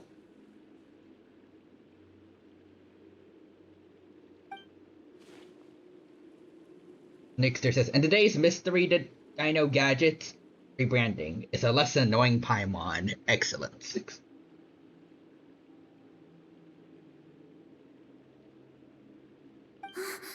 We're nearly there.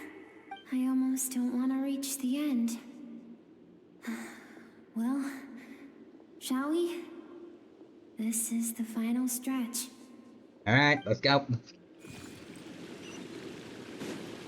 You know, honestly, I don't even really remember what DMC4 Nero was really like. I'm way more used to the DMC5 one now.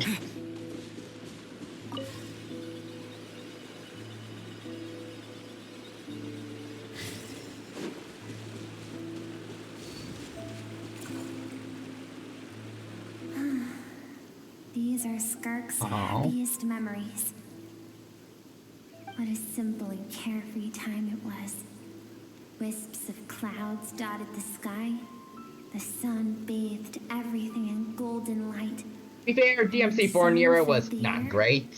Not even the shyest of flowers could resist swaying along. Not bad either, but I guess he was like...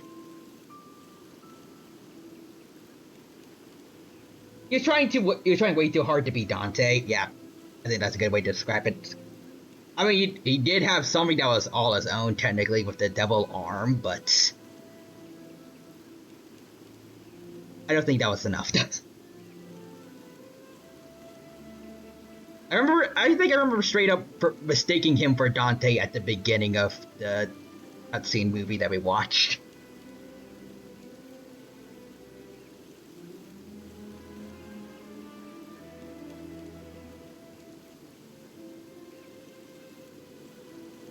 I don't know where I would exactly change it, but I guess probably definitely the design. The MC5 Nero definitely it looks plenty distinct from both his dad and his uncle, but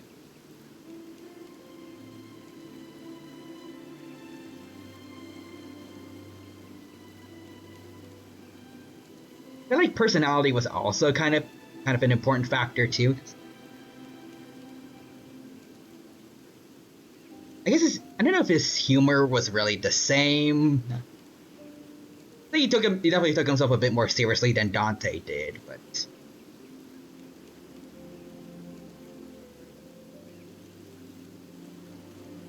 yeah, we're in DMC5. He's more like Dante, but it's better because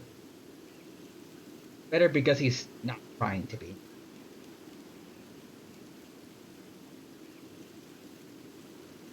This is Skirk's homeland. She was so curious about everything as a child. Always skipping school to go exploring instead. Also, Eldritch says, would you rather fight one Spinosaurus-sized gorilla or 50 gorilla-sized Spinosauruses? So, 50 young Spinosauruses or basically one young King Kong. I'd probably choose neither, but if I had to, if we're going with like actual animal behavior, I'd probably say the Spinosaurus-sized gorilla, because there's a chance the gorilla would not care. They're generally pretty friendly and don't want to cause trouble, but 50 Spinosauruses, one might see me as trouble or potential food. I don't know. Might try something. They mostly eat fish, but a close relative, Baryonyx, was found with a baby iguanodon in its stomach, so they do eat land prey too. At least when they feel like it. Also, hey Tarino. Hello Eldritch. Welcome. Take care. Welcome. Hope you're having a good day, and hope you have a good time here with us at the Genshin stream. Mixing up my things. Real Human says, would you rather have $1 or $2? $3.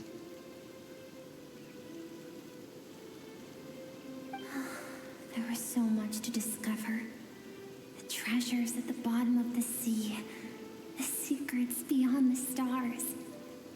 And that merchant ship packed with adults wearing those strange clothes. Yes, the ship. That was the beginning of the end.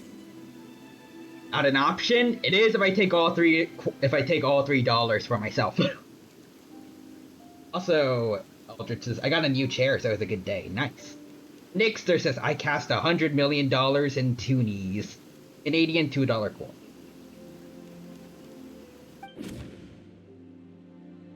It was a spaceship.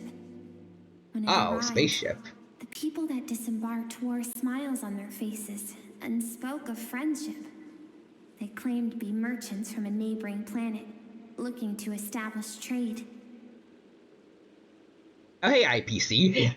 Skirk's parents, her relatives, her neighbors, everyone Also, welcomed Real Human the says, newcomers unfortunately, with we're open kinda arms gonna have to kill you and now. allowed them to Oh. explore the planet. To them, the visitors were guests and should be treated with hospitality. No one had any idea of what was to come. Several months later, an army of unknown origin arrived without warning and carried out a ruthless campaign to destroy everything and everyone on the planet. Skirk had skipped school that day, like so many times before, so she was not caught in the immediate wave of destruction. But when she came home that day, only fire and ruin awaited her.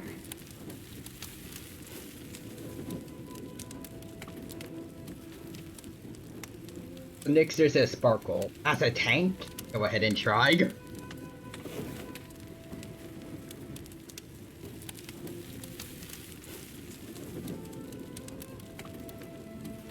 countless people cried out to her for help. People she knew and loved. Friends and relatives. The little girl who lived next door. The shop owner with the bad leg. The bad-tempered teacher she had made fun of just that morning.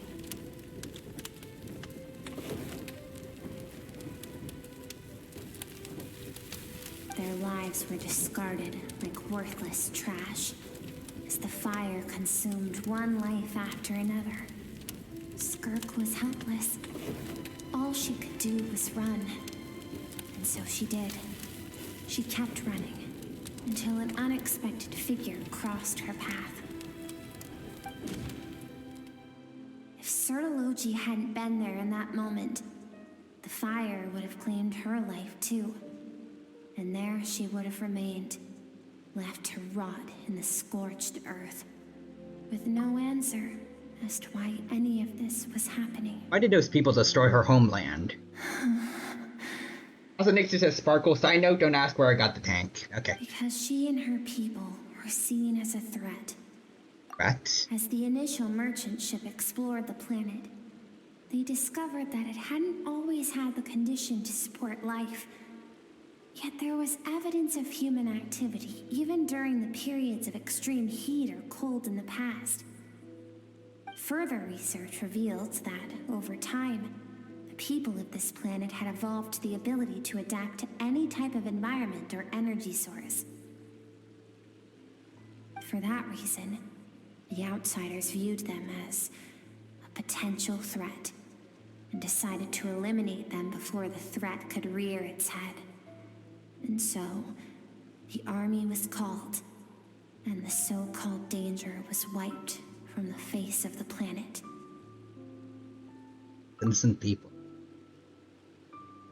Senseless, isn't it? Deemed a threat because of a gift they didn't even know they had.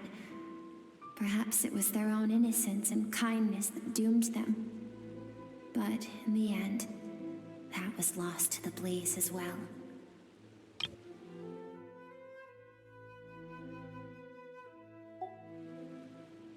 If those with power get to decide good and evil, then all you can trust in is the sword in your hand.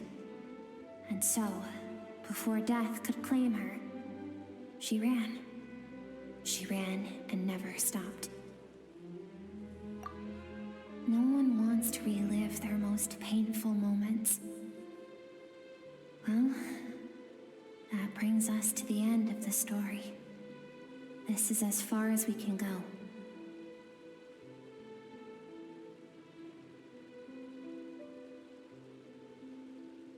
Skirk is waiting over there. For both of us. Let's go to her. It's time to fulfill my purpose. And my greatest wish over all these years.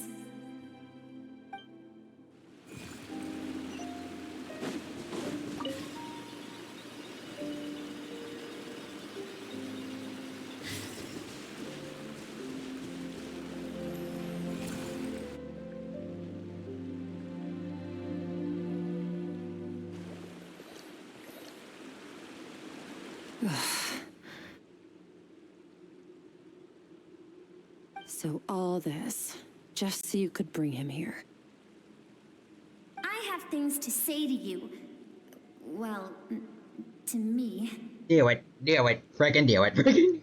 I want someone to witness our reconciliation, even if it takes an argument to get there. And he is the best choice in this moment.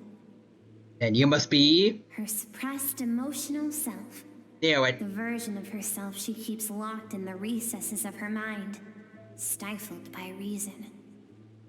All those rejected impulses, those discarded aspects of your past selves, they are a part of me now. I am who you used to be. Someone you have refused to face for too long. So, I came to face you instead.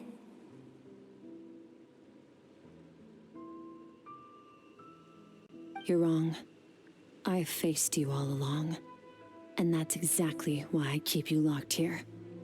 Your existence makes me weak.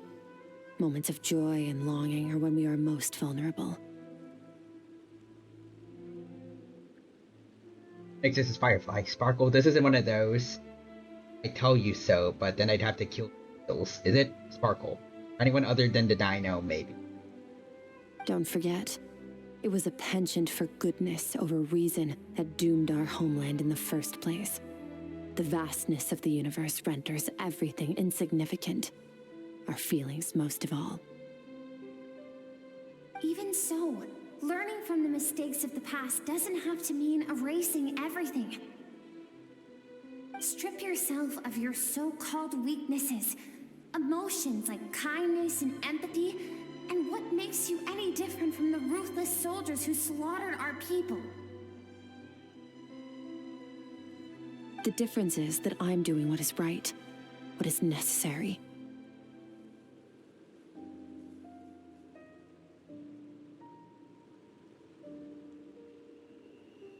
I allow you to exist, but with limited freedom. That is the greatest kindness I can offer. I have shouldered everything you couldn't carry. I rose above the numbness and emptiness, and it was cold, unfeeling reason that brought me this far. It made me who I am. It made me strong. That is the problem. I want to shoulder those things together.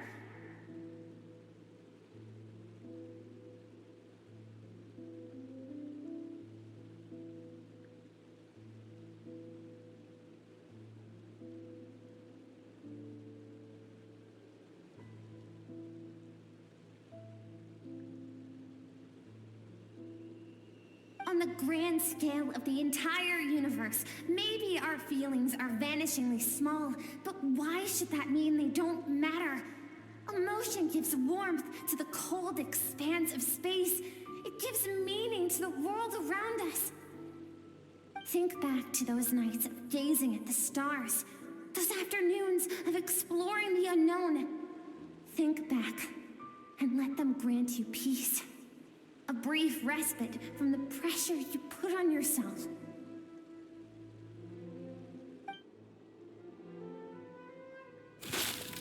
That isn't what we need. It's exactly what we need. Aren't you curious about why recovering your strength has taken longer than normal this time? Finally, you get to the important part. That is the only answer I came here to find. Then look around. Look at your inner world. You cast aside your dreams and curiosity, and in doing so, you lost your original motivation. You severed all connection to who you used to be, so you can no longer draw strength from your past. Now, the only things driving you forward are fear and survivor's guilt. But these cannot take you far enough. And so, this river, the source of your strength, grows more polluted by the day. I just want to look at this real quick because it is awesome. Relatively for like in-game dialogue cutscenes, but like I like the visuals here, like the dark, shadowy hands looming over her. And you think that means I should seek help from a weak little thing like you? Oh, Traveler, let's see. Your emotional self isn't weak. The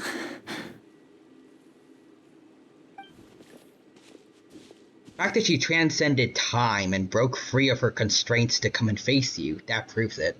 Thank you for saying that. I knew bringing you here would be the right choice. To be honest, I'm not here to argue with you. This isn't about who's right or wrong. And in fact, I agree that in order to make it through the wake of that tragedy, we had to distance ourselves from the pain through reason over emotion. But what is right at one point in time isn't always right forever.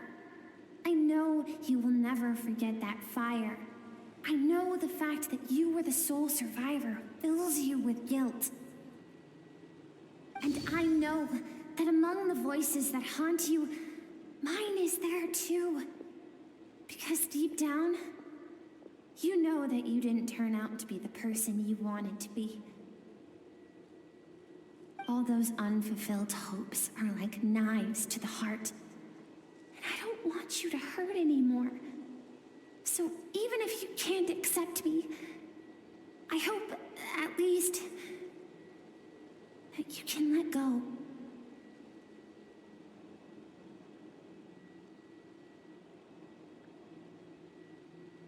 Also, Real Human says, I am now on Victory Road. Nice.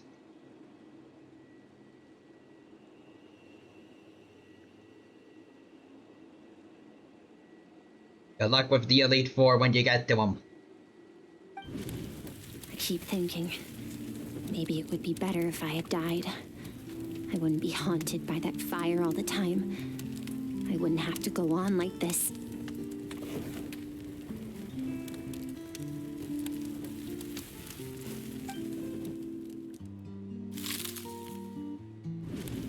Your dad and I, we're not afraid to stare death in the face, but we need you to survive.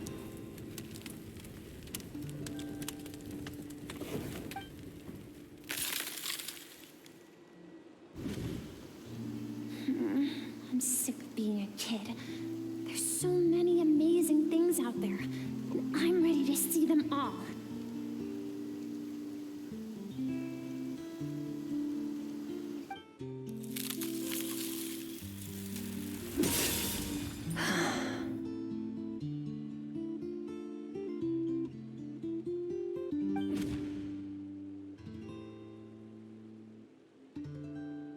I remember. There was a song Mom and Dad always sang when we went out to fetch water. Dancing water. The sand along your path is begging for your song and movement. Will you carry this burden with you on your journey? I am not the dancing water, and you are not the burdensome sand. But if this is your wish, then I will carry you with me until the end.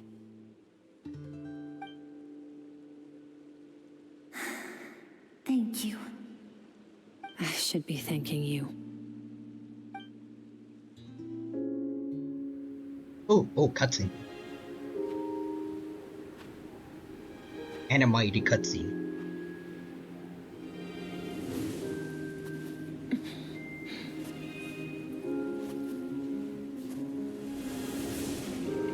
Run, Skirk, run!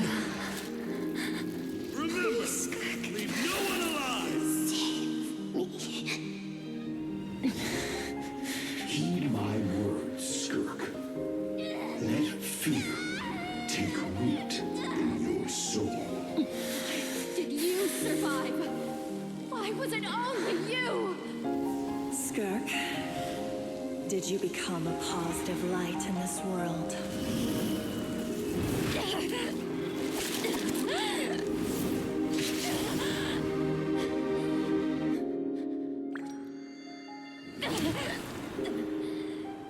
Hey, this doesn't have to be the end.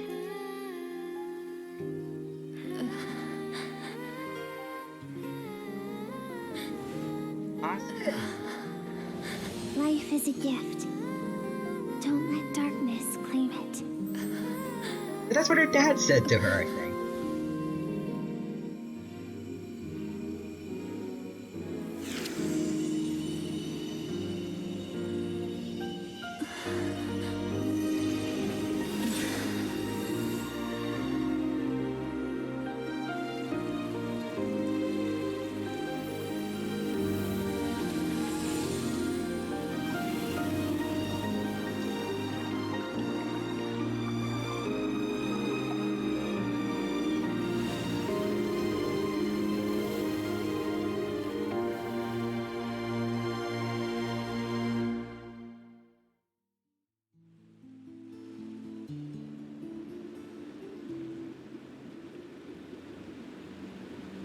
So, you saw my memories then.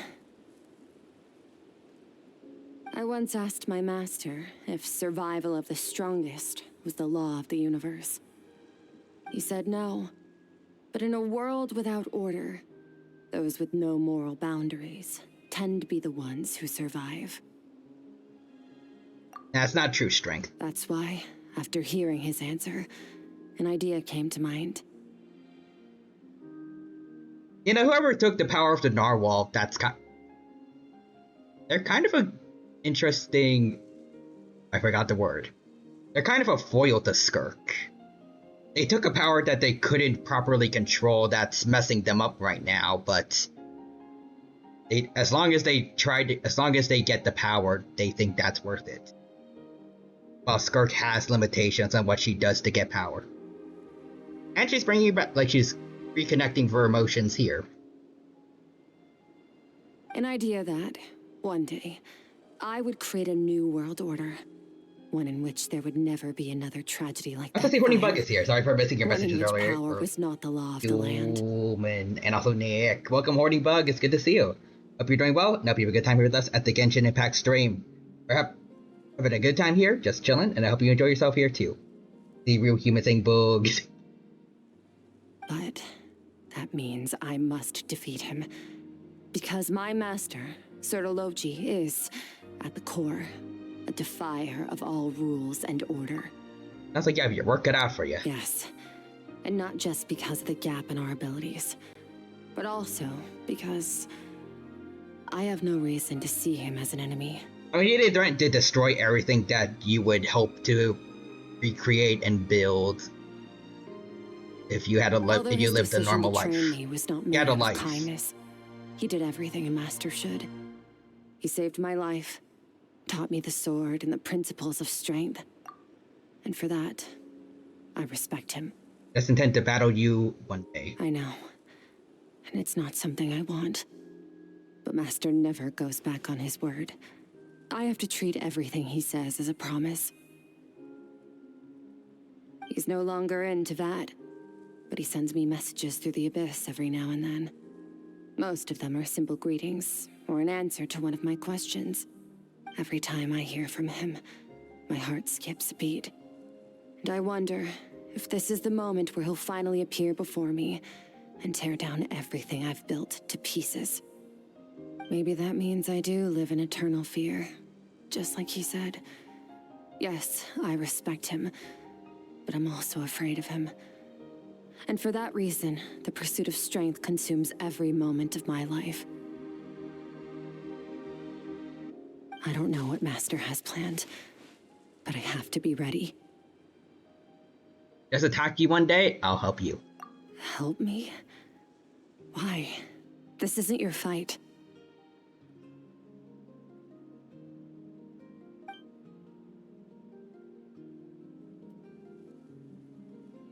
As we want to build the world we both want to see, everyone needs to be willing to fight for it. We all do our part, we can make the entire universe a kinder place. Exit the threshold but into souls and dreams.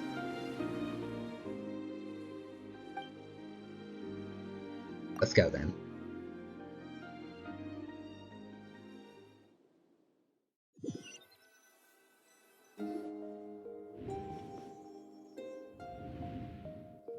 Oh, you're finally awake!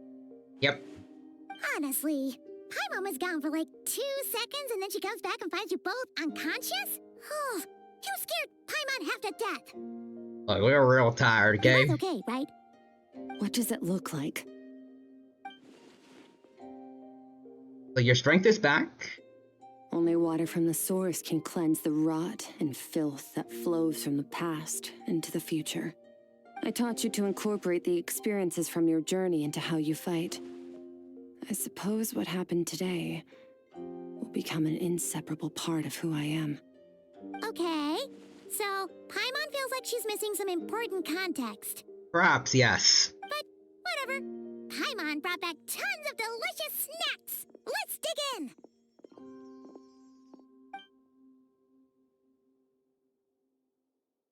All right. It's about time we finished what we started. good, right? Finally, let's show 'em what we're made of. This time, I'm not going to tell you to hold back. But having digested even more power in the meantime, he's going to be tougher than before. The good news is, we have no reason to pull our punches this time. So, let's go. Same place as last time.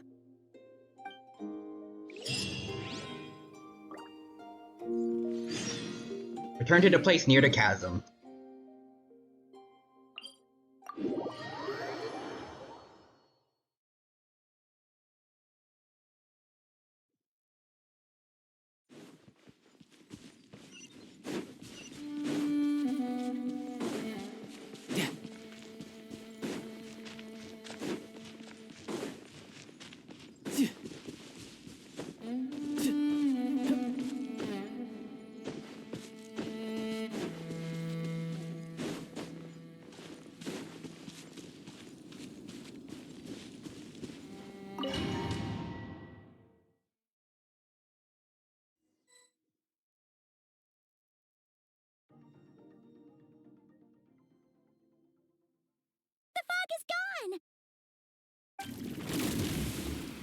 Oh, yeah, they're just using the narwhal thing. The all-devouring narwhal Narwhal stage.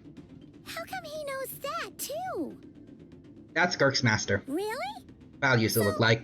You're telling Paimon that giant whale and this guy can both turn into the fowl? How does that work? So real humans is anyway, so it's time to catch Necrozma. Oh, nice. Good luck with that. It's a subconscious instinct. Any intelligent being who longs for his level of strength is bound to mimic his appearance. It's a natural response after encountering someone as powerful as Master. To them, he represents ultimate power. We know the person before us has encountered Master, and we know he stole a portion of my power. So it's not surprising that he would assume this form. Okay. Oh, the closer Paimon looks, the more intimidating it gets. Nervalette isn't here this time, so it's up to us. He won't have the nerve to steal again after we're done with him. Let's teach this guy a lesson. Let's throw his hand. Well, let's throw hands both.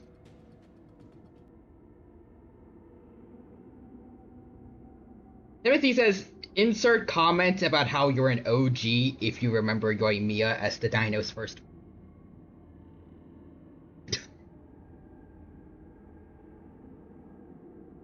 I miss her. Where is she? Where is her story quest 3rd?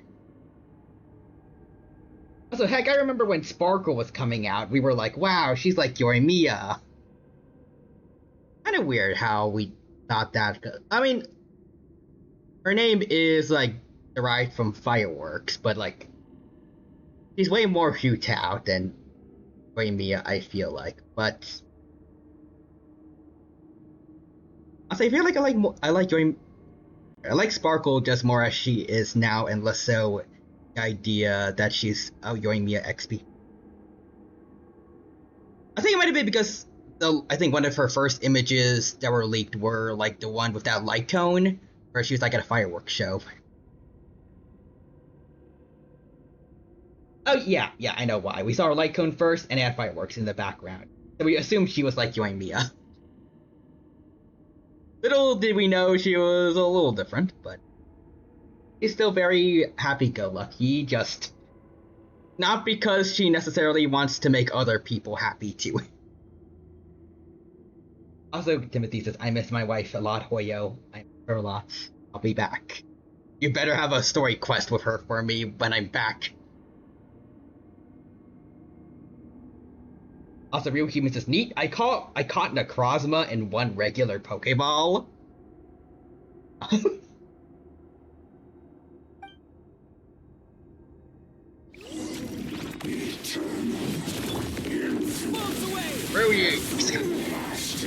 Through you times 2. Where did you go? There you are. You missed.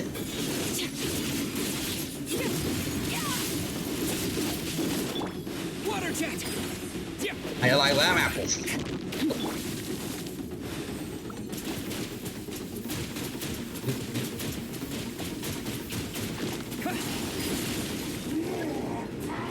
It's the enhanced charging. Oh, are these? Yeah. Okay, hold on.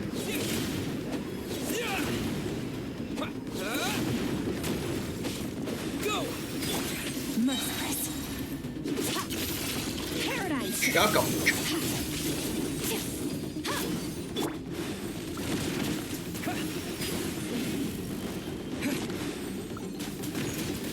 Oh, come again.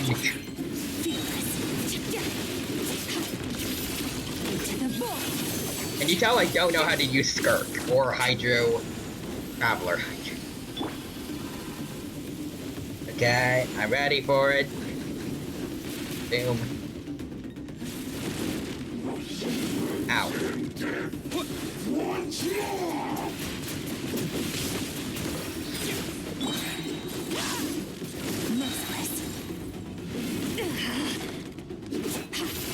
Another star goes out. Bam.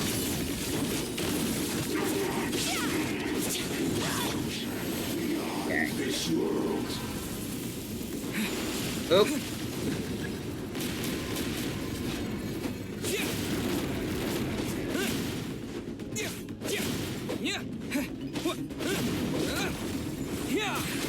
Boop. Go.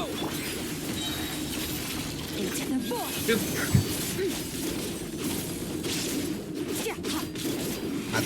Skirk's gotta end this. Oh. Got him.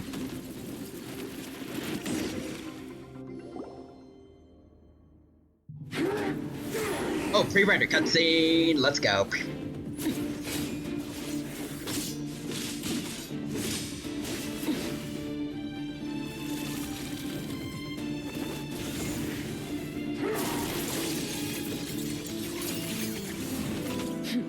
Oh, she found hers. I haven't Nice. had enough of my power.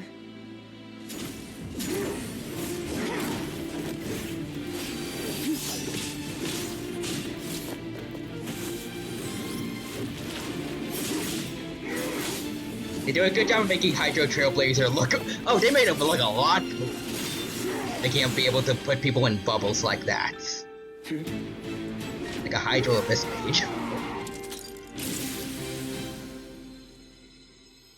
Well then, let's see how much more of this power you can handle.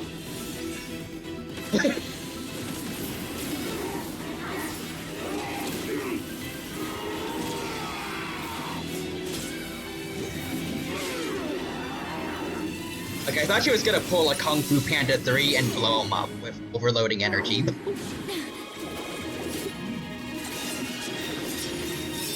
Oh, she used her sword? Nuts.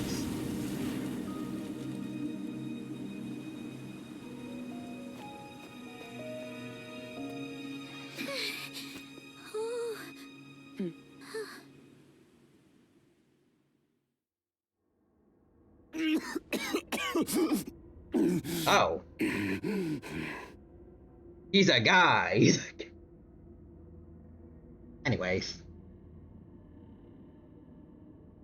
Few humans need. Now for the hardest part, what do I name him?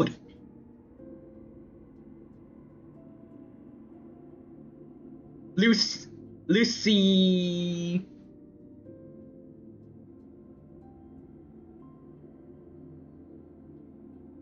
Think of like Lucifer, but like something silly.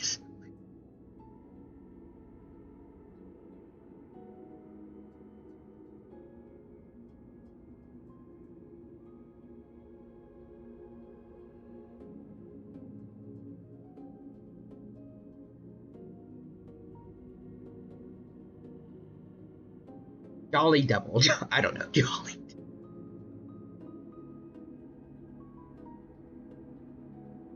One yellow boy. Oh, that's weird to say. Just golden boy? I don't know.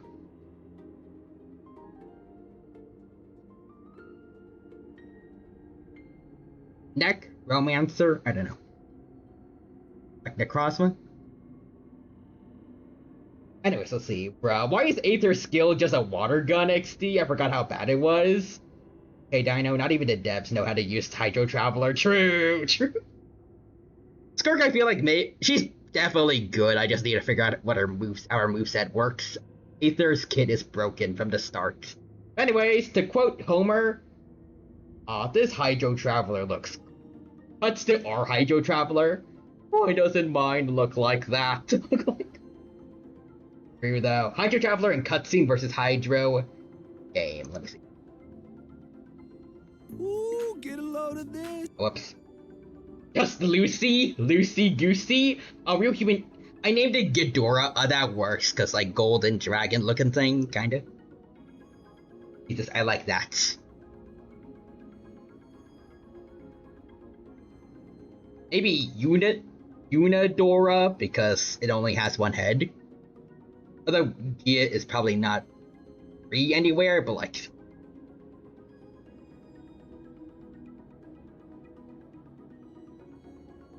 Ghidorah -2.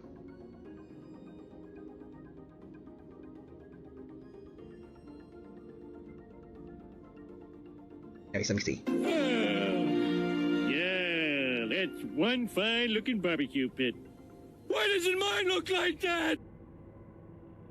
It do be like that. It do be like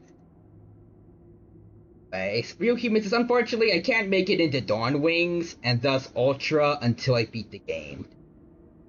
Wait, are those different? Dawn Wings? Oh, what?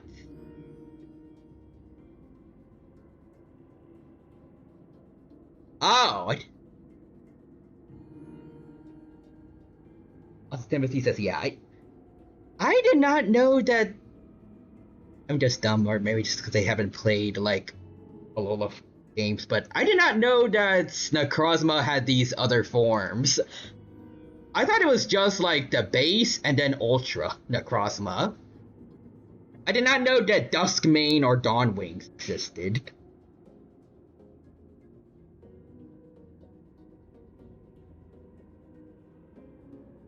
Huh.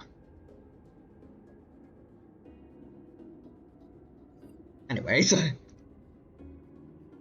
here's this chump. Well, have you come to your senses? Based on his attire, I want to say he looks like he's Conrian, maybe, or no?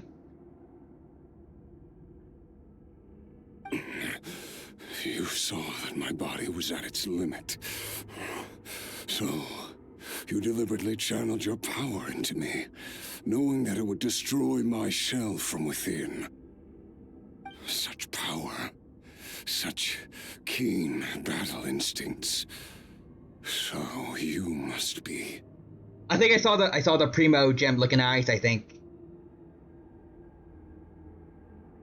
Skirk, Sertologi's disciple. How long has it been? How long has he been away from teyvat? Hundreds of years, apparently. Hundreds of years. Hundreds? Sorry, it's a lot to take in. I should introduce myself. I am Skofnungar, a friend of your master and one of his followers. Are you sure he's really a friend, or... I don't know if he gives a shit about you. This is the first time I've heard your name, Skirk. But hundreds of years ago, I knew you existed. And I knew you would come here. Hundreds of years ago? Sounds like you and Master have quite the history. Care to tell us about it? Of course. Might as well take advantage of a clear head while I can. The story starts a long, long time ago. I was born into a noble family in Conria. As the eldest son, I was set to inherit our title. But I contracted an incurable illness as a child, and everyone gave up on me. I trained the sword harder than anyone else, defeated all of my peers. But it was all in vain. When other people looked at me, all I saw in their eyes was pity or a strange glee in my misfortune.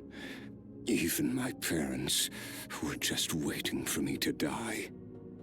Over time, my heart hardened, and I became aimless. That was the point where I met your master, Sir Taloji. We were similar in age, but different in background. He was born in prison, the son of criminals who had been sentenced to death. He spent his childhood wandering the streets, facing more criticism than the literary works in the Universitas Magistrorum. Yet, he always wore a smile on his face, as if kindness and malice were one and the same, and he could not see the difference. I still remember what he said to me when we first met. You need to fight to survive. Even if it's a losing battle, it should light a fire under you. How can you sit back like this and go down without a fight? That does sound like something he would say. He was the first to acknowledge that I was worth something, and he inspired me to keep going. When we sparred together, it was the first time I'd actually felt the thrill of combat. When I was 10, he stole forbidden research materials and managed to cure my illness. It was like there was nothing in this world he couldn't accomplish. When it came to the human form, he was always intent on pushing the boundaries of possibility. But somewhere along the way, I fell behind. My talents were nothing compared to his, and at some point, I realized he had pulled so far ahead, I was too embarrassed to even ask him to spar. Became the side character of my own story. After his grand endeavor was successful, he sought me out and said to me, "This planet no longer holds anything of interest to me, so I'm leaving. But first, I have an offer. I can use a power I have just refined to break the curse of immortality for you." Yeah, that. Your death was once what we worked so hard to prevent.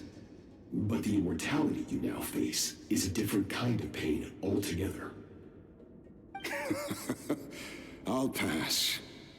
Immortality doesn't sound so bad to me. Since I can't die, it means I have an infinite amount of time to get stronger. Maybe I'll finally catch up to you one day, and we can spar like we used to. Are you sure? I cannot say when I will return. Your body, or rather, your soul, might not be able to withstand this curse. All I can do is try. After all, a wise man once told me, people need to fight for their own survival. Wise indeed. Nevertheless, if you grow weary of the pain of immortality, and wish to experience a good sparring match before you wither away, seek out my disciple. Disciple? Never thought I'd hear that word coming from you. Nor I.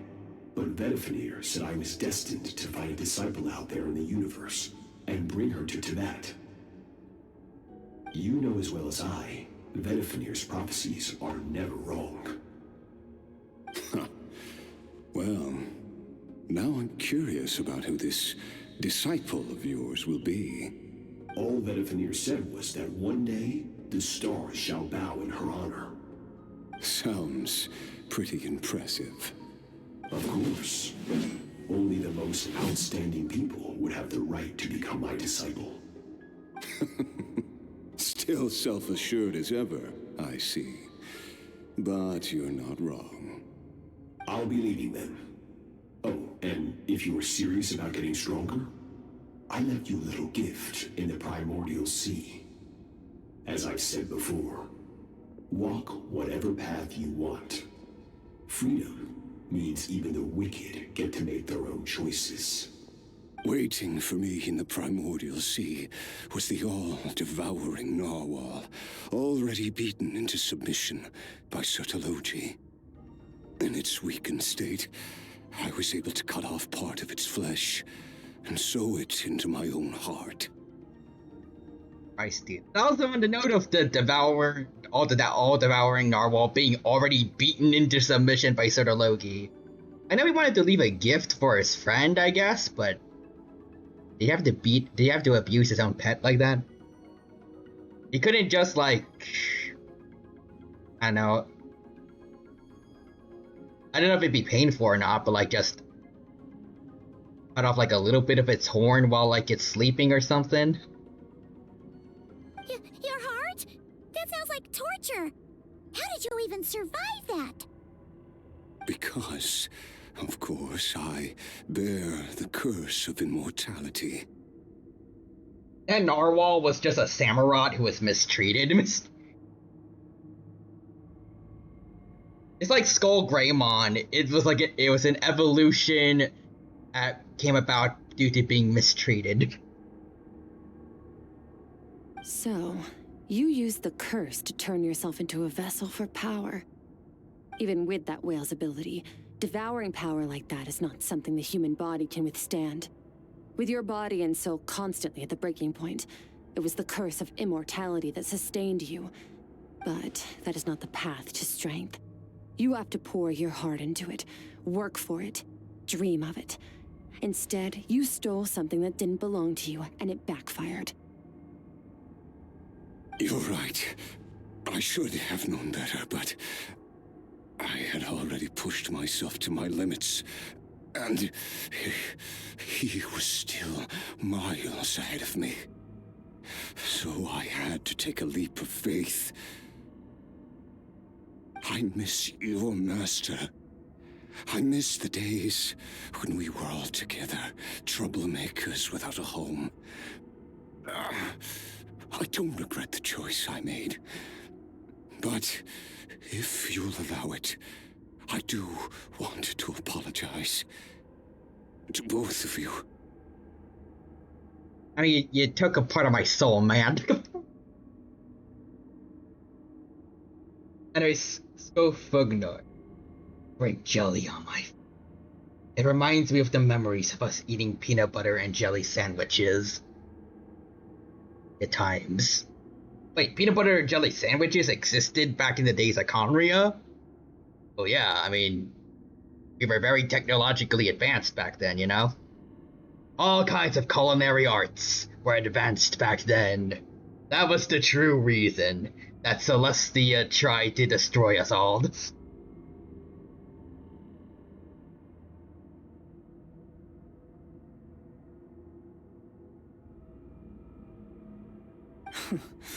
After the beating we just gave you, I think we can call it even. You're an interesting one as well. Sertologi's disciple. That's a lot to live up to. It can't have been an easy experience. Also, Timothy says Celestia. Peanut butter and jelly. Heresy. Next you'll tell me we'll have peanut butter and chocolate. Smite them. But Celestia, we already have that. What? Yeah, we turned it into... Actually, we have several brands of candy based on that. Heavenly principles. Destroy them all. Wait. That's how the disaster of Conria 500 years ago happened.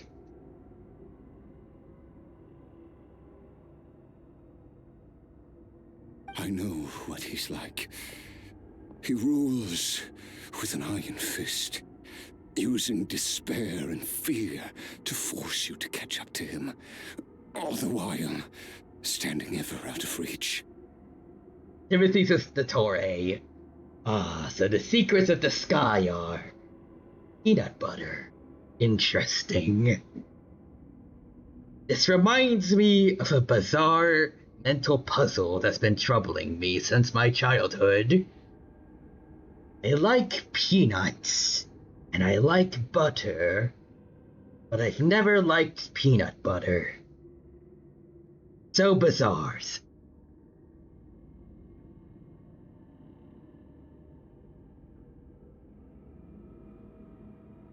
We're like mountain climbers in the dark, never knowing how much higher we have to climb, or when we will see the sun again. All the noses are different peanut butter candies. Yes.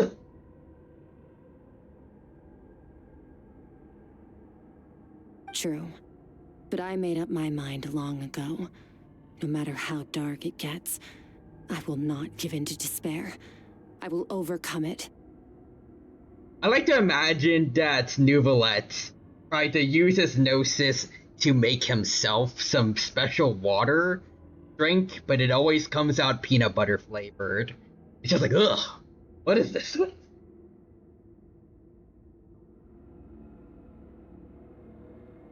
The Tsaritsa's real goal is to reverse the recipe to obtain true power. This world's Bronya just wants to try a peanut butter jelly sandwich.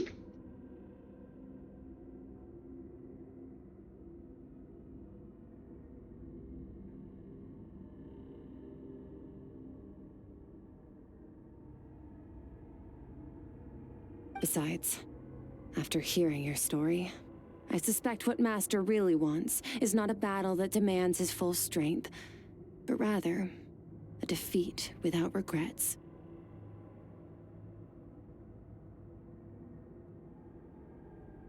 She's like Henya, she wants a Reese's XD. I like to imagine at the very end of Genshin, she pulls together all 7 Gnosises just to create like a rainbow colored Reese's or something that she starts eating. And then right in front of her, all the Harbingers are just staring at her dumbfounded. Jester is just like, all these years of trying to collect the Gnosises for the great Tsaritsa. It's just for candy? And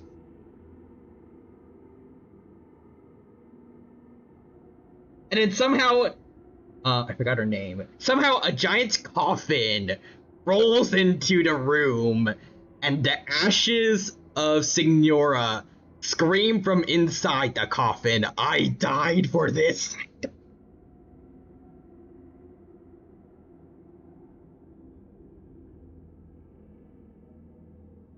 Anyway, Stainsleaf. No, don't. The rainbow has 7 different flavors. It'll taste bad. And then the Tsaritsa just has like a Ratatouille moment. It actually turned, like all 7 flavors somehow actually work together really well.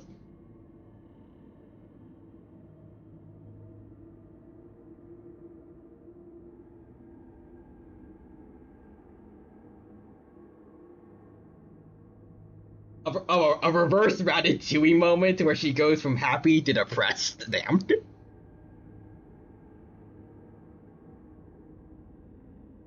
That's how she becomes a good guy.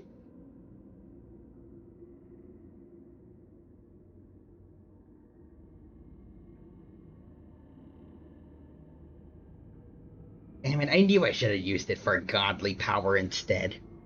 I should have made myself like a Sela copy. Oh? Since you're his friend, you must have some things in common. The first time we came here, when you stabbed me through the fog and stole my power, I felt no emotion coming from that spike. But when you had to devote all your strength fighting me just now, I could feel joy and passion emanating from your blade. It was the joy of a researcher discovering the truth of the world, the joy of an artist uncovering a temple of wonders. Interesting. I'm certain I didn't express those emotions outright. Yet you were able to read them from my blade, like a glimpse into my inner world. You're right. That battle brought me an unbridled sense of joy, and my defeat brings me no regret whatsoever. Exactly. I think Master also craves a battle like that. One where his opponent forces him to use all his strength, unlock the extent of his potential, and transcend his own limits. A battle to end all battles. After which, all can come to an end, including, perhaps, his life. You know, it is still important, but when you consider just how apparently strong all these other beings are, not only Skirk, but this guy too, the all-devouring narwhal, and especially names Sertologi. Apparently he's and word. Skolfanoger was destroying stars or something when he was like obtaining power during this quest. I think they mentioned that the all-devouring narwhal can swallow planets whole, at least when they're at their hungriest. And the other Sertologi definitely has to be planet level, and it's like above all these guys. It kind of, at least I feel like it kind of makes Celestia feel kind of underwhelming in comparison. You know, they're kind of supposed to be like the main antagonists of the story, I feel like overall.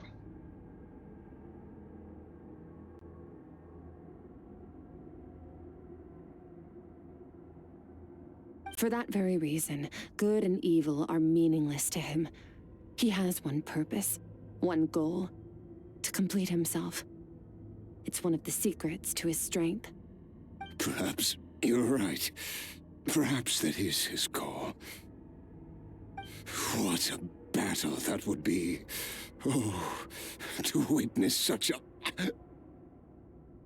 Uh-oh. The grape jelly was bad. The grape... I should have checked the expiration date. Are you okay? Oh god, it was hundreds of years old. What have I done? Too many different kinds of power are surging through my body. The curse of immortality Same brain cells, same to brain coexist, but yes. does not remove the pain. I won't be able to hold on to my sanity for much longer. What a shame. I would have loved to witness that battle. I thought at this point we would have discovered eternal food. Something that wouldn't expire, especially not this much. Oh god, this is a horrible decision. Sertologi once offered to free me from this curse. Now, I must ask that of you, Skirk. Can you release me from the pain?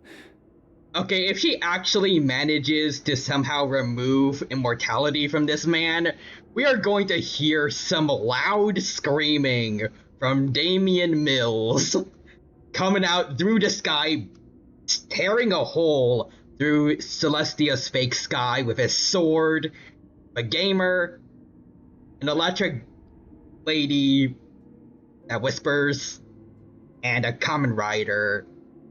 And he's just gonna be screaming to Skirk to kill him.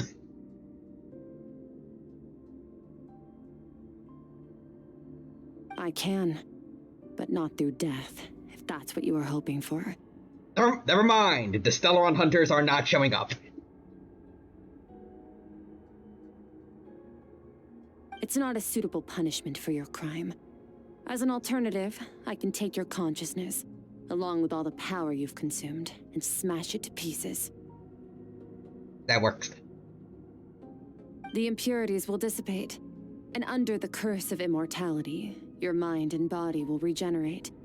When that process is complete, you will be back to who you were before, no longer tortured by powers you can't control. Real Human says, wow, farming for heart scales in Ultra Moon is super easy. Oh. Literally just have $4,000, then you get 4 heart scales. How much money do you have right now? So, like, if it's post-game, I feel like it'd be safe. Unless you've been spending it a lot. Like, I have to imagine. Okay, yeah, 100,000. So, basically, could get like 100 heart scales, or in post-game? Okay, I meant end-game, I guess.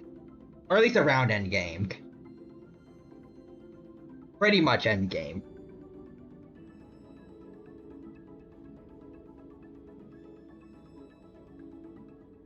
But it will be a time-consuming and painful process. The decision is yours to make. I accept. And who knows?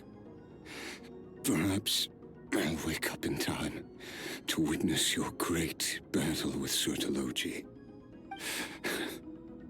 I have faith that you'll be able to stand against him one day.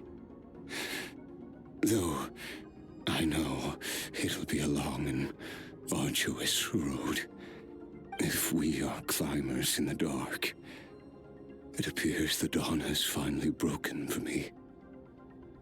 But your ascent continues. At least, it looks like you are not alone on your journey. I will reach the top of this mountain, no matter what it takes. And you, Skofnungur, will be my witness at the end of all things. That's finally over. Let's get out of here. Damn, look at how weak the traveler is. Take a mad dash for the exit like last time. Let's leave, Skirk.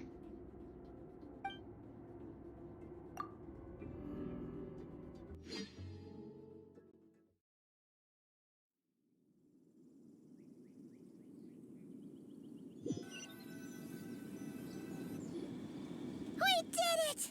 Ah, it's only been a few days, but it feels like forever. Once again, we've proved there's nothing we can't overcome. We're just that awesome. Didn't even break a sweat. Well, I'm like less than 30 HP. Wow, you sound even more confident than usual. Guess you really have become stronger. Today sure went by fast. It's night already. Oh wait, that reminds Paimon. The stars you mentioned, the ones that died out, are they back now? Yes. The power Skofnungur stole has been returned. So, the stars have regained their light. Okay, so did those stars not actually get destroyed then, or? Okay. Great! Huh, it's crazy that you even They are no noticed longer their star light was level. gone. There are so many stars in the sky. If a few disappeared, Paimon definitely wouldn't be able to tell. Also, oh my god, I appreciate this Paimon VA so much. Why? She nailed the delivery on... Oh. Wow, you sound even more confident than usual. Guess you really have become so- stronger. Yeah, I feel like if the old Paimon did this, it would sound a lot worse. Wow, you sound even more confident than usual. Guess you really have become stronger. And Real Human says, okay, so my final team has been complete. Alright. Hey, Kofibots here, yay. Also, I slightly can't unhear Minnie Mouse.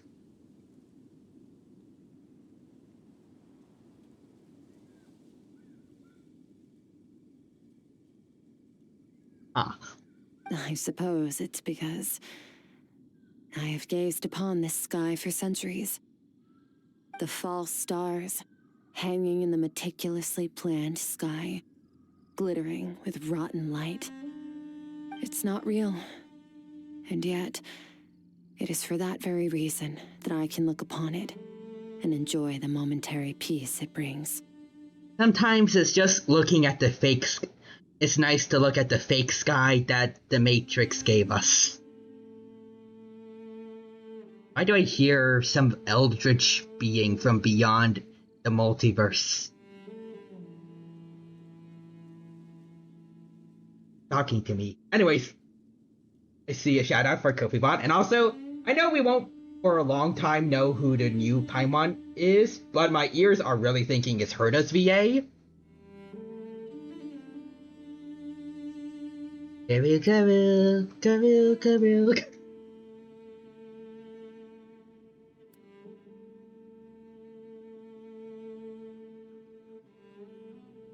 I do think she would.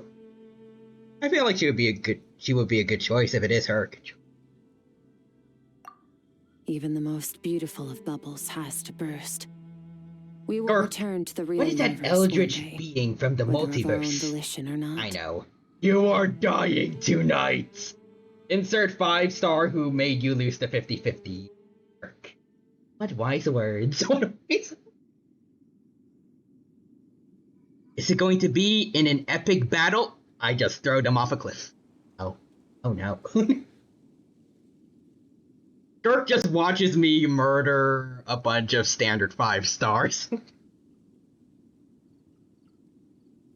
But I will say, they have it better than the HSR one. At least, it's quick and, I don't know, maybe painless. But I just yeet them off a cliff. With the HSR characters, I need to throw them into a fight where they get beaten up more slowly by random enemies. Anyways, Real Human says, we got Hawkeye the Decidueye. That's a great name. War Criminal the Malamar. Yeah, fair. Government Spy the Talonflame. Bonk the Metagross. I love that. Ghidorah the Necrozma. Decode Talker the Gallade. Interesting word. Where did that name come from? And also Timothy says, I really like War Criminal the Malamar. I have seen enough of the war crimes in Pokedex video to know that. Also know where that came from. I'm interested, like, what does Decode Talker mean?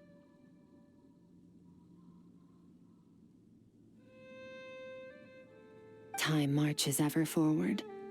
Even the innocent and naive will taste life's bitterness. Yet through hardship, we grow until we learn to seize the sands of time for ourselves and uncover our true strength. I sent it to you. Oh, let me see. Oh, it's a guy with a sword from Yu-Gi-Oh! That makes sense. I like his look. Of course. Well, the design of his sword also looks kind of neat. Can't see it fully, but it looks like two separate like beams or something that are probably going to like join together at the tip and make the sword. It looks a bit like a bubble blower.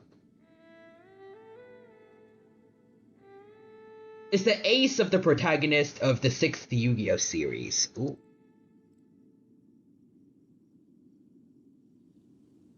Though we gaze upon a false sky, its vastness and majesty is palpable. One can only wonder, what is it going to take for kindness to reign supreme in the vast expanse of the universe? Oh, this is all going over Paimon's head.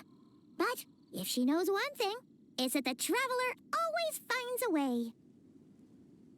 Ever since we met, he has filled Paimon's days with happiness.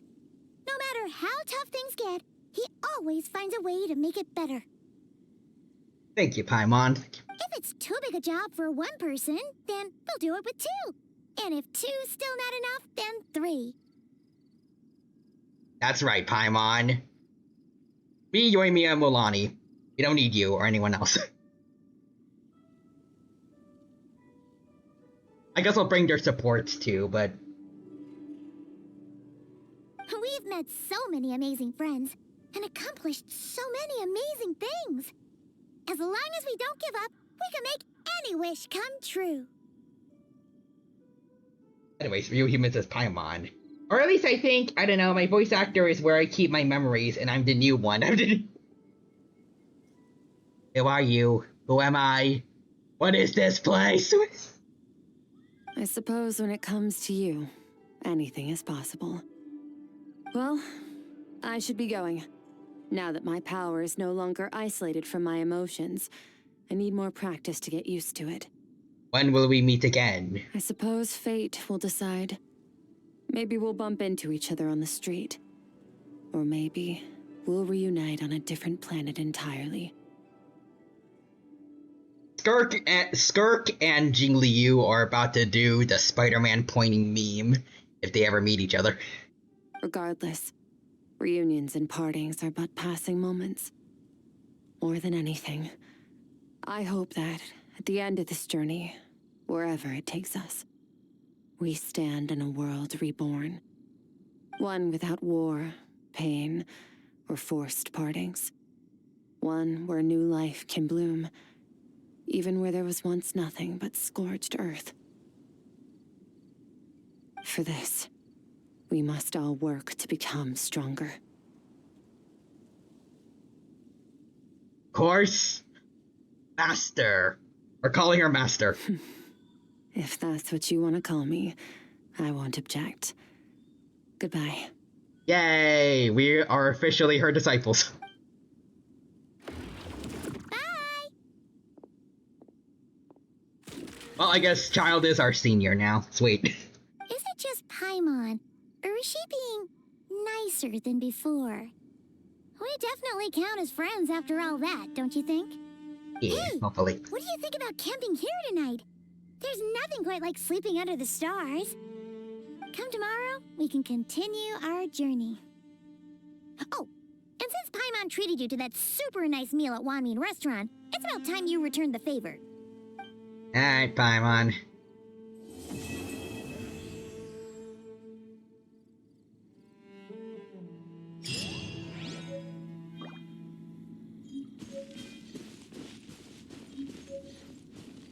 Oh, I got her guitar too, nice. Okay, we're getting a lot from her. Lingering Euphonia, a guitar that Skirk made based on the instruments of her homeland. Guitar has a unique charm when played. Its ancient melody seems to hum of a history nobody recalls. Training rebuke. Oh, nice.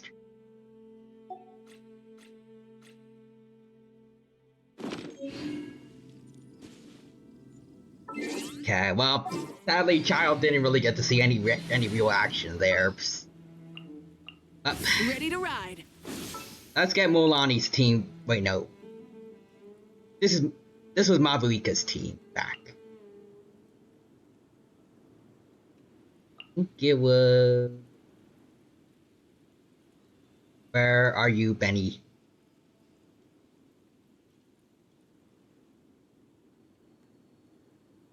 Oh, you're right here already. There we go. Mabuika, Mulani, Raiden, Mia. Okay, there we go. All my teams are here. Back to the usual. Bro, that was a great quest, though. I hope we get to see more of Skirk soon. Alright, in the meantime, have 2 Archon quests technically to do. An interlude and then an actual Archon quest with Dainsleif. But I kinda want. Wait. Oh, this one's a Scoffier's. Could do hers, but I was also thinking about wanting to do, I forgot her name, but the Cow Lady's quest for the new Catalan tribe. It's the only one I haven't done yet. So.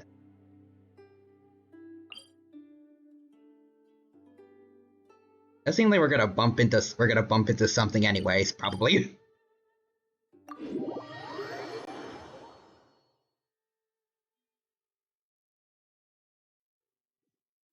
I think I want to go spend time in Nautilus, because the dinos. Yeah, which? Hey, fellas.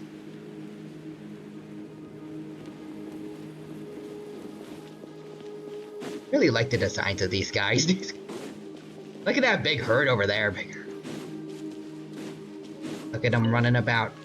Yeah, there she is. Oh.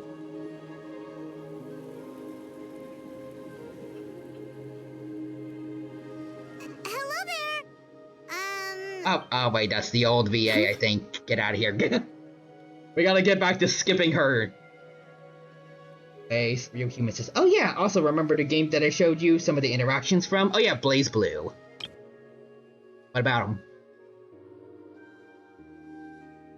Oh wait, there's the Arc Sinks, right? Did they reveal anything or? Oh, guess what? Game is currently on sale for $10. Oh, okay. Hold on a second. Oh, because of the Steam Summer Sale, right? Hold on, let me see. Let's... Wait, which one is it? Oh, Cross Tag Battle, right? Is it Cross Tag? Because this one is 4. Oh, wait, for everything. So special edition. Yeah, Cross Tag.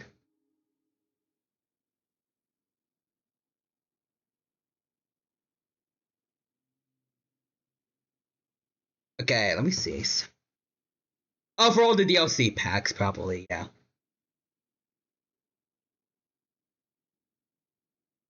I mean, each one has... Yeah, every single one has a Persona user... Well, has a Persona character in there, so... Definitely want that.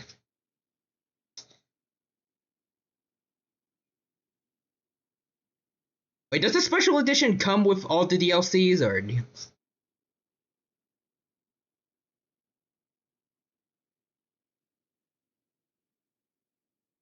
Yes, all DLC, sweet! Anyways, let's see. Yeah, that Arc Sinks showcase, Fred can tell you all about it. Oh, okay. Would you rather get everything for $10 or $70? $70! I mean, wait, what? The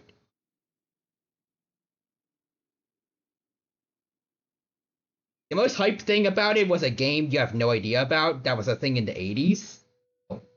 But yeah, you guys say it has all DLC. Great. Oh, I know what I'm doing. Actually, looking at some of my other wish lists. Monster Hunter Stories has a 34% discount. I don't know if I should go for that. But it's the summer discount. I feel like maybe it's be pretty good. And 61 for Grand Blue Fantasy Versus Rising. I don't know if I am gonna play it though, but it is $20 instead of $50 now, so.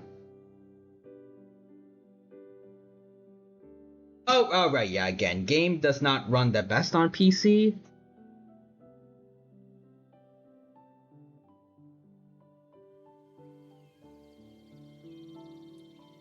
In ancient days, now long...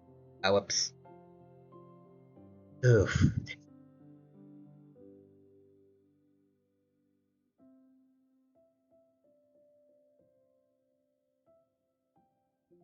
Anyways, let's see.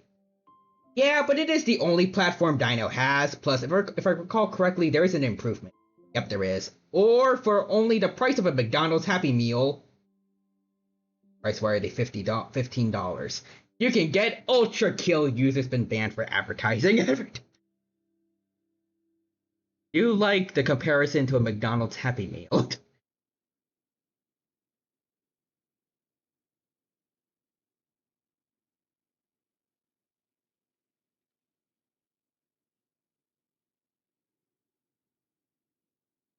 I also like how we're checking out. Well, I guess I'm checking out everything on Steam that's on sale right now. We just have on stream at least that the cow lady, I forgot her name, just staring at us through the menu. I feel bad for just calling her the cow lady, but I don't know her name. Just that she has horns and Actually, is she supposed to be a cow, or maybe she's a different animal? They remind me of a cow.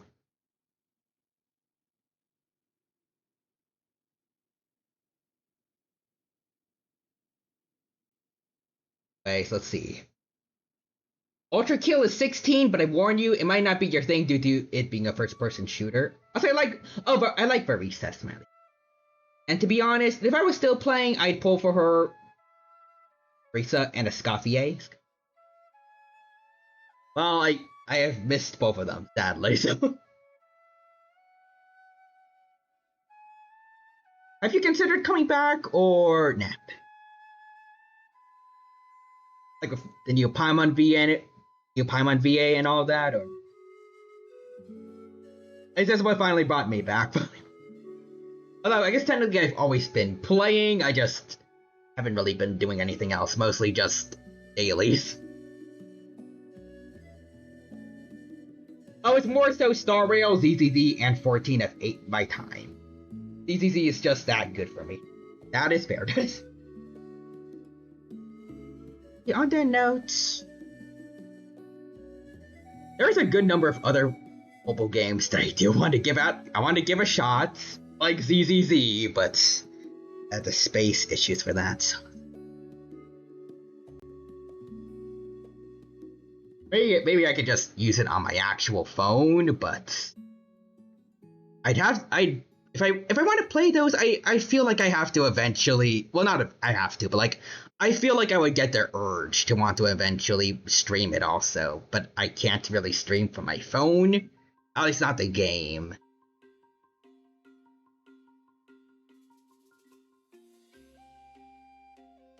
I want to try ZZZ, it seems fun. I like what little cutscenes I've seen and characters, they look nice. Maybe they're a little too, I don't know how to describe it, too Looney Tunes, I guess, with how they're animated sometimes, but I kinda like it more than just being kinda static, like in most Hoyoverse games. Oh wait, heck, it even has another Firefly, voiced by Sam Slade. I couldn't get Vivian, so I want to get Anbi and Zero when she comes back. Also, I personally love the Looney Tunes. I mean, I like Looney Tunes too, but like...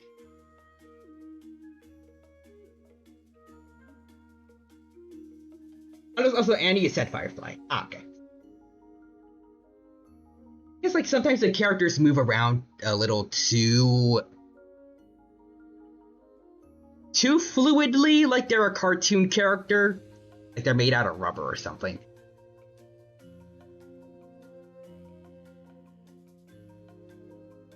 At least it's more energetic than most Hoyoverse games, and I like it.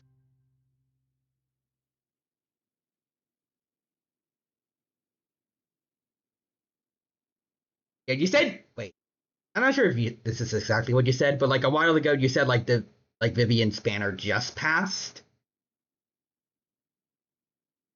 You know when she's getting a rerun, or? Also, honestly, that's just a type of art style. Yeah, probably, but like...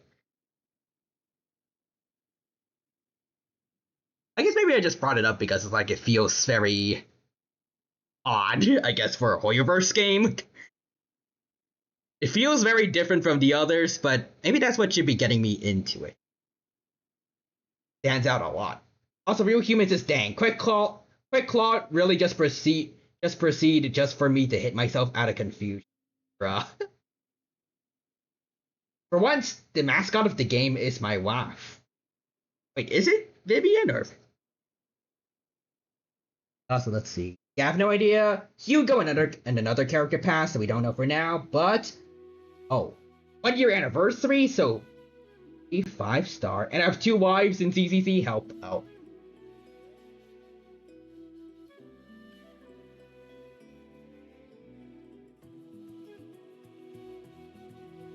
Okay, hold on. Let me look in Epic Play Store. This is where I get me Hoyo games.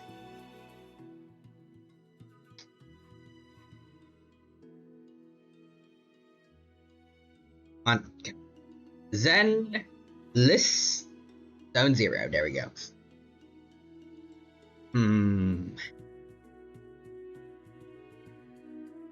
See, how much space is it?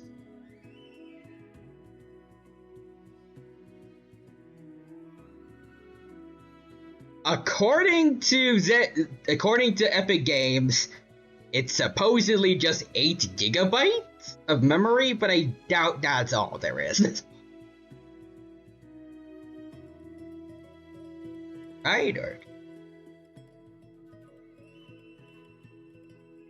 no way. No.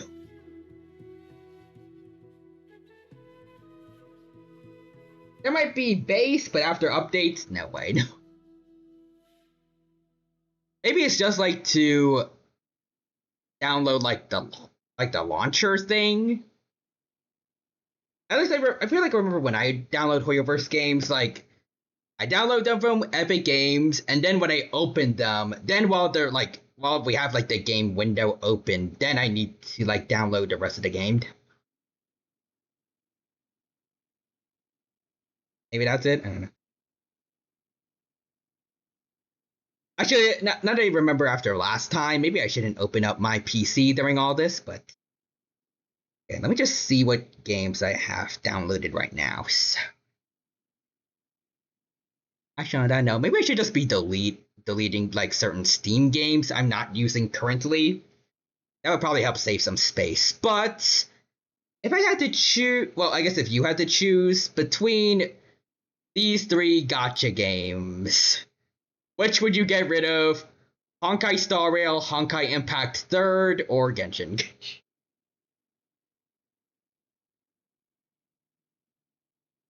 Those are the 3 I'm currently playing.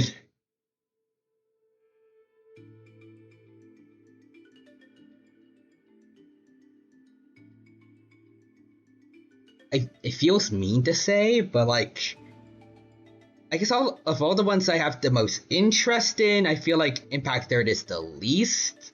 Probably because like, you know, I like listening to things via audio, so not having an English dub kinda hurts a bit for Honkai Impact 3rd. It caught me with the Sparkle collab character, but I don't know. I haven't really gotten a thrill out of playing it really like after that. But also Genshin, I haven't really been. I mean, been sticking with dailies, but also same thing with Impact 3rd. I did like the Skirk story recently, but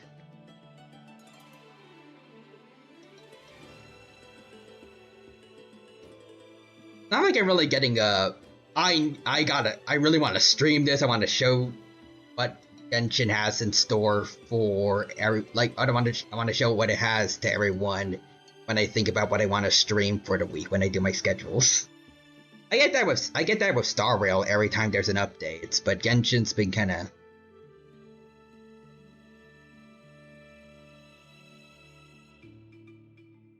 Also, wait, you're asking the person who stopped playing Genshin but played the other 2. What do you think? That is a good point, I guess. Also, yeah, I do Impact 3rd. It's unfortunate.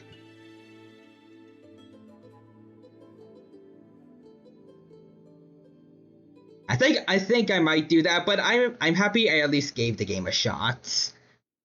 Worst case scenario, I can always come back every now and then and like re-download the game, play on it a bit, maybe.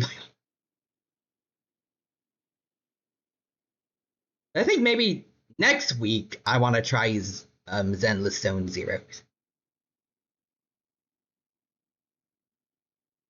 I don't know, it feels hard to do though, because like I mean, I guess this happens with like every gacha game I've ever played, or like any game in general, obviously, because you know I made progress in it. I don't want to just toss it out, but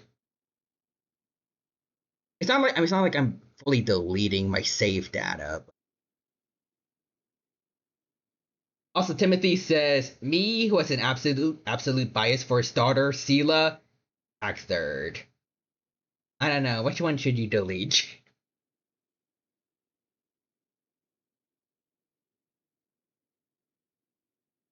They suddenly announced another collab with HSR that brings in a new version of Sparkle, and they just come flooding back in.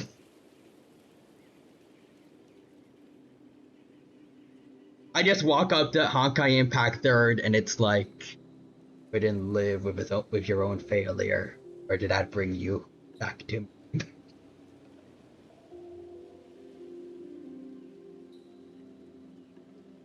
I wish I gave it more of a chance, maybe in regard to its main story. Maybe I'd have more of a connection to it, but again, I just am too invested in audio as part of my experience in these games. Not being able to understand people hurts a bit. The same thing could be said about Digimon Cyber Sleuth. I don't know if maybe there's more to it than that.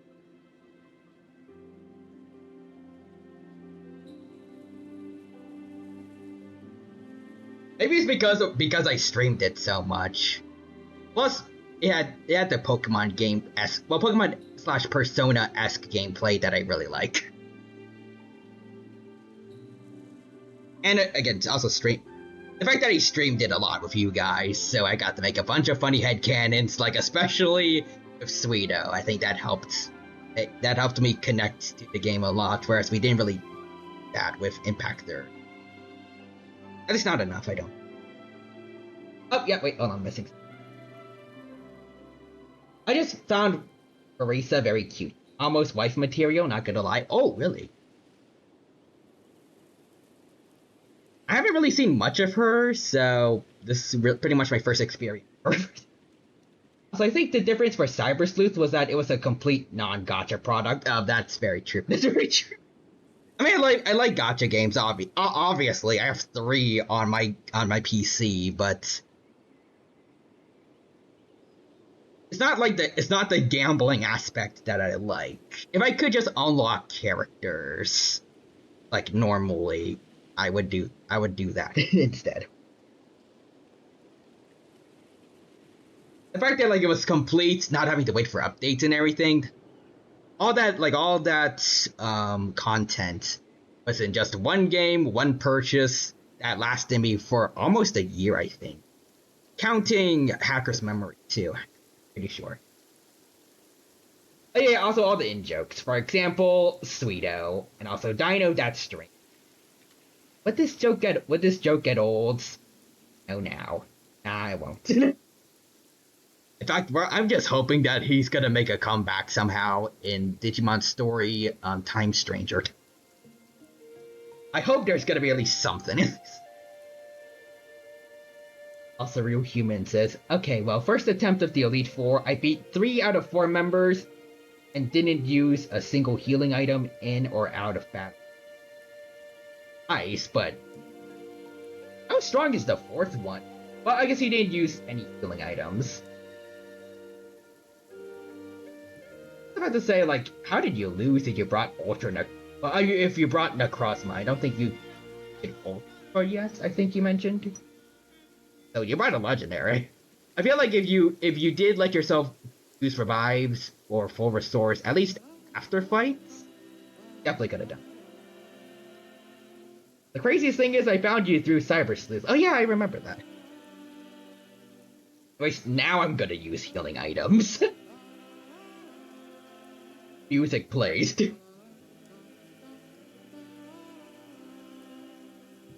Also, I like how this has gone on for so long that now it's starting to rain. Is Marisa sad? I'm sorry, Marisa. Get back to you now. And don't worry, we're not going to delete your game, I think.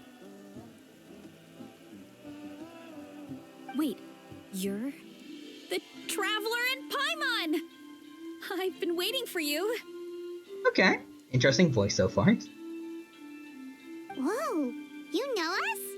Huh, we've really made a name for ourselves. Well, maybe not interesting, but I like it. It sounds like it fits her well. But also, let's see. Trying to find the origin of Suido, but I can't find it. I mean, it's the old as heck games. Well, old as heck stream, so. Wait, but did we we're coming to the Collective of Plenty? Oh, you didn't know? Coach Yan-san said she invited you to our tribe, so I came out here to wait for you while I did some training. Ah. And now you're actually here. I can't believe it.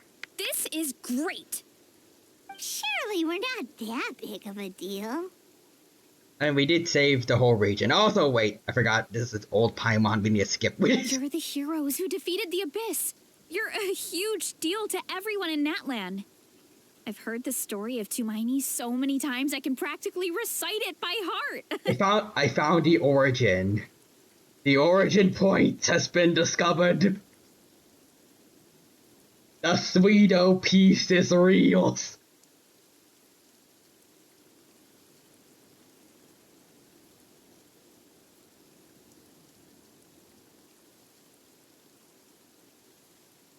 Oh god, your old Sweeto voice feels so weird. Wait, can I hear it?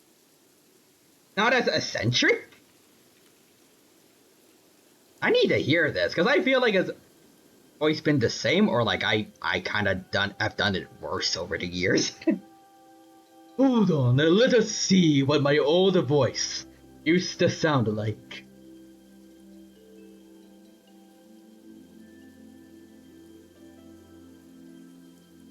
It's the same voice, but I can tell it's not as refined. Ah. You make a clip of it so I can see it. Okay, 3...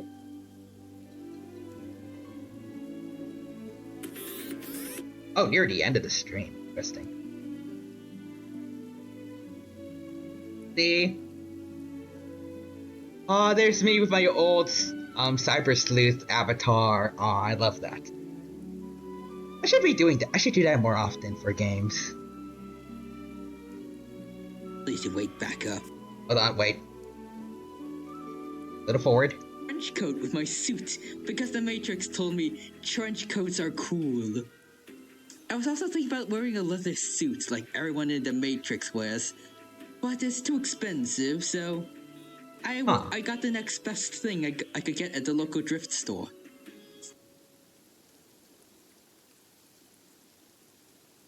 I understand what you mean now. I hear it. I hear it is the same voice indeed.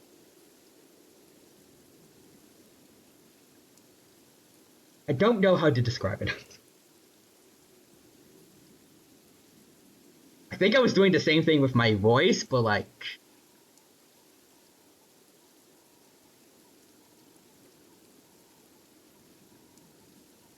not putting as much oomph into it, or... Oh wait, that wasn't the true origin, that was just a preview. Oh.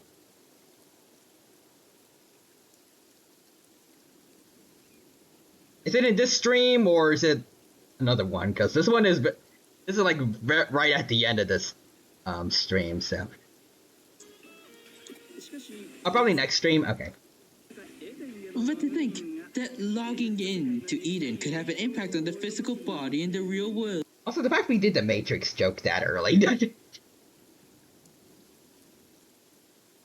I miss how creative my mind could be creative.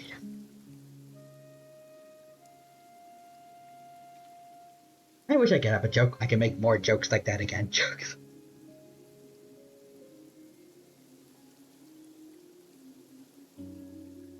Someday, I need to work out my brain. In general, I need to start working on my content better. I still haven't got... I don't know when I promised first that I'd bring out the Dino Fact vid, but... still haven't gotten it frickin' done yet, especially the audio. Oh, we will! Remember, a new Digimon game is coming. Oh, yeah.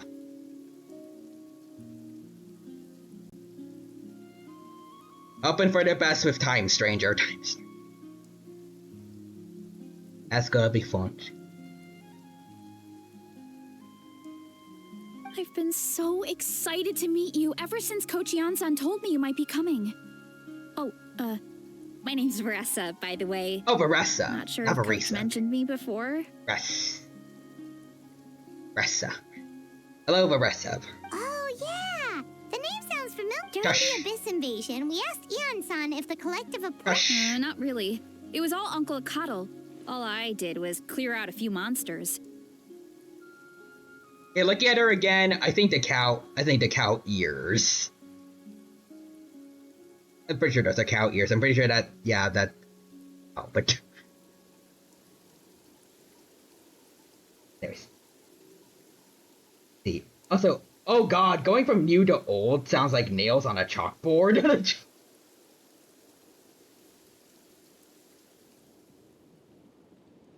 At least my glow from my first voice wasn't this bad with.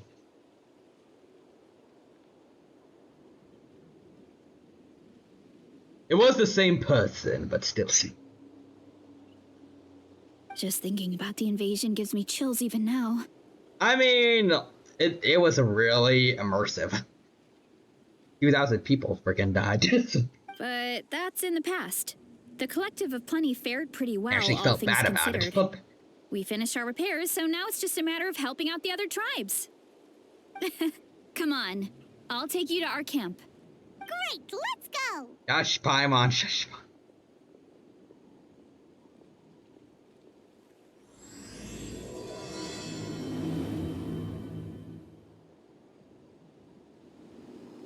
I guess we get to bring Dad back.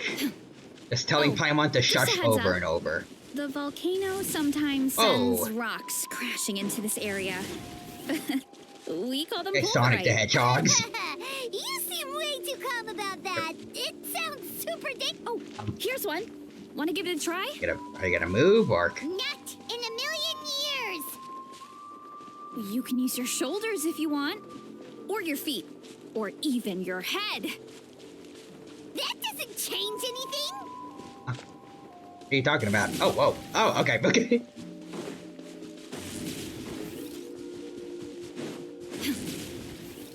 do you want to make? You want to make this a race, huh? Do you want to make it a race, Marisa? I know how to play this game. Oh.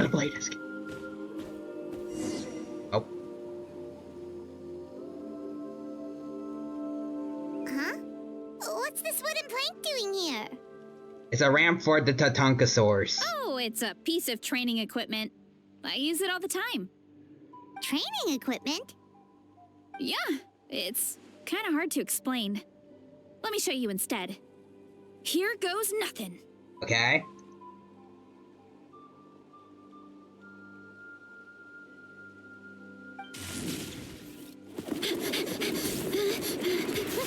Eee.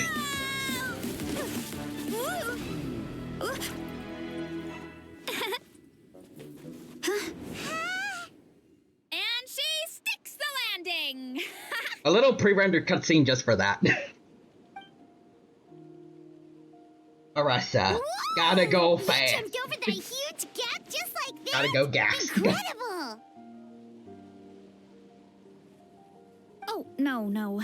Anyone can do it with a bit of practice. You made it across without any training at all. That's a lot more incredible than anything I can do. Oh, well, Paimon can fly, but you've got a point. I'll show you. Boom. Wait, there we go. Whee! See, I can do it. Oh, okay, I didn't land right, but I can do it too. Oh my god. Seeing the origin of Suido is fascinating.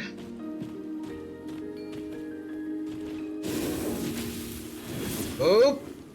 There we go. See? I know you told us earlier. You're saying a gigantic I told you I could do it if I tried. Could crush us at any moment? Well, not at any moment. It's a pretty rare phenomenon.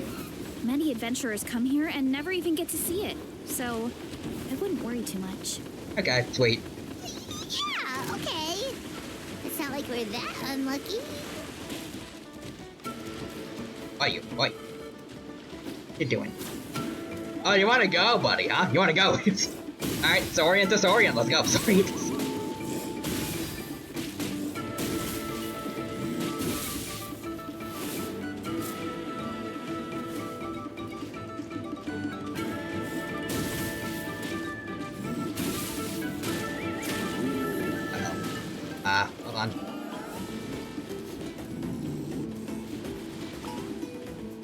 Heal? Yes, I can. Oh. I see how it is, buddy. You can't run away from me.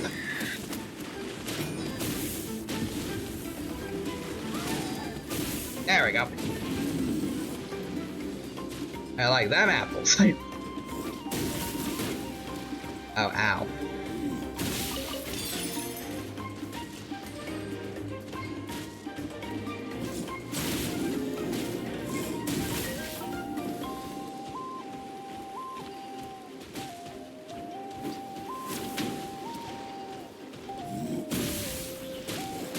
You know what? I'm a cheat.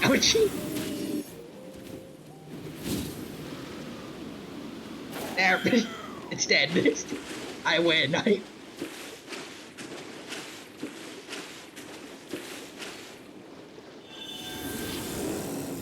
I definitely did it on my own.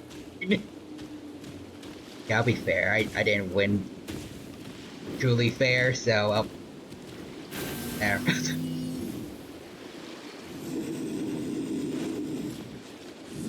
Hopefully that will make amends. Anyways. So it started as that one joke you made on that stream, but then stream went full on in next stream. Also, you can't escape me. I'll chase you to the ends of the earth. Real human says murder is always viable.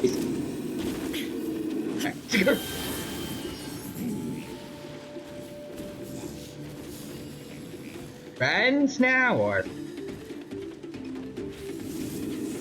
Oh, we're not friends now. You dare, you do. Oh, you, okay.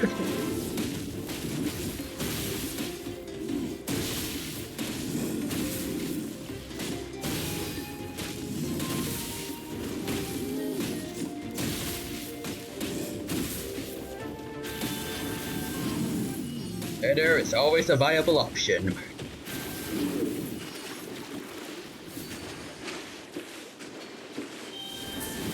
And I will atone for cheating, so there we go.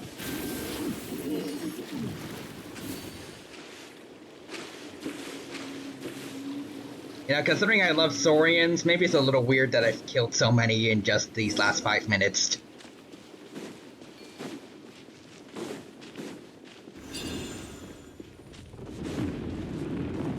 Oh, come on! Seriously? Don't be scared. Just charge straight at it. What? I don't have the thing for that. Thanks for that. I can't believe you smashed something that big in a single hit. It was nothing. Hey. All it takes is a bit of training. But man, so this is how Clippers feel. Hilly churls?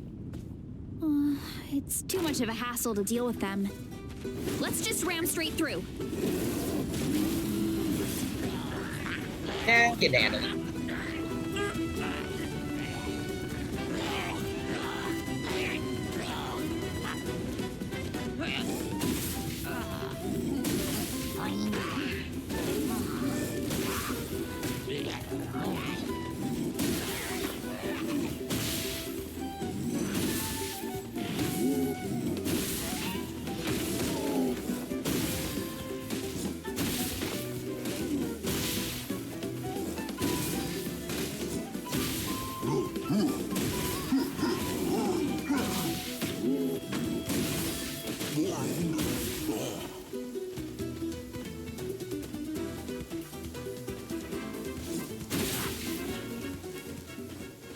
I did it. I won. Just barely, just barely.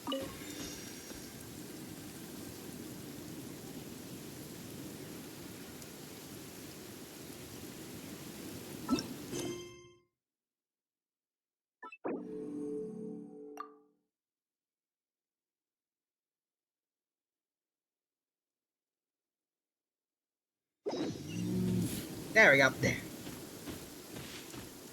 Ooh. Running around at the speed of sound. I think we can call that a success. Wow. Got places to go.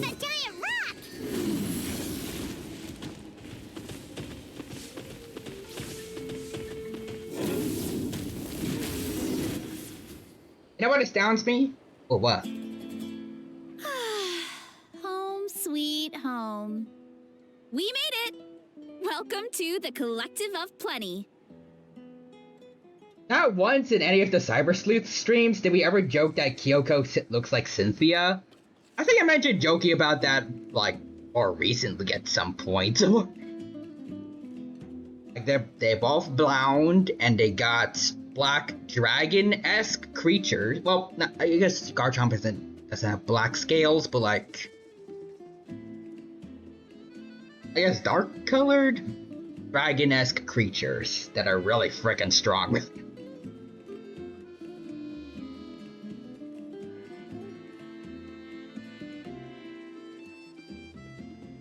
Whoa! This place is so cool! That platform shaped like the head of a bull is awesome! That's the Resonating Arena. It's where we hold all our competitions. Also, I just realized also, I don't know, maybe it's just a common joke in Japan, or yes, East Asia, but both Himiko and Kyoko have the running gag of being bad at making coffee, right? Both have dragons that are owners to them. Both require them to obtain their stronger form, because Alphamon, Okorion, and Mega Garchomp. Oh yeah.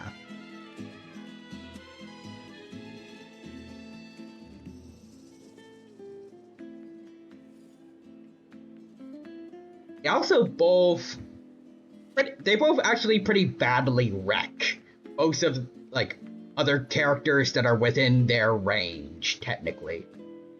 Like in Pokemon Journeys, Cynthia wrecked other champions like Iris, I'd say. And Alphamon Okorion destroyed Tatermon. Like, for both of them, rank does not mean that much because they're still stronger than their peers. Hey, we got raided by Inukugi Momochi. Welcome, Inukugi. It's good to see you. Hope you're doing well. Hope you have a good time here with us at the Genshin Impact stream. Welcome. Yeah, and hope you enjoy yourself here. So, Inukugi says, howdy. And I see Timothy. I've been saying hello.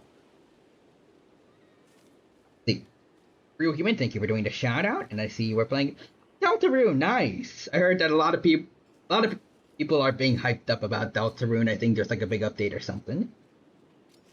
Hope you had fun with Deltarune. Again, haven't really tried it myself yet, but maybe.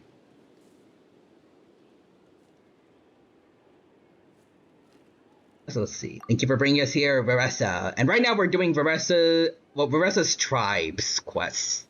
So, you all enjoy that? I hope you have a good time here. I'm having a good time with it. No. And Timothy says, did you meet the funny man? Heard you like spam. You know the Muffin Man. Also, Indie Cookie says, I highly recommend first two chapters are free to play. I meant one of them. Also, oh yes. Don't mention it. It was no trouble at all.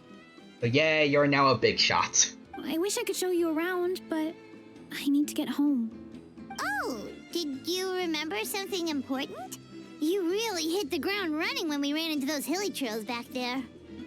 He says, lol, yush. Oh, no, not at all. We made it in time. There's just something important I have to do. The most important thing after training. The post-workout meal. I do like me some snacks. Otherwise, I'll be a lethargic, dizzy, hunger-addled mess. The perils of an empty stomach. It's terrible.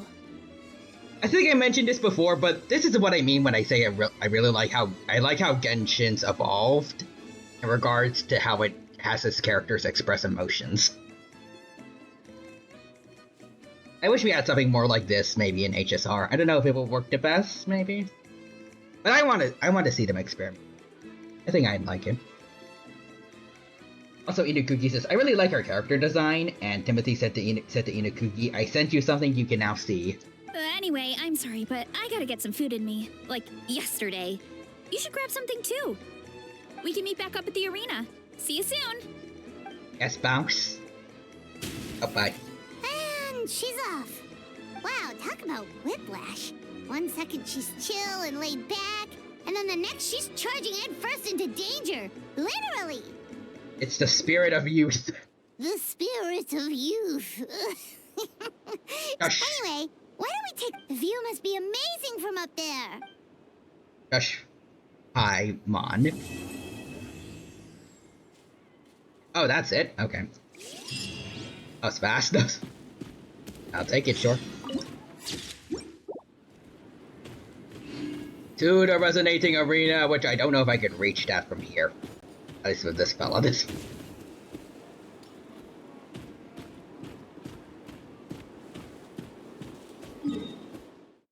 I'll just teleport.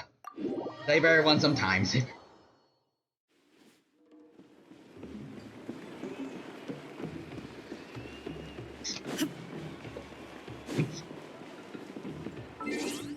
You know what? Since this is Notland, let's get my mostly Notland team. Whoa.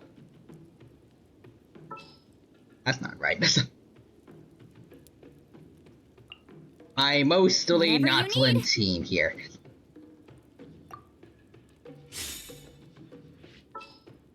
Or maybe it's... Kachina's only level 16.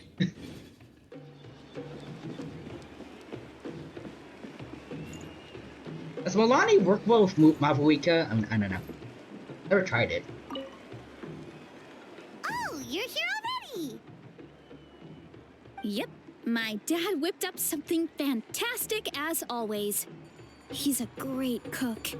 He can turn any protein or vegetable into something delicious. No wonder you look so refreshed. That's the power of a good meal! I mean, we only saw you like a few seconds ago. How much, like, how quickly did you eat? But he wasn't home, so I guess you're stuck with me. Uncle Akatl is our chief, by the way. Who better than the chief to introduce you to the tribe, right? I've never given an official tour before, so I'm thinking I'll just explain things as we go along. Is that okay? Of course! That sounds great! Okay. Whew. Then let's start in that direction. Okay.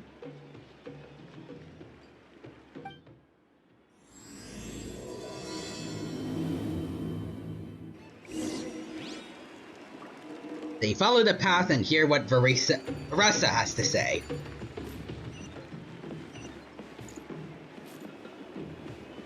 Okay, hold on. Full throttle! Whee! Yup. Nailed it. My place is over there. See that fruit stand out front? My house is right behind it. You have a fruit stand in front of your house? Does that mean you grow the fruit yourselves? You guessed it. My family runs a huge orchard. Eat. We live really close to the main entrance of the tribe. So every morning, I wake up to the sound of all the people and carts on the road. That's also when my parents start work. So that's how I know it's time to get up. And then you all work in the orchard together. Well, knowing it's time to get up and actually doing it are two separate things. So friggin' relatable.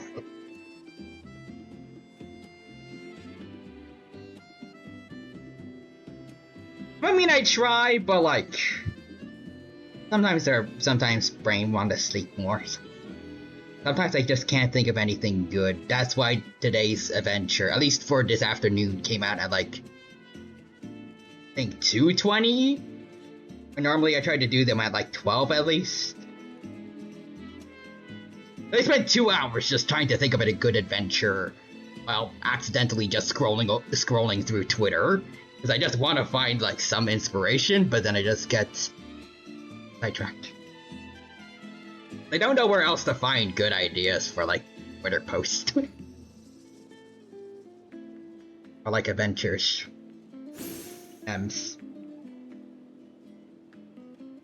Anyways, Timothy says, to quote the funny, totally real Deltarune, Why do they call it a restroom? I'm fighting tooth and nail for my ant-sized, rapidly shrinking life in here.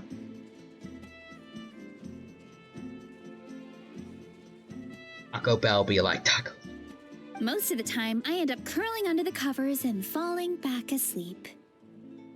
Oh, Paimon gets you. Sleeping in is the best kind of sleep.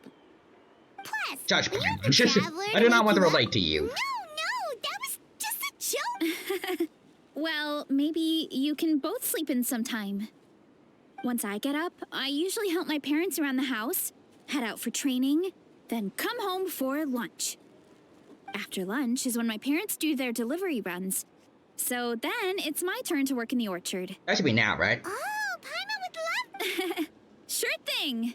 We'll go right after this. But first, come with me. Come with me, and you'll be in a world. I forgot the rest. It's been a bit since I watched Willy Wonka.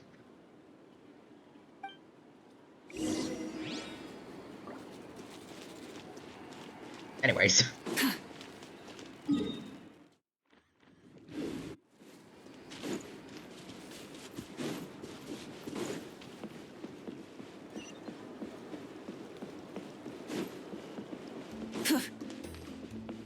Oh, Yan-san. What up? Oh, Coach Yan-san. Are you here to do some training?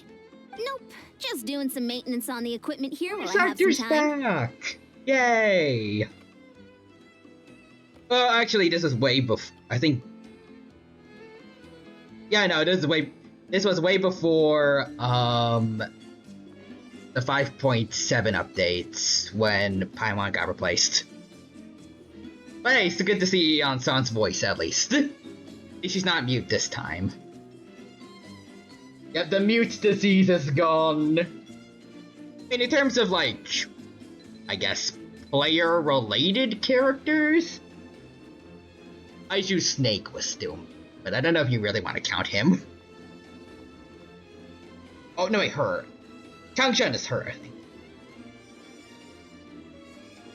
Besides that, I think most playable characters we've seen are still voiced, so that's nice. Weirdly enough, some NPCs, like there were some during Skirk's quest that are still mutes. I think like 90% of characters are back.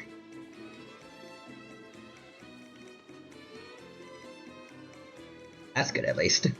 In terms of characters we know. Oh, it's you two! Welcome to the Collective of Plenty. Like, I mean, I guess it's not too bad if random Adventurers Guild lady that I saw in Skirk's story, can't speak.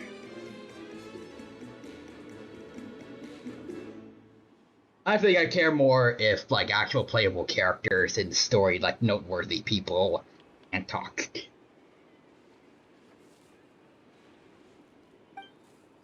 Look, I bought this at the stadium the other day. Oh, this looks nice. Wait, we've seen that It's not easy to get your hands on one of these. I had to wait in a super long line. Also, speaking of Yan-san, does anyone else feel bad for her? Like, she was... Actually, not entirely sure. But I feel like she was... I'm pretty sure she was, like, 90% sure she was the very first Nautilin character to ever be leaked or, like, hinted at. Revealed. I'm really bad with word choice. But, like... all that, and she's, like, one of the least... one of the least He's one of the least relevant, not playable characters in the main story.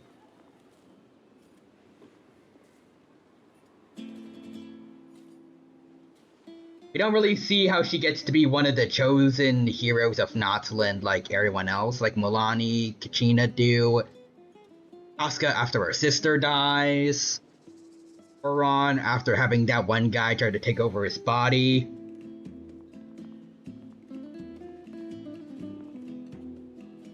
feels like she's always relegated to the sidelines. And we didn't even get the Collective of Plenty tribe until a good deal after the Natlan main story. Feels like this whole tribe in general got Kaveh treatment.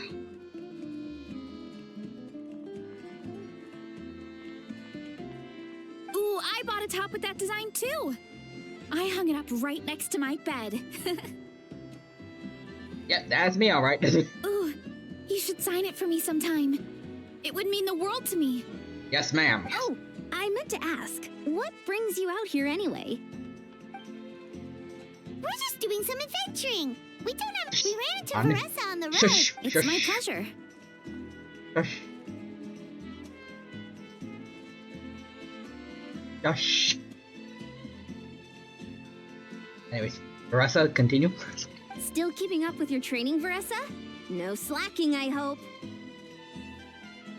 Yes, Coach. Did 3 full shuttle runs, just as you instructed, Coach. Good. Then we'll continue with the training plan. As for your diet, actually, no dieting for now. As you are. Okay. Feel free to use any of the equipment around here. But if you're planning to do strength training, make sure you have a spotter. Of course. Don't need to tell me twice, Coach. Wait, but isn't a special It's kind of a long story. I suppose you could say Veressa is among the select few who have a natural gift. Oh, Real Human says Elite Four beaten onto the champion. Heck yeah, good luck, Real Human. Go kick. But I don't know who the champion is. I assume it's Hal, because he's your rivals. Probably. Or Professor Kukui, because I think he started the Alola League.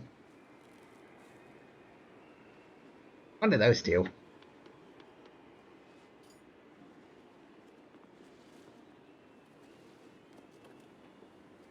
When she first started training with me, I started her on a standard training regimen and wrote out a simple recipe plan to give to her father. But it left me so hungry. I couldn't even muster up the energy to make it to class. Yeah, that was my fault. It was just your average nutrition plan, but Veressa's metabolism is something else. Once I studied her eating habits, I was able to tailor it to her needs. Yeah, Coach is really thoughtful that way. Now I feel like I'm making real progress. And the training and classes are a lot more fun. Veressa is currently my top student. She can lift even more than me. Oh, nice. Wait, but you're the coach and the victor of the pilgrimage. Don't sound so surprised. This kind of thing is really common in the fitness world. Everyone starts from a different baseline. Wow, that's amazing! Paimon would have never guessed. I'm not exaggerating either. Veressa is extremely strong. All she needs is a bit more confidence. Oh, well, it's just because Coach is a great teacher. It didn't take much effort at all. Just further proof you're natural. Also, I feel like she's plenty confident before. I think she was very casual about like destroying rocks and stuff to help us get here. Or maybe it's because she thinks of it as just being casual work. She doesn't think she's all that great. Oh, believe me, I'm not. I mean, sure, I can face Anyways, few monsters and lift some heavy training equipment. Okay, so it is How. Anyways, how badly is he getting crushed? Like, I heard that he's kind of one of those pushover rivals that choose a type, like, that chooses the starter weak to you. But, like, what is this, champion team like?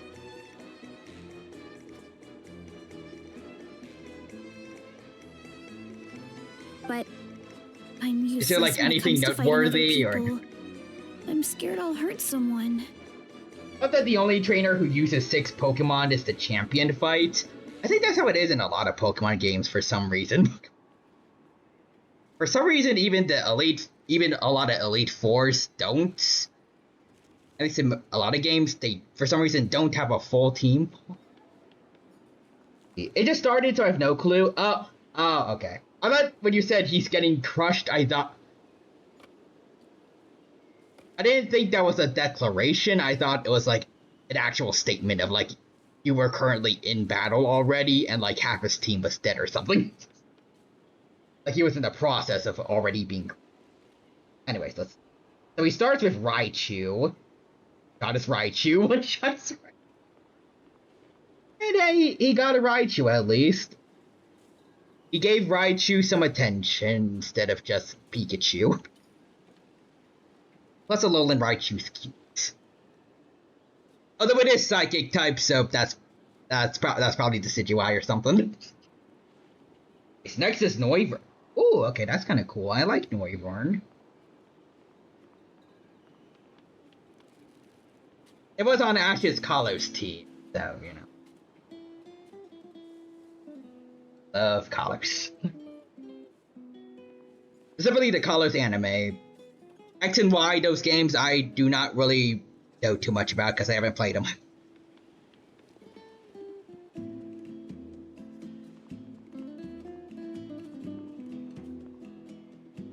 Over Noivern.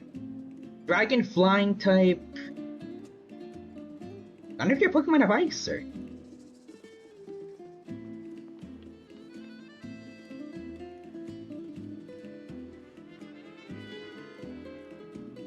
If this was Elite Redux, I could imagine... Oh, two-shot is Noivern? Oh, nice. I was about to say, if this was like Elite Redux, I can imagine Gallade having dual chop. One-shotting Noivern.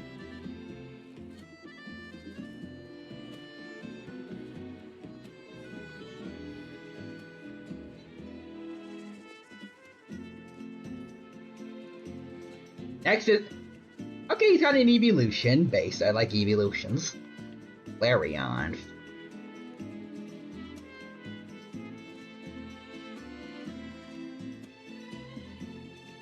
Right? I guess it should probably also be focusing on Marisa's story too. Sorry. Oh, that makes sense. But Got a Paimon. I've never placed or even made it out of the team stage. I'm not good at fighting actual people.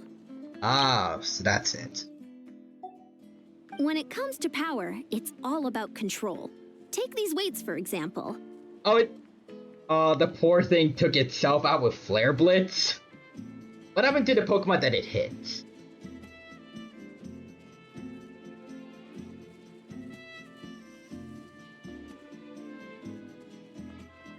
It lit. Ah, that is the most disappointing thing that could happen to a Pokemon that uses a recoil move.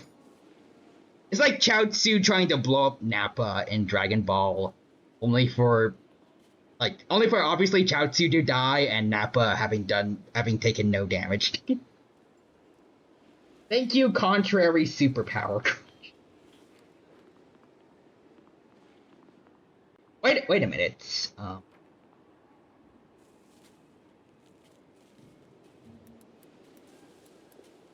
Contrary. Anyways, next is Primarina. Oh yeah, because you got the Decidueye. Oh, it was Malamar. Right? Because I remember the ability that lets you like switch out how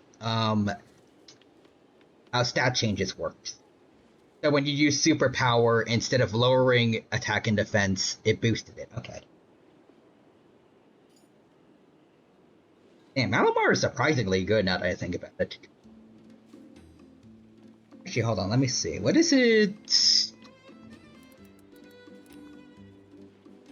What is his main stats? Attack. Okay, that makes sense. I was about to say, if it...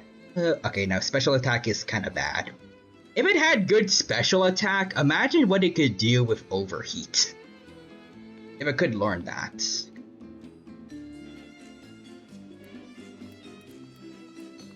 It can't learn Overheat, but that would be so overpowered.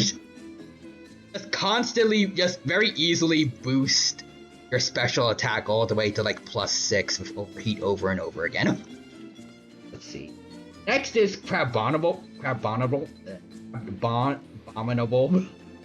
It left my Decidueye on 1 HP. Oh, damn. Who did it use?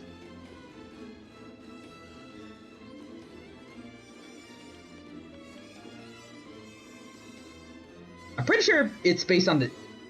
Oh, Ice Hammer, okay. I was about to say, I'm pretty sure it's based on the Yeti crab, so I'm imagining like it was probably an ice move, but I was for Decidueye to survive that like stab ice type Pokemon, I'm pretty sure.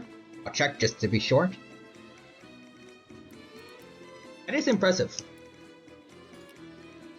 Anyways, now it's at like 10%, so go bonk. Oh, that's your Metagross, right? Oh, it's fighting ice. If it gets a fighting move off, that's gonna hurt. But because it's fighting ice, well, that's because it's fighting psychic, it's gonna hurt it.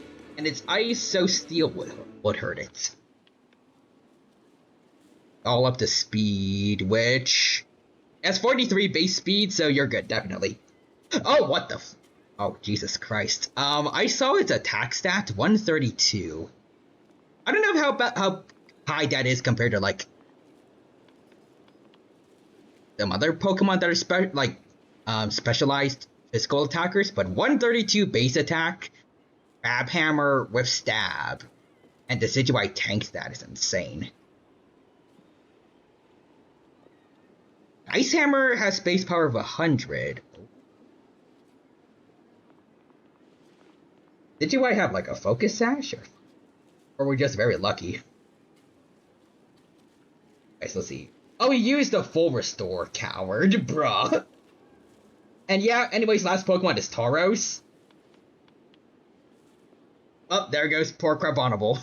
He gave it his all. I got lucky, damn. The magic pixel moment. Yeah, anyways, last Pokemon is Tauros. Honestly, well, I mean, they're not really my favorites overall, definitely, but I don't really hate his team. I think it's kind of cool. Maybe instead of Crabominable, like, since it's so slow, or at the very least, maybe something that has priority moves he could have used instead, like the Lysopod. I feel like, in my personal opinion, I feel like Tauros is like the only weak link to have as his ace, seemingly, since it's at the very end. Anyways, time to end this. Decode Talker. You know what? I mean, it makes sense also, because super effective fighting moves, but having it end with your favorite Pokemon sounds perfect. Oh, never mind, he got one-shots? What happened? Wait, actually, he is fighting, so... Was it like a Zen Headbutt, or...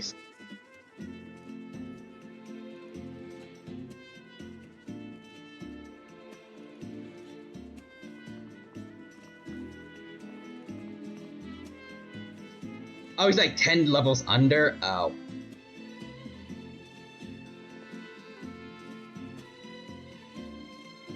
Darn it.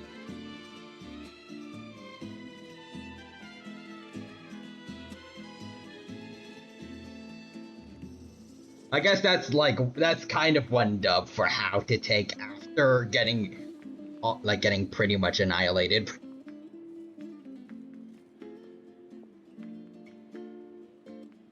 Five to 1.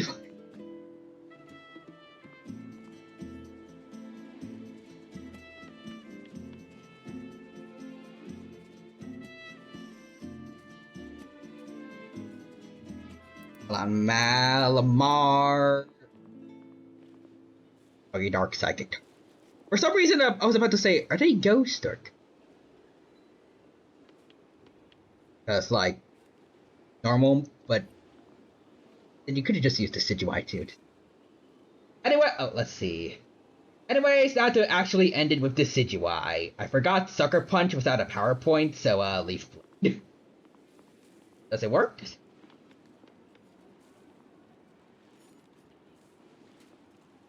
I won! Let's go!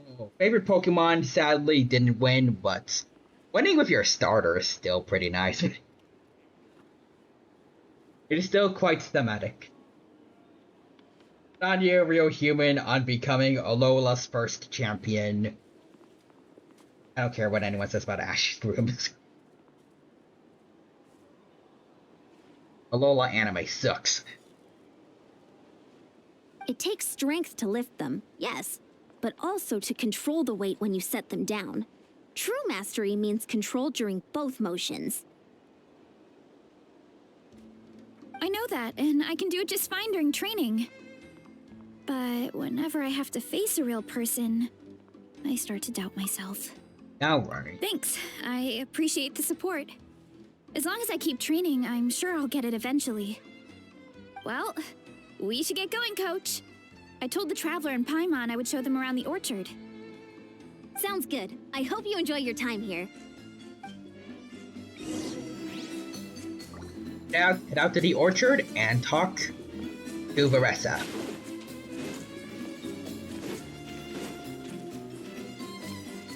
Boom! Whee!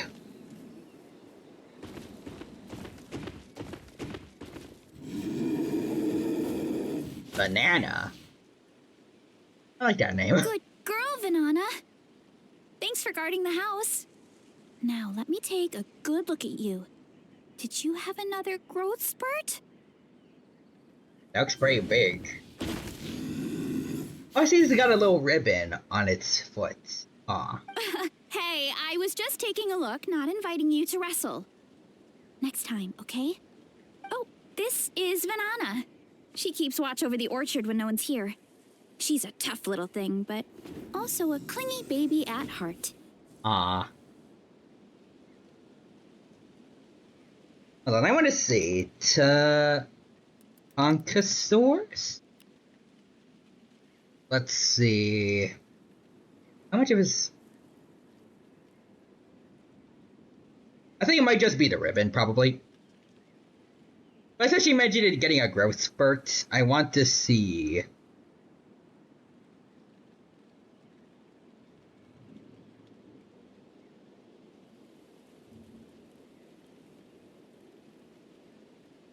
Okay, no, I think he just looks like a normal adult Tatankasaurus. Oh. Did you say little? She certainly doesn't look it. Anyway, this is my family's orchard. Come on, I'll show you around.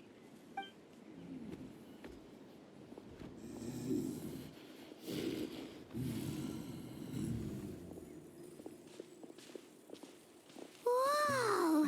It's even bigger than Paimon imagined!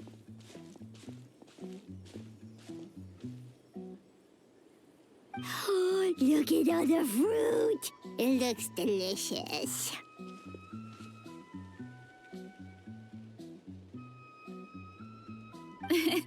This is the Collective of Plenty, after all. Being so close to the volcano makes the soil extra fertile. So everything that grows around here is amazing. Wow. I am Alola's first ever champion. Let's go, real human. You heard it here first. No one else has ever beaten Pokemon Ultra Moon.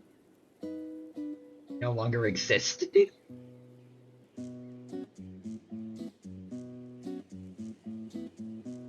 Especially the fruit. We sell a lot to the other tribes, give some to family and friends, and keep the rest for ourselves.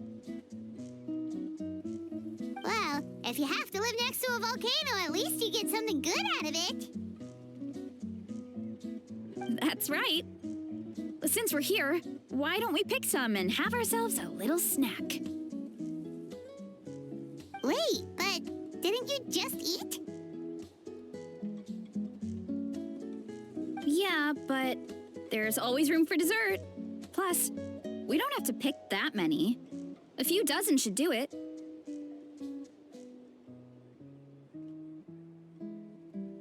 You doesn't. You know that fruit stand in front of my house? Well, as a kid, whenever my dad was working at the stand, I would tug on his shirt and ask for a piece of fruit. I would scarf it down in a heartbeat and then ask for another. Before long, people would gather around just to watch. My dad told me I made the fruit look so delicious, more and more people started coming to our stand, which, of course, made me want to eat even more.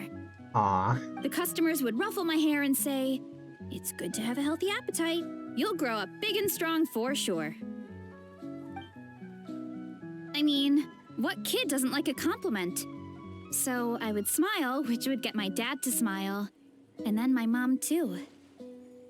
Aw, that's so cute! Plus, free fruit whenever you want. With all that said, it also helped that our fruit actually tastes really good. And I'm not just saying that. You'll see what I mean in a minute. Oh, and there's an epic feast showdown in a few days, so we're providing a bunch of the fruit for the desserts. Epic feast showdown? Oh, sorry. It's basically a speed eating contest. We need to prepare a ton of ingredients. So don't worry about anything going to waste. Okay, let's get picking. Alright. Why is there a mushroom over there? Gosh.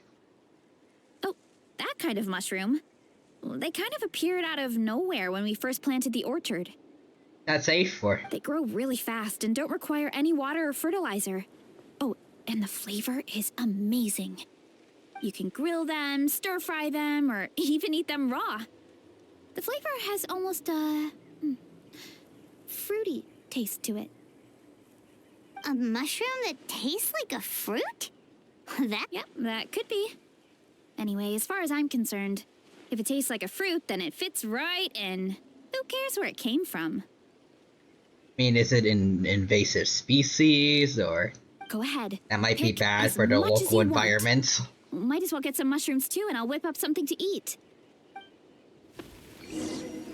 I'm just saying you don't want to have like a leeway, but not leeway, a Sumeru level fungus problem. Anyways, food. Now this is too easy.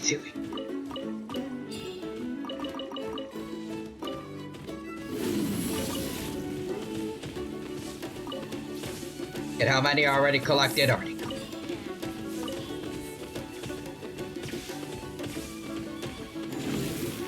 Damn, it's like she ain't even trying. Where else? Oh, okay, wait, over here. Specialty mushroom, grab that.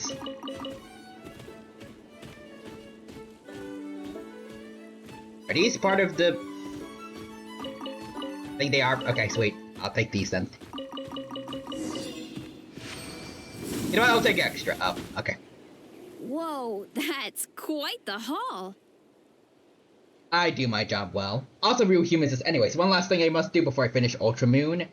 I must make Eudora's name make sense by fusing it with Lunala to make it Dawn Wings, so I can make it Ultra. Nice. Well, you need a bunch of ingredients for the eating competition, right?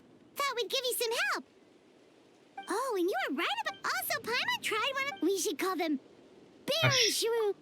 Well, Paimon had... Well, thanks to your help, we can call it early today. Oh, I promised you a meal, didn't I?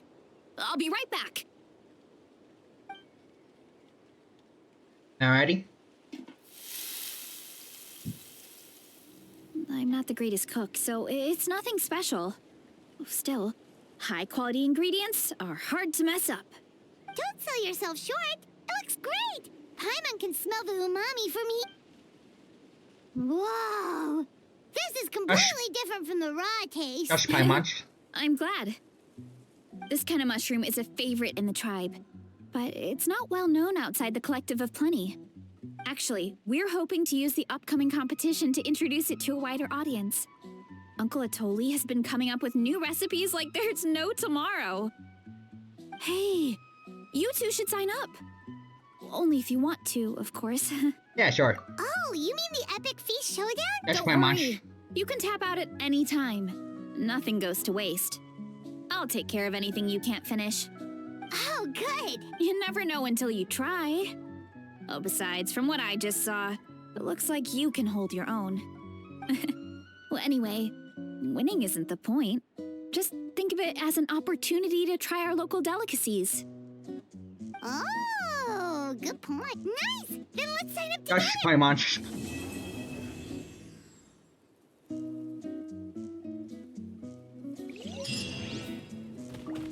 Nice.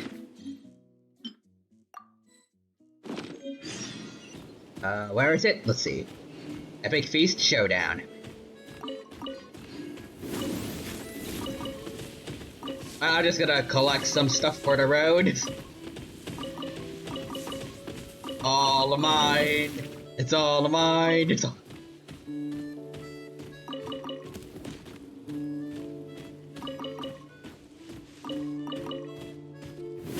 Anyway.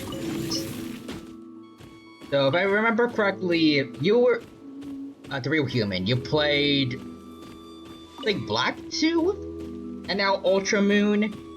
What you choosing next?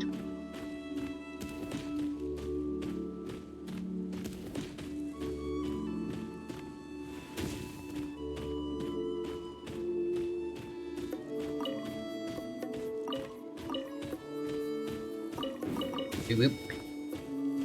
Boop boop boop boop.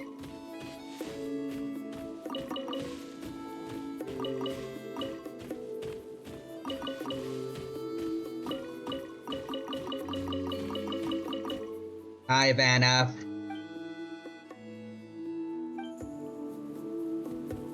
Oh, oh, right, I forgot we could talk to them. We're in our Saurian forms. Hold on. What did you say? This is Marissa's orchard. Must keep safe. No bad people or Saurians allowed in. But you smell different. Very, very good friends. Eat as much food as they like, no problem. Full tummy is happy tummy. Marissa says so.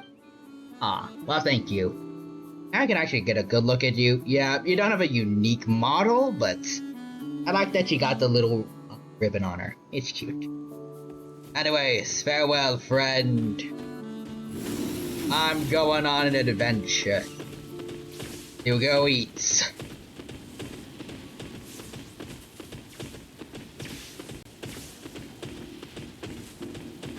There's somewhere to replenish Philosian.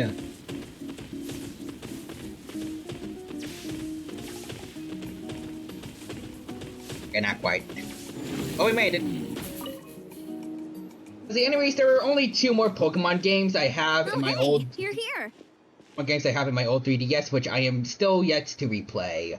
Why? An Alpha Sapphire. Oh, Gen 6 games. I love them.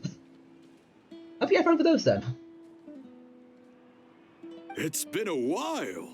When Varessa told me you signed up for the Epic Feast Showdown, I could barely believe it. Sounds like Varessa might finally be in for a challenge this year. Honestly, I'm not even that good. Don't. What's wrong? Sounds like you're still half asleep. I'm going to put which one I do next on the blue sky poll. Just, hungry. It's competition day, so gotta show up with an empty stomach. Not much longer, Varessa. Atoli's firing up the ovens as we speak. Got it. I can wait. Oh, about the competition. Usually you have to pay for the food if you don't finish. But when I heard you 2 were coming, I talked to Atoli and we agreed to waive your expenses. Really? So we get to eat for free? Awesome! Now we can just take it easy. Please, it's our pleasure. You've done so much for Natlan. Just think of it as a small token of gratitude. Hey, Kopi Streambot. When the Abyss invaded, we weren't hit with large waves of monsters, but the volcano became unusually active. This Ratty Face. And also, I feel like 2 of the Pokemon on my team will be the same in Y. Like a Gallade and I think Talonflame.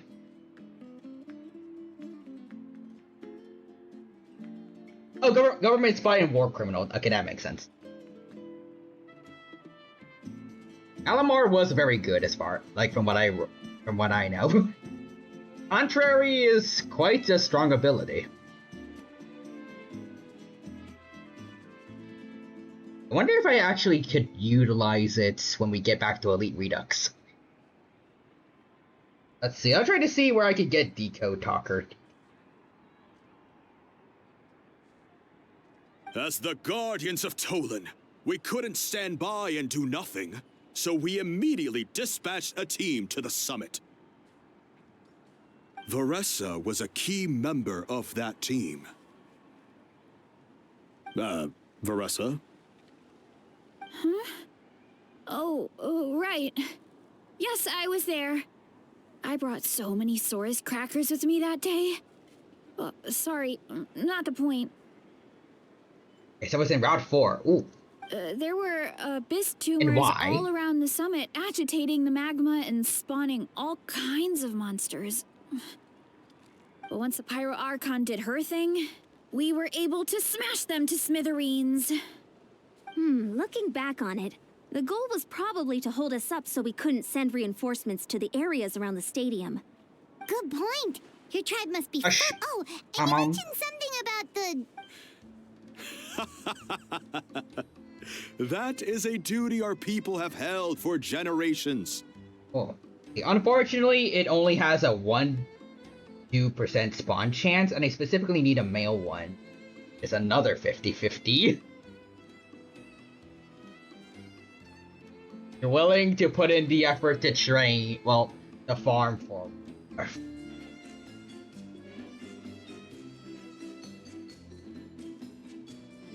I mean, heck, with those odds, you may as well risk the chance of getting a shiny one, even.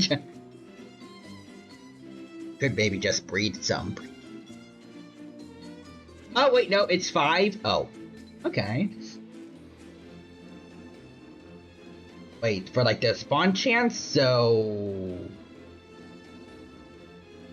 0.5%?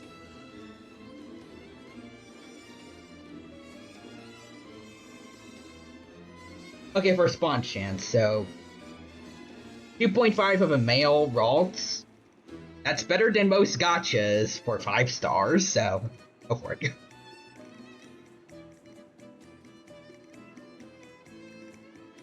The volcano is very important to us.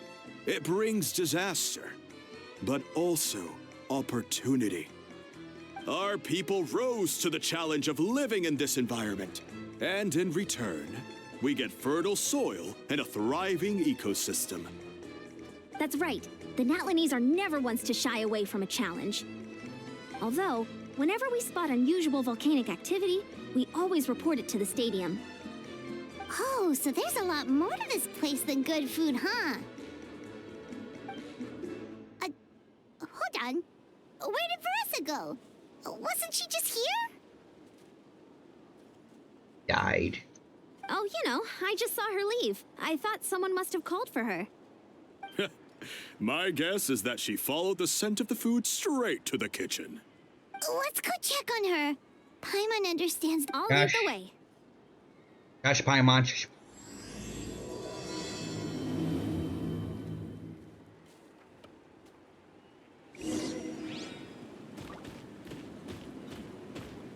Oh, she's right there. She's right. Oh, that smell. So delicious. He's about to pull a cartoon character moment and start floating after the scent. Juicy mushrooms, melted cheese, mouth-watering steak. Is it weird for a cow to want to eat a steak, or...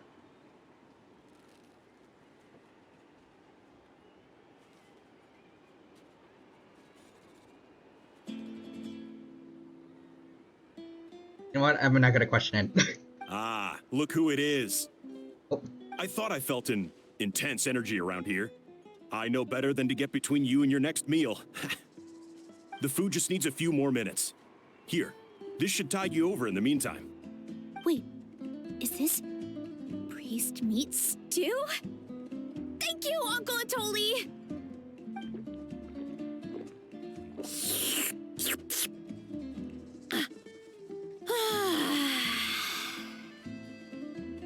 Varessa! You really did head straight for the kitchen. What's up? You seemed lost in your own world just now. Oh, it's you. Sorry. I completely spaced out just now. The next thing I knew, I was all the way over here with a bowl of stew in my hands. Yeah. Don't worry about it. I think we can all guess what happened. Prep took longer than usual, so I had to push back the competition. Sorry for making you wait, Veressa, especially on an empty stomach. No worries, Uncle Atoli. Your delicious soup fixed me right up. Oh, that sounds more like the Veressa we know. Gosh, I become completely useless when I'm hungry. I really wanted to focus on the conversation back there, but no luck. That's perfectly normal. It takes a lot of energy to train the way you do, so you need more food to make up for it. You two know what I mean, right? Try to do too much on an empty stomach, and you end up feeling weak and lightheaded. Oh boy, Paimon's been there before. So, when is the competition supposed to start? Not sure I can wait much longer. 1 sec. I'll go check. We're all set. Time to gather the contestants, Zakatl. The showdown is about to begin. Alright, nice. Also, Real Humans, since I like that the number of things in my Pokedex after catching Lunala is 25. You know, it do be like that sometimes. Just catch a few specific Pokemon, and then you just dedicate everything to them. Got it! Let's head to the venue. The food. Yeah, I don't will be catch brought many out Pokemon. shortly. Heck, even in Elite Redux, I don't catch that many Pokemon unless it's, well, I do more so than any game, but like that's just because like Elite Redux lets you automatically add them to your PC like super easy with like just the push of a few buttons. Otherwise, I basically don't really catch many Pokemon unless it's something that it's a mon that I really like. Finally! Oh, I'm so I don't even ready think I have to a dig complete in. row in a single box. Damn. Take part in the epic feast showdown. Let's go.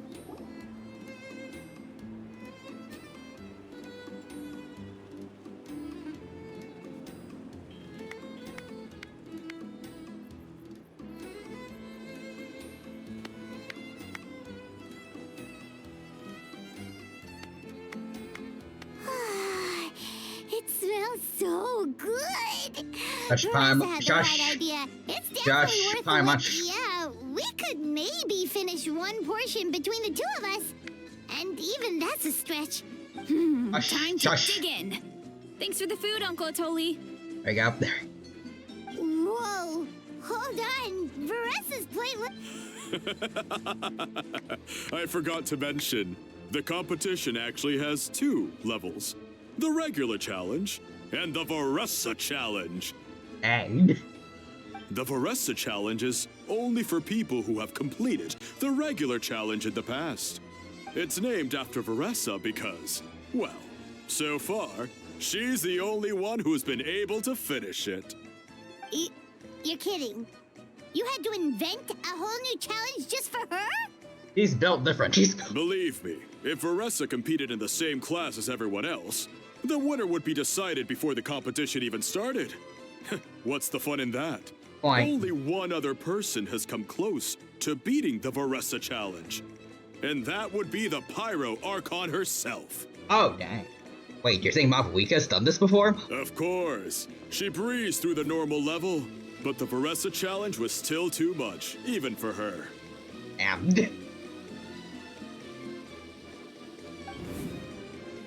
Back then, it was all part of an investigation. You see, the Pyro Archon covers all expenses at the Weary Inn the night before the pilgrimage. And each time, Veressa's tab would show several dozen people's worth of food for a single person. The speaker's chamber thought something had to be wrong. Maybe there was a mistake in the accounts, or someone was trying to defraud the Archon.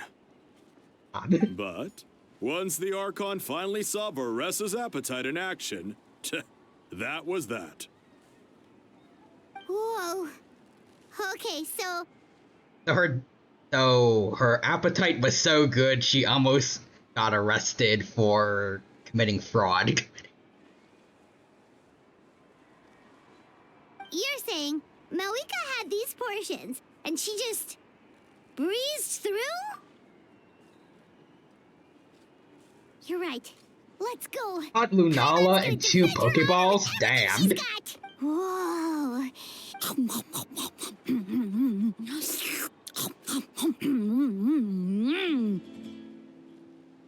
I feel like Varessa's VA had a lot of fun with this. Oh, you gotta try this one too, Traveler. Like, I just imagine her, like, close up to the mic, pretending to eat it. And this Paimon, shush. On shush. All this time. Oh, Paimon's ready to throw in the towel. Okay, Paimon. I love these renders also. They're cute. You know what? There really should be a Paimon. Let's hear it for Varessa, who has once again completed the challenge. And with a 10% increase in portion size, it's a new personal best. Damn.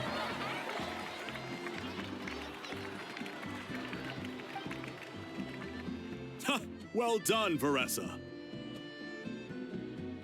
Amazing job! Oh, it's nothing. Uncle Atoli's food is just too good. I couldn't stop myself. You actually finished it? Jeez, are you okay? Huh? Why wouldn't I be? You don't feel bloated? Or like you're gonna throw up? Oh, Paimon's so full it feels like she's gonna sink. Oh, nope.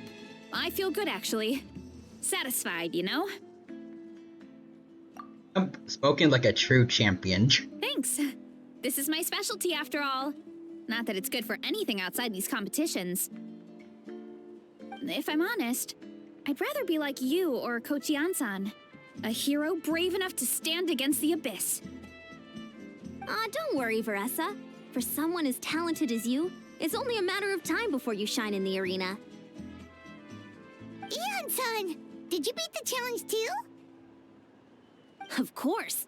The regular challenge is easy for me. I've attempted the Varessa challenge a few times too, but never even came close. They're pretty amazing. Okay, there has to be more to this than just appetite. Is there some kind of trick?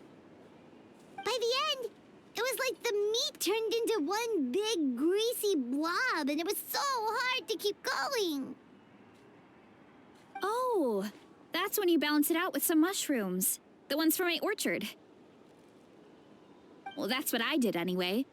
As soon as the food came out, I set a few mushrooms to the side so they wouldn't soak up too much oil. Right, so you're ready to hear how many Pokemon are in my PC? Go for it.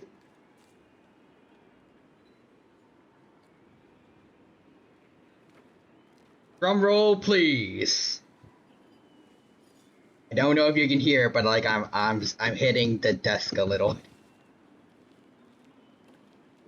7.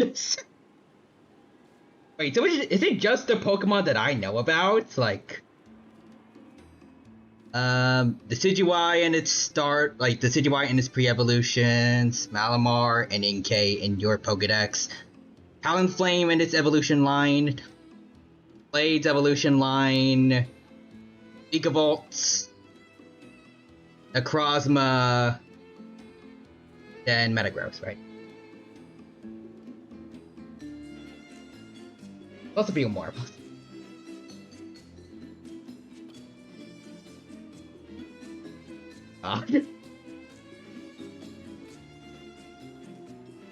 Okay, so supposed to feel more so the Alola regional bird first is. But that's Buchanan's evolution line, right? I think. Cannon. And Magikarp, so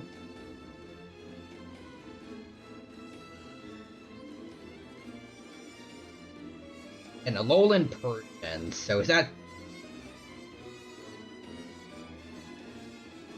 Oh wait, is it PC? Okay, so like, is it PC and then the 6 in your team? So 13 or...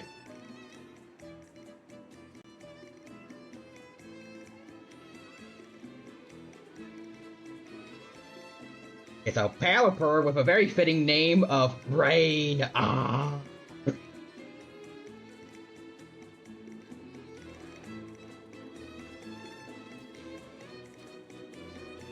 Lowland Regional Bird, a Magikarp, a Lowland Persian, Pelipper. I forgot about Marowak. That's, I might count 12, and then Poipole. So that's 13.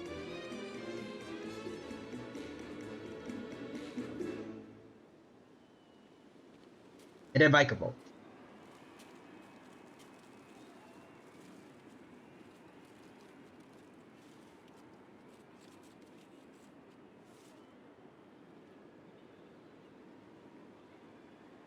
Or get too mushy. That way, you have something fresh and fruity to balance it out. Dang. That makes me feel like a hoarder when it comes to Pokemon. Anyway, it's time to bring out Ghidorah on some random Route 1 trainer. This reminds me of a meme that I saw once of Ultra Necrozma using the light that fills the sky, I think. The light that burns the sky. And it was on like a level 5 Wingull.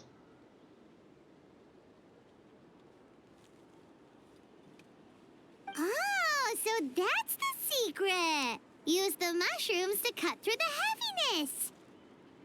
That's right. You tried them yourselves, remember? If it tastes like a fruit, might as well use it like one. I think more people from outside the tribe would beat the challenge if they knew about that mushroom. Ian-san, some of the contestants are looking for you. Something about being ready to train? Oh, yeah. They want to exercise. After all that food? Sorry, everyone. I should intervene. Yeah, go tell them to take it easy! Well, how did everyone do, Uncle Atoli? Almost half finished the regular challenge. I believe that's a record. Nice. Either the contestants are getting more experienced, or my cooking was extra good this time.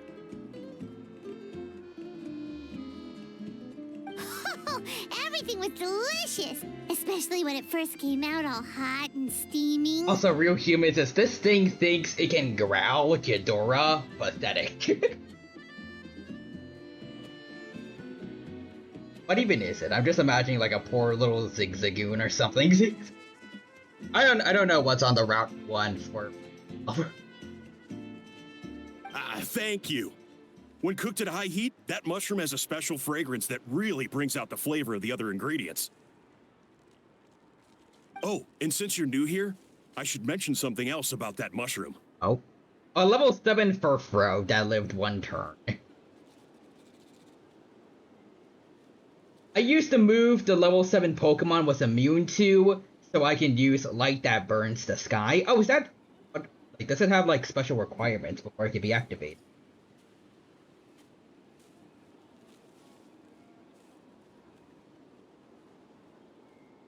It's an excellent addition to any dish, but there are actually two varieties. Red, which is the most common, and green. There's not much to note about the red ones. Sell them, eat them, do whatever you want. But if you see a green one, it must be picked and eaten right away. Oh, you have to Ultra Burst first, which takes a turn. Huh? Why's that? That's just what a scholar from Sumeru said when the orchard first opened. No one knows the reason. We just do as we're told. Whenever a green mushroom pops up in the orchard, I pick it and eat it. The flavor is identical to the red ones. I wouldn't trust people from Sumeru. Maybe because I just have a vendetta against the sages. Okay, because that's not weirdly specific at all. Don't you want to know the reason behind it? Well, of course. Who wouldn't be intrigued by something like that? But curiosity isn't always a good thing, right? I mean, if you have someone that's willing to be a sacrifice. Oh, by the way, Veressa, I'm almost out of red mushrooms. Could you run to the orchard and grab some more for me? Of course, Uncle Atoli. I'm on it. Want to come with you too? What do you think, Traveler? Paimon wouldn't mind working off some of that food. I'm intrigued about this mushroom. I should see what Veressa thinks. Okay. Paimon will take that as a yes. Alright, let's go. Thanks for the food. Shush. My pleasure. But try to finish it all next time.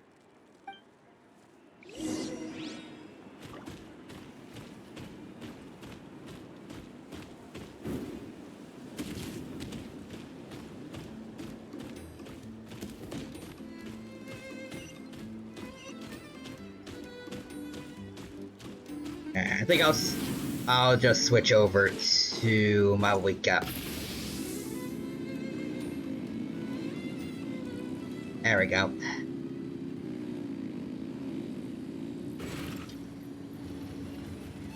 There we go.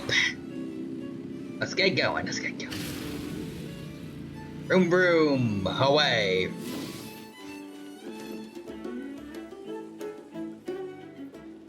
One last gambling. After that meal, I'm ready to tackle anything. Perfect. Oh, something on your mind? Is it what Uncle Atoli said about the green mushrooms? Don't worry. He can be a bit dramatic sometimes. Got a bargain deal? Ooh. The green mushrooms don't appear that often. Besides, I check the orchard every day, and if I see one, I eat it. If anything, I wish there were more around here. Means more free mushrooms for me.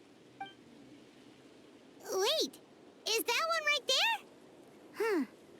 Talk about a coincidence. Huh, convenience. So it really is green. See? There's nothing special about it except the color. Give me 1 sec. I'll start a fire and grill it right up. Paimon's gonna pass on this one. She's way too stuffed from earlier. I wonder why that scholar said what he said. You mean why we have to pick and eat the green mushrooms right away? To be honest, I'm curious too. The scholar looked really serious when he said it, but he never explained the reason behind it. Uncle Atoli has a point, though. Curiosity can be a bad thing. If we stop doing what the scholar said, something terrible could happen. We asked them at least, or... Yeah, but my tribe is more important. I love everything about this place. Maintaining the status quo is good enough for me. Okay, but what if it might be bad? I know the truth is important too, but I don't have Let's the right go, to make a decision Ghidorah that could put the gained people 3 around me in EXP. danger. Shoot, a whole 3 EXP. In other words, deep down, I guess I'm just scared. Scared that change could mean losing control. You're strong enough to uncover the truth. You're strong enough to command the truth. And you're strong enough to reach out for the truth. Like Persona 4. Truth? If fear's the only thing stopping you, let us shoulder your burden. Yeah, we don't have to stop following the scholar's orders. We can start by gathering information. You have a point. You know, you remind me of another hero from our tribe. Her name was Fiatena. Just like you, she was full of courage. And never stopped challenging and exploring the unknown. She's my idol. Actually, could you give me a moment? All I need is 3 seconds. Got it. Lady Fiatena, lend me your courage. Mississippi, 3 Mississippi, let's go. 3, 2, 1. That's 6 seconds. You're right. I can't keep running from the truth. I want to command it, just like you said. So, where should we start with the investigation? You probably have a bunch of experience. I think I should taste it first. I mean, I guess that works. The green mushroom, you mean? The taste is the same as the red ones. There's nothing special there. Well, the Traveler is a lot more perceptive than most people. He should at least... Oh, I see. Well, then I'll grill some up right away. Alright. So, notice anything, Traveler? Oh, no difference. Just like Veressa said. Guess it was the same for all of us. Finally, a worthy devotee after all this time. Fascinating. Huh? Who said that? No need for alarm. There is only one among you who piqued my interest, and that is the one with golden hair. Seeing as you all appear to be acquainted, I allowed the rest of you to hear my voice as well. What? Now, I shall grant you all the honor of becoming my first subjects in this era. Got to the chase. You talk a big talk, but I've heard that before. Now. You were the ones who wanted to learn more about my origins. I merely granted Is your the traveler wish. tripping work? I mean, he this only happened after the traveler started eating weird mushrooms, so... Origins? Wait, you're the green mushroom? So you do know how to use your brain, young one. You'll excuse me if I have no interest in you. Craven and dull-witted as you usually seem. Damn, okay. Hey, watch it, buddy. Let me remind you, it was your own curiosity that started all of this. I see no reason for me to stand down. I only granted you this audience because I saw potential in you. I am the Sage Lord of Fungi. Serving me is a great honor, as well as a once-in-a-lifetime opportunity. Sage Lord? Gosh, Paimon, but... You mock my name? All you do is make a mockery of your own taste. Of course, the Sage Lord of Fungi is too dignified for petty arguments with lesser organisms. Sure doesn't sound like it. Nope. That's enough out of you. What's wrong with you humans? You should be full of reverence at this point. In that case, I don't know what went wrong, but you lack the trust and worship to be my subjects. So we shall have to table that for the time being. However, I am willing to share my sagely knowledge with you. I have all the answers you seek. As with all seekers of said knowledge, all you have to do is prove your sincerity, and we shall see if you're worthy. Look, more green mushrooms right in front of us. These clones are my most loyal subjects, as well as the keepers of my secrets. If you want answers, then gather your wits and search for clues. I shall await your summons. It might be advisable to brush up on your devotion in the meantime.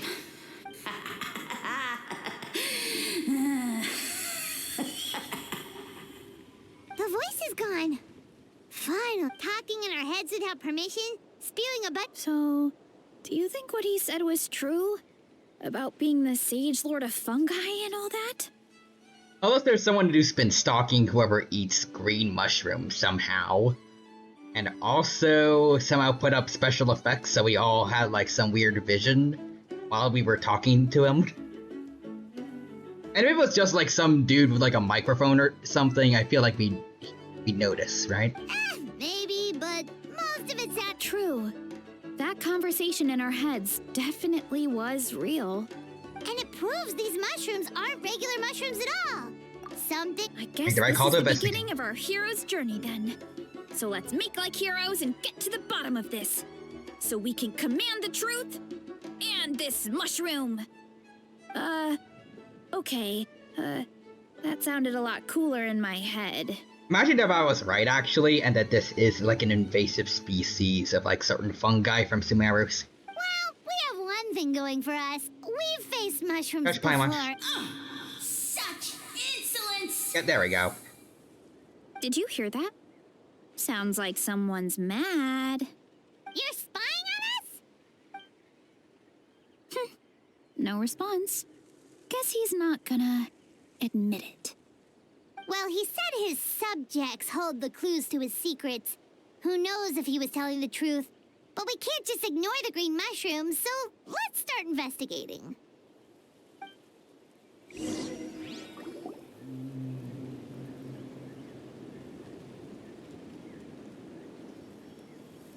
Okay, so this one is red. Oh. Ah! Fungus! It turned into a fungus! In that land of all places! You know what? So this is one of his subjects? Well, it's kind of cute. Bull warrior compliment? Much appreciate. No, bull warrior natural enemy. Eat, must resist. Oh. Careful, Veressa. This is a kind of monster from Sumeru. Even though it looks cute, it can still attack you. A monster? Aw, that's too bad. I was hoping we could be friends. Oh, time to eat it. Time to eat it. Mercy, mercy! Food is sacred. Everything else, waste. That's all I know. Promise. Okay. It turned back into a normal mushroom. What's going on? It's told us everything we know. You mean that food is sacred? Well, that's a whole bunch of nothing. Gosh, my much. Oh, what was that? Hold on. Let me see what you sent. Skitty using light that burns the sky? What the heck? See this. Guess a ghastly.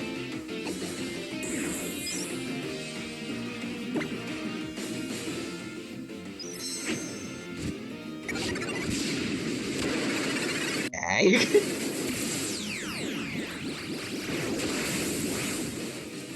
Skitty unleashes his full force C moves.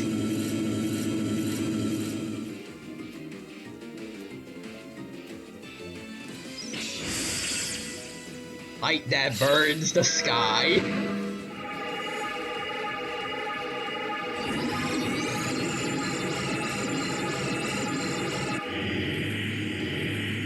Bruh.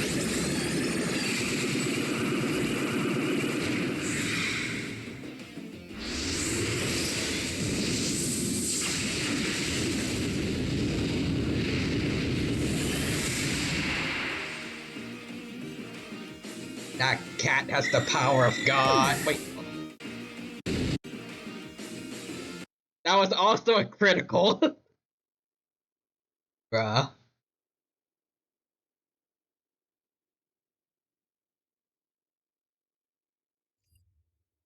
Is that crit even necessary?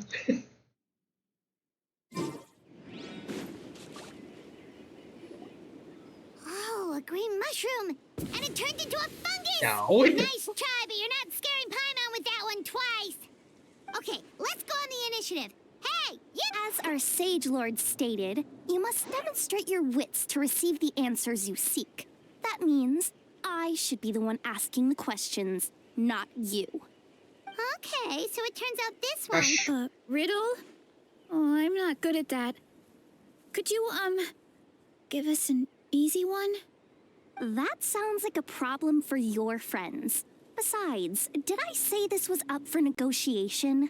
I'm pretty much a riddle master. Enough chatter. Time for my question. Why are all the mushrooms in this orchard willing to become the subjects of the Sage Lord? Man. Because you're his clones, right? I remember him saying something like that. Alas, no wits in sight. The answer could never be that simple. Because he's a fun guy. What? How did you get that so fast? And they should be glad Sino isn't here, otherwise he'd be breezing through all their puzzles. Oh, it's that kind of riddle. Sumeru mushrooms! Of course! Wait, does that mean everyone in Sumeru is into puns? Just Sino, just... Is it because the people are so clever? No, we just, have a lot of experience with these kinds of jokes. Well, since you have proven your wits, I will now answer your question. The act of eating is not only a physical necessity, but also a sacred ritual. Mushrooms like us are the Sage Lord's intermediaries. Incinerating our flesh forges a spiritual connection between you and the Sage Lord himself. Oh, so that's why he could speak to us in our heads. So you're saying if we want to talk to him again, all we have to do is eat more mushrooms? No, wait, don't turn back into a regular mushroom! Gosh, my much. Well, if eating is a sacred ritual, maybe we need to perform some kind of ceremony with special tools or something. We need to sacrifice the mushrooms to the blood gods. Oh, good thinking, Veressa. Gosh, Oh, my but much. we should probably pick this one first since...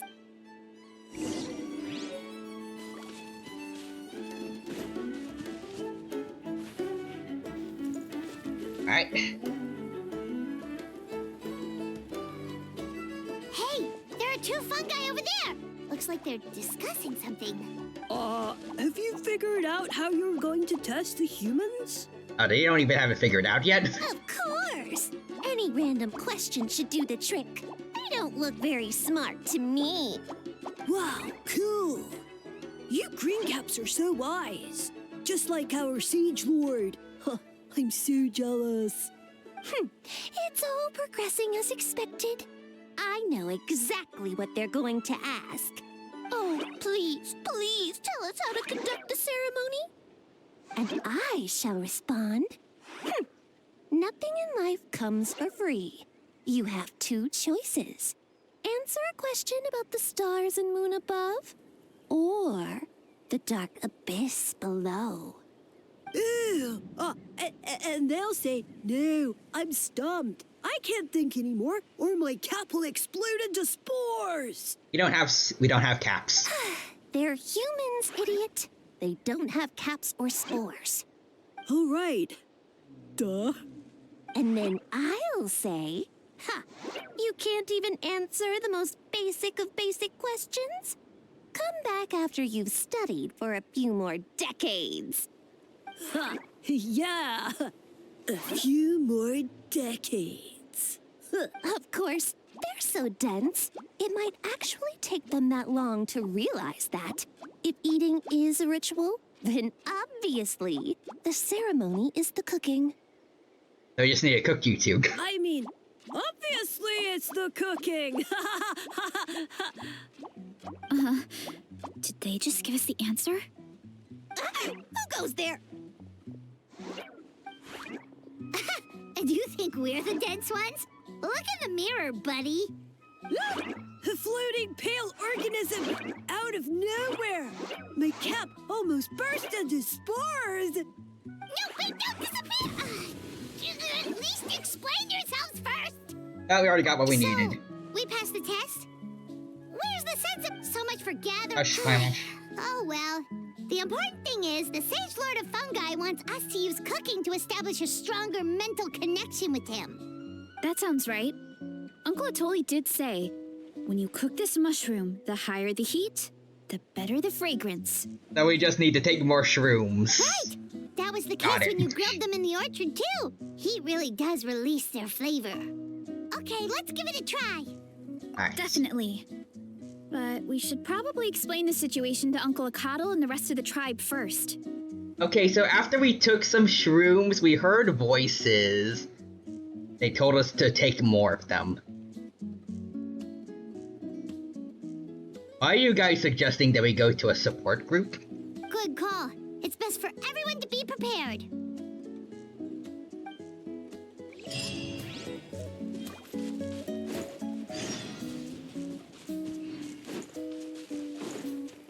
Rise with the sun. Try and stop me. Ease.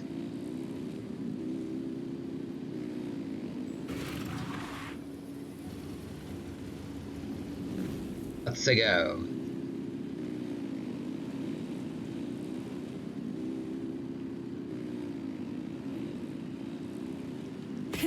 Rev the engine. There we go.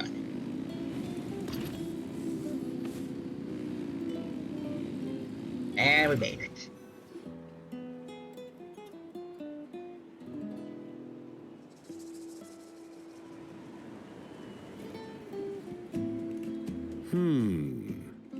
Huh.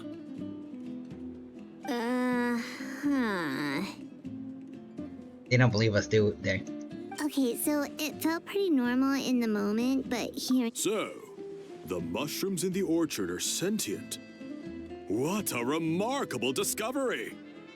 Yeah, without your investigation, who knows what could have happened? Thanks for looking into it, and for collecting all this information. What a relief. I was worried it sounded like I lost my marbles.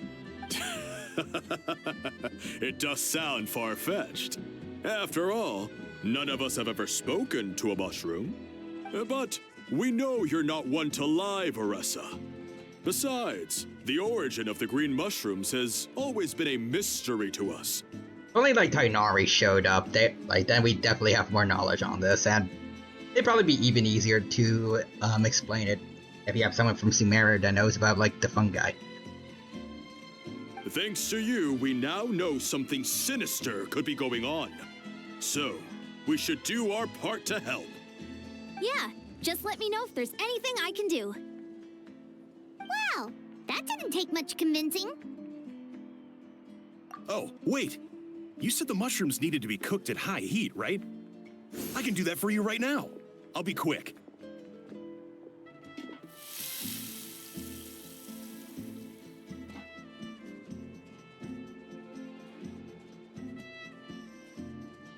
So...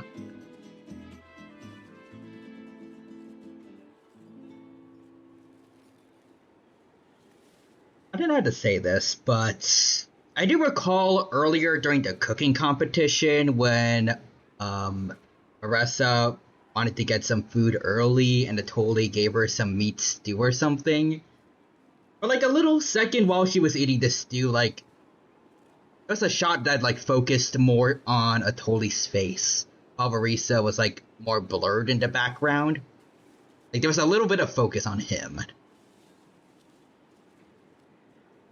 And they brought him up quite a bit in this quest.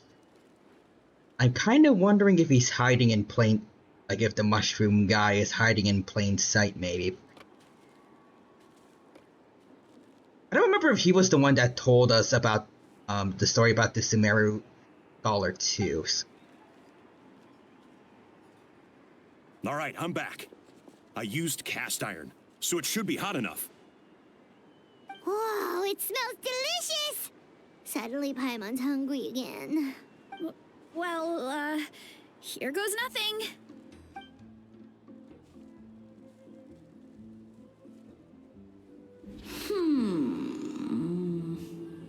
Age Lord of Fungi? That's his voice! Looks like you stumbled upon the right path. But this temperature does not demonstrate even a fraction of the sincerity I require.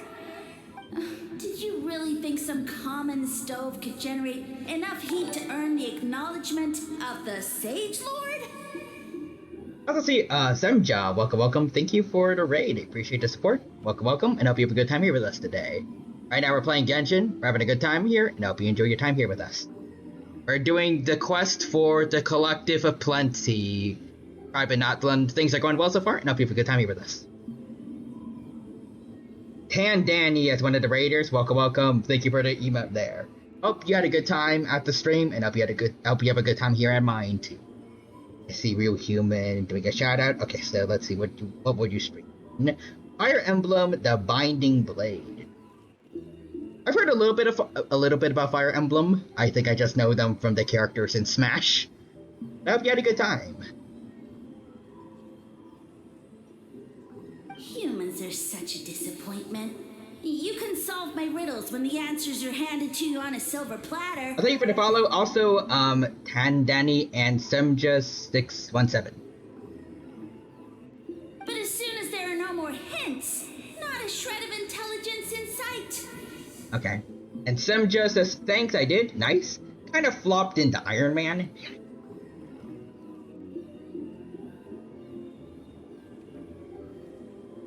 Is Marvel in there? Probably referring to something else, but... Do try and use your brain this time. How did it go? Did you hear the voice? Annoying menace of a mushroom! The Sage Lord of Fungi said the heat's still not high enough. Sage Lord of nitpicking, more like! They can talk in our heads, I'm pretty sure, the fungi, right? So, and also, Sem just says, oh, it's like a Nuzlocke in Fire Emblem. Ah. So that means, I guess, all your characters died if it's like Nuzlocke?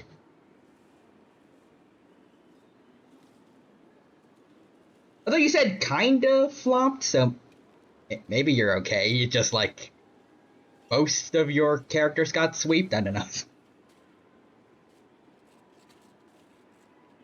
Okay, let's see. A few did early on, but still but still haven't lost. Okay.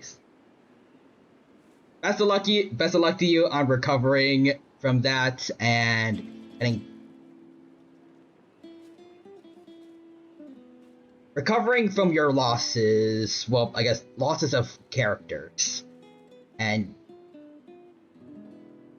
I'm not good with words. I'm sorry, but more luck to you for the rest of the way through. What I'm trying to say. And hopefully the losses don't cut you back too much. Thank you. You are welcome. Alright, let's see. Only way to figure out his goal is to keep playing. Not high enough, huh? I guess that means we need a more powerful source of heat. Attention, everyone! Archon. We need items that can generate intense heat. Anything you can find. I'll see what I can do. Okay. Leave it to me. We should take a look too. Definitely. We're not super familiar with this the area, volcano. though. Nothing concrete, but we could check around the volcano. It spews out all kinds of stuff. Maybe there's something we can use. Awesome! Let's go! Paimon's gonna find. Hush. Why don't we just throw the mushroom into the volcano? That's definitely gonna be enough heat. May also just die, but.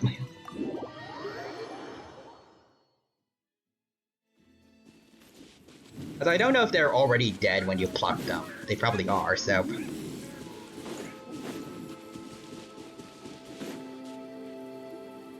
Hey, there should be some avatars of lava somewhere along this path.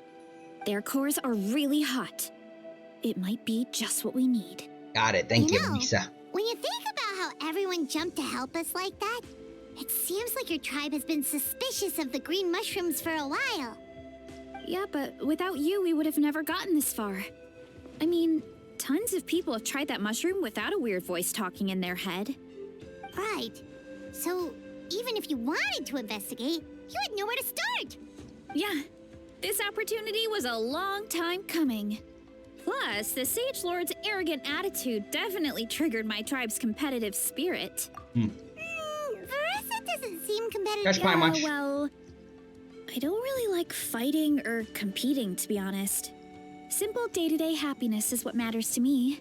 Still, I've learned a lot from Kojian-san. She taught me that strength is a means rather than an end. We get stronger so we can use our strength when it counts. Like during the Abyss invasion. Having the training to master my vision meant that I could do something to stop it. So, no matter how scared I feel, I know I have to be brave. Because people are counting on me. Thanks. It's a work in progress. I can only hope that one day I can be as brave as Lady Fiatena. All right, we should keep looking. Let's go. Oh, looks like we can make the... Uh-oh. The avatar of lava pushed it down. Come on, let's charge. Charge? Strike, get to work. Suffer the wrath of the evil. Try and stop me. Boom, boom, boom, boom, boom, man, boom. Wrath from the skies. Boom. Done and dusted. This core should be perfect. Look, the phlogiston inside it is still active. Awesome. Oh, let's see. Woo! Hot! A few more chunks like this and we should be good. Come on, let's keep heading up. Got it. Hurry up, Grassa! Running around at the speed of sound.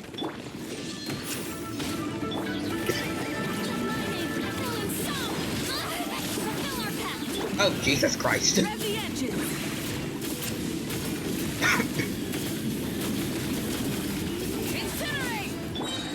There we go. See Lolly. Get him. Get him! I'm going in! Heal. And, oh. Avoid the mountain eruption. Oh.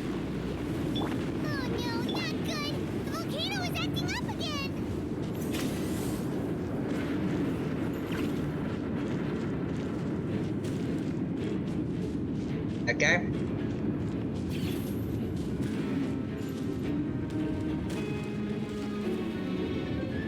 What is that? It looks like a giant weasel thief. Hi. Great Cohen weasel thief or something? We call it a furnace shell mountain weasel. It's very aggressive, so be careful. Yeah, I noticed. It's pretty aggressive. Finding in the middle of an eruption.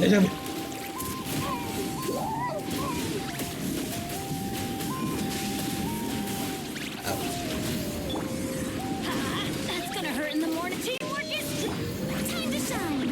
Oops. Shower me with you two. Time to end them. Let's light it up.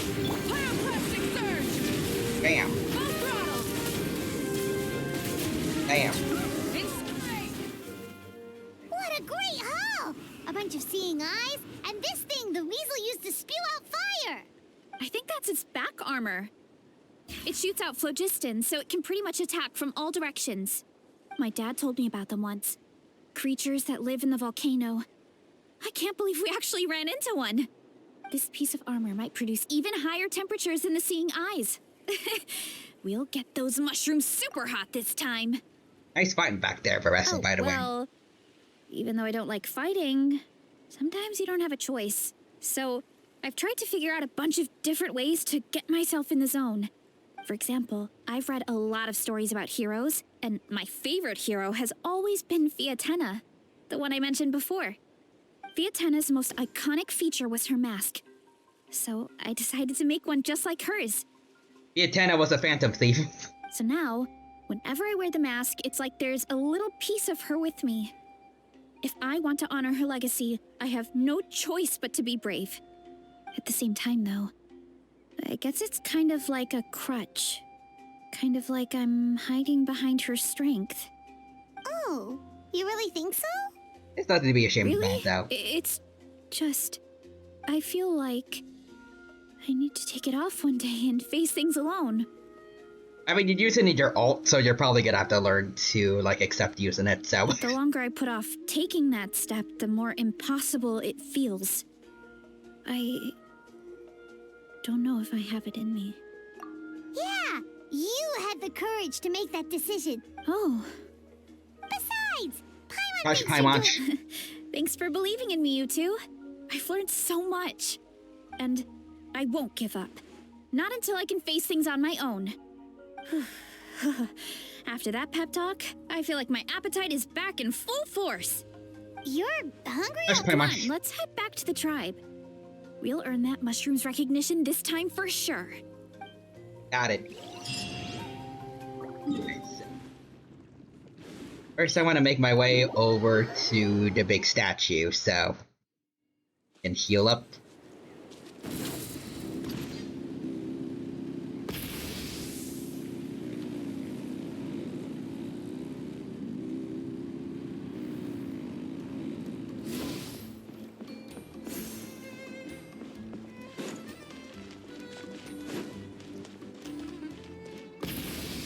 Yep.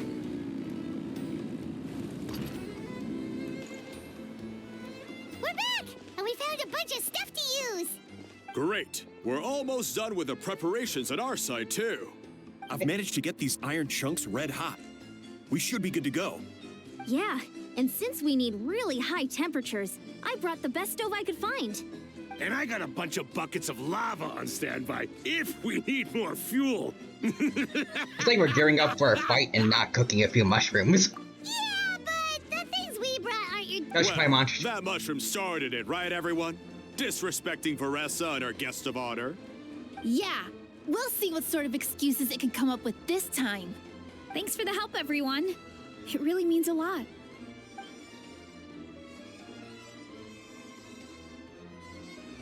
All right, let's see what we have here. Huh? The armor of a furnace shell mountain weasel? Don't tell me you went into the volcano. He did. No, it erupted out of nowhere, and then the weasel appeared, and then, well, anyway, we got this in the end. Either way, this is something special. Back when I was training to be a chef, I studied the effect of temperature on different ingredients. This kind of armor produces intense localized heat. It's great for fish because you can get a nice sear on one side without overcooking the other. Anyway, let's get started. The mushrooms are all ready to go. All right, let's go.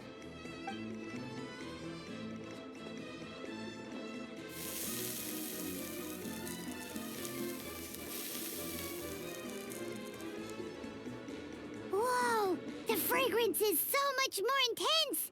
And what's with this weird mist?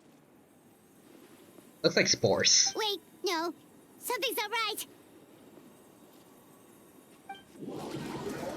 Whoa, what is that? Is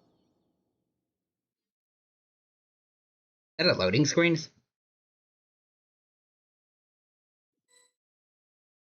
Okay, there we go.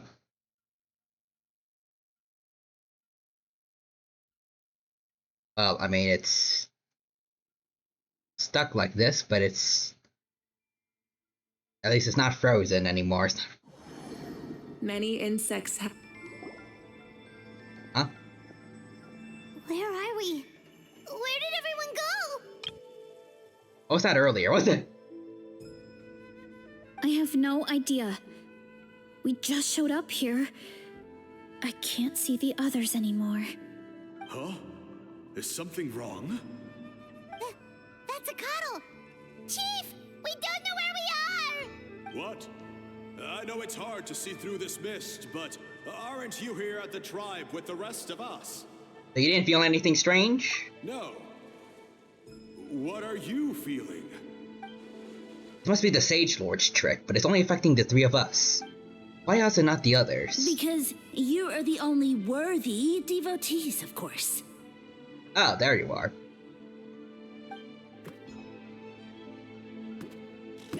Evil jerk of a mushroom, so this is what you look like. Eat. Okay, so I was wrong about Adivoli. I was looking too deeply into it. He does look a bit more evil than the other mushrooms we met. I am no longer concerned with your insolence. On the contrary, I am satisfied with your performance. So, as promised, you shall have the answers you seek. Of course, I have a goal of my own. Let me reiterate once more. The great Sage Lord of Fungi, that would be me, is extending you the honor of becoming my subjects. Ha! The only way anyone's serving you is on a platter. Now, don't be hasty. It's inadvisable to speak in absolutes. You refuse only because you have yet to witness my miracles. What can you do? Cherish this opportunity. It may not come again. As you know, Teyvat is not a peaceful place. The gods wage war against one another. Monsters roam the land. Humans live in squalor. But then, humanity discovered me and learned that I could grant them unlimited power to fell even the most fearsome of enemies. If we want to become strong, we just have to eat this.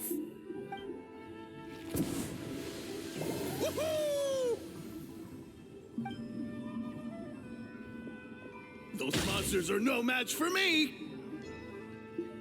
And so, the humans worshipped me as their savior. And in return, I revealed my identity as the Sage Lord of Fungi. Did they have no qualms about the fact that, or did you have no qualms about the fact that you helped humans kill other fungi, or? You really expect us to believe that? Besides, as far as enemies go, a few puny fungi aren't that fearsome. Such arrogance! Take that back and apologize before I lose my temper. You wish! I mean, those monsters really don't look that scary. Not the kind you'd need a miracle to defeat, anyway. You insignificant mortals boast of strength? Very well. Then prove it! Really want to try it? Okay. Time to roll! Oh. Okay. Oh. Okay. Oh, there we go. Eee. Okay, now I know how to use her. Running late again. Boom. Heads up! Ooh. I think I didn't use her else. Well fought. You see?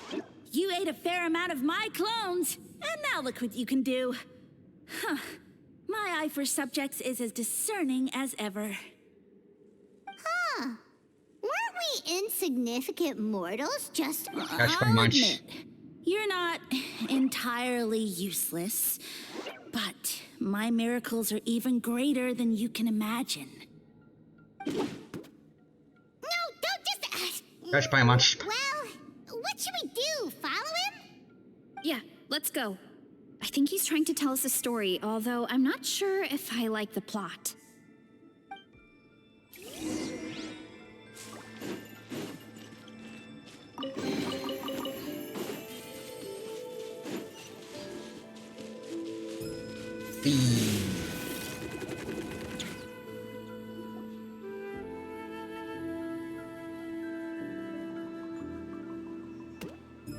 I soon became humanity's faith, and, with my power, created countless clones, with which I could bestow upon them an endless source of sustenance.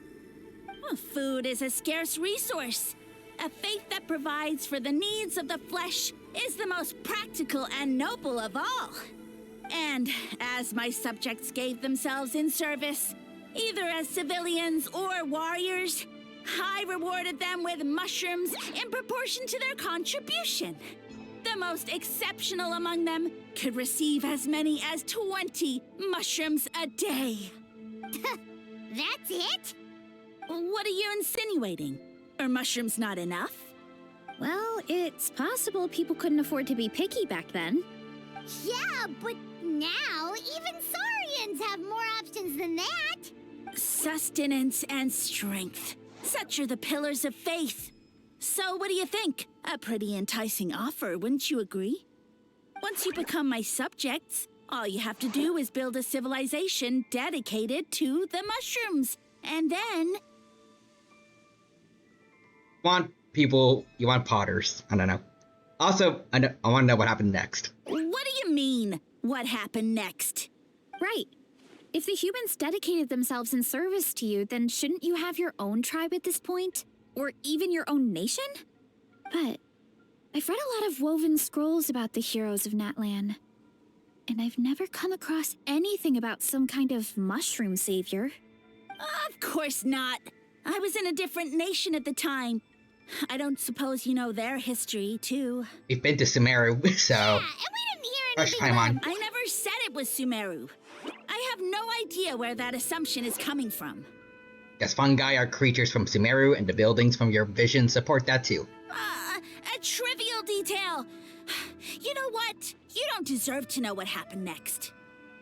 That you don't deserve our faith either. Although I feel like could be like the Aranara, maybe. They just live very secluded life, maybe. Yeah, if you want us to respect you, stop being so secretive. True. If we don't know how the story ends, it doesn't hold much weight now, does it? All right, fine. Same rules as before. If you want the truth, you'll have to use your wits to earn it. If you fail to prove your worth, good luck getting another detail out of me. He ran... That's pretty much. Uh-huh. Right.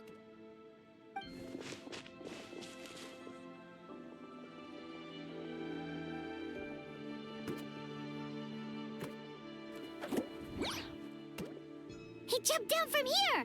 So it looks like we just need to... Hold on. Is something wrong, Traveler? Something off about his motive. Off? How? That's how I feel too. Based on his personality, if he won't tell us how things turned out in the end, it must be because it's not something he can brag about. Besides, how did he even get from Sumeru to Natlan? Seems like he's avoiding that subject too. And through it all, he still hasn't given up on recruiting us. Even though he's in for a rude awakening. Yeah, he seemed pretty annoyed with our questions. Why not just kick us to Seems the to be in curb? dire need of subjects. Why? Let's go after him. All right, sounds like a plan. Let's go.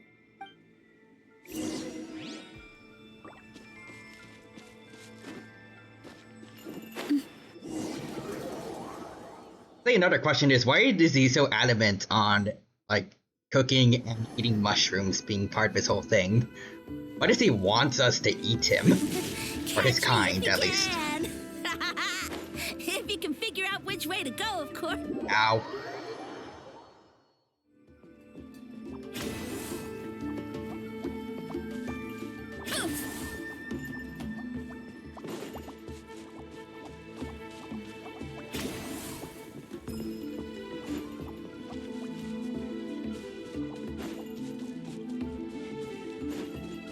Running late again. There.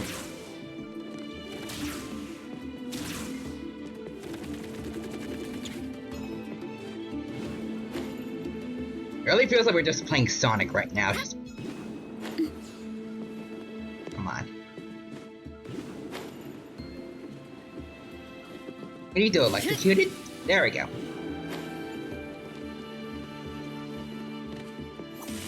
Leave this to me. I'll clear a path for you.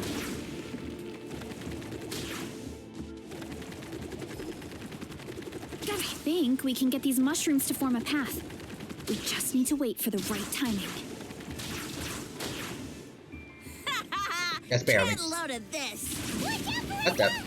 Don't worry about me. Is that a Sonic I got reference? this. You just said get a load of this, just like Eggman does. Oh, she can run on water. Okay, so she's better than Sonic. She's not afraid of getting wet. She doesn't have the drowning music to worry about.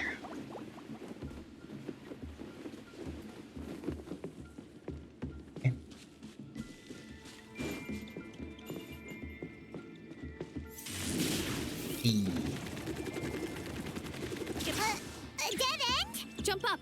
Let it give us a ride. Okay.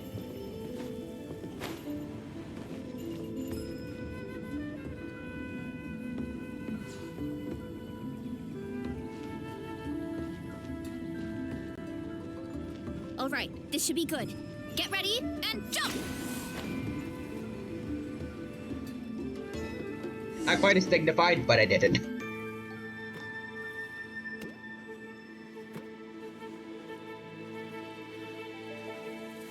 Backed into a corner, huh?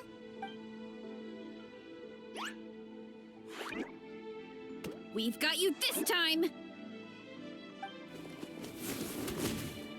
Ow! Well, that hurt, you know. You humans have such violent tendencies. How did we lose him? Not again. Although, I think I pulled something off of him.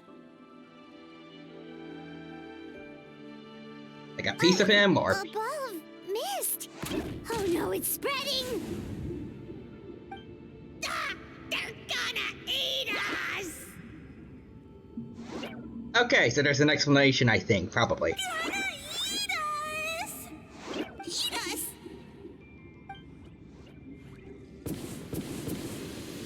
Ungrateful humans! At this rate, I won't have any clones left. The more my clones are consumed, the less power I have. Oh, the situation grows dire. Oh, that's probably why the scholar brought them here. They can get eaten. Why must the humans eat so much? My power is all but spent, but it was still enough to control a single human at least. Wait, that's the scholar probably that brought them to Notland, but then... I told them to eat the green ones immediately then. Now all of Sumero knows how scrumptious my mushrooms are. So if I want to grow, I must relocate.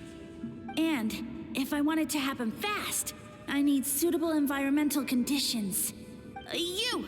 Take me somewhere hot. The hotter the better. Yes, my lord. Is this the place, human? Yes. This is a volcano in a land far to the west. The temperatures here get very high. it should be a most suitable location for your lordship to regain his strength. I shall now find a good place to plant you, my lord, so that your mycelial majesty may take root in this fertile land. Yes, proceed. Huh? An earthquake? But it's probably the volcano erupting. No, a volcanic There, yeah, eruption. call it, call it.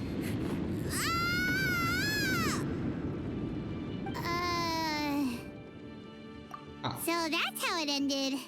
No one. I thought he said people formed communities around this mushroom and used it as their main source of food. Yeah, but it looks like his following got too big and he couldn't keep up with the demand. Huh. He used the mushrooms as his main recruitment tactic. But then the situation got out of control. Was he dumb, or did he just somehow not know that was part of his abilities? His power is built around how many clones he has. Why did he feed them to people? Which means the more mushrooms the humans ate, the less powerful he became, right? Wow. So his following didn't last long. Nope. He's far from the sharpest tool in the shed, clearly. He mind-controlled a human to bring him to Natlan and then got buried under a pile of volcanic rocks. Yeah. For who knows how long. When we were talking to him earlier, he seemed kind of, out of touch, you know? He dead? Well, yeah, but clearing out this area for your orchard finally allowed him to start regaining his power. Okay, he's alive. That sounds right. My parents always thought it was so weird that mushrooms kept popping up around the orchard no matter what we did. Now it makes sense. Wait, but if everything we saw is true, that means this mushroom has mind control powers or something? That's a recipe for disaster. Hold on. Do you remember what he showed us? A group of humans worshipping a giant mushroom. It just doesn't make sense. They must have been mind-controlled. But when he started running out of power, he couldn't keep it up. Oh, yeah. Maybe that's why he doesn't seem to be able to control us either. I understand now why it has to be us. Oh? Why? Did catch him to confirm my theory. All right. Then let's find this mushroom. Hi, traveler.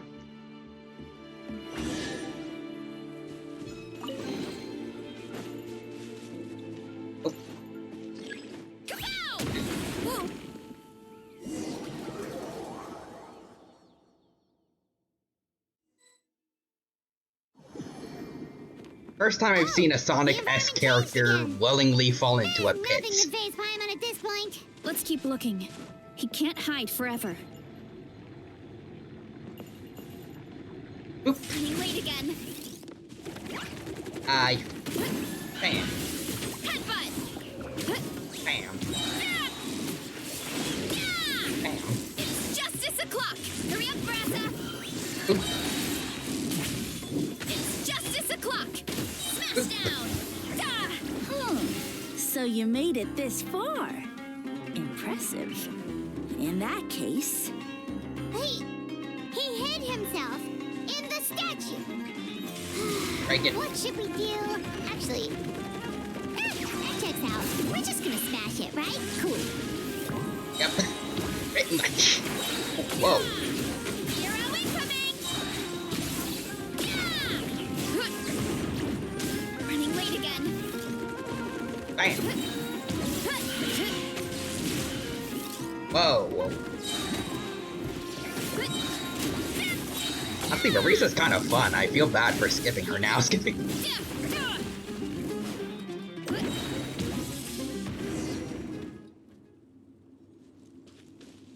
got you this time, nasty mushroom! We know all your schemes. Maybe try hiding them a bit better next time. We thought you were just a mushroom that happened to taste good. But now we know how dangerous you are, so we have to stop you. By eating you, maybe. I don't know.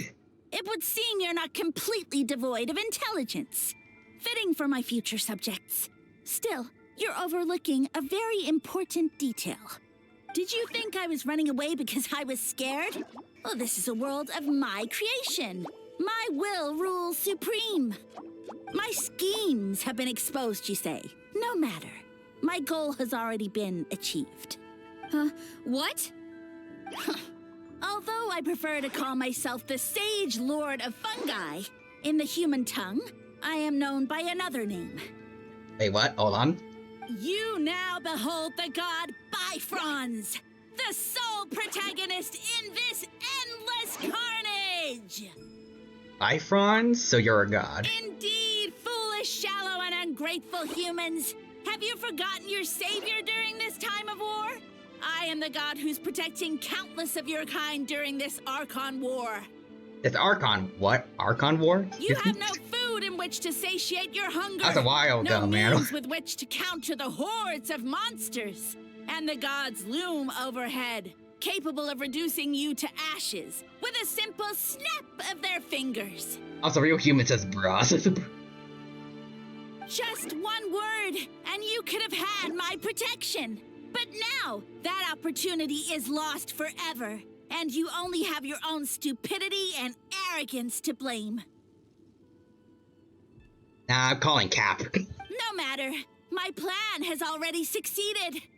What you saw when you cooked the mushrooms was not mist, but spores, set to sprout into green mushrooms very soon.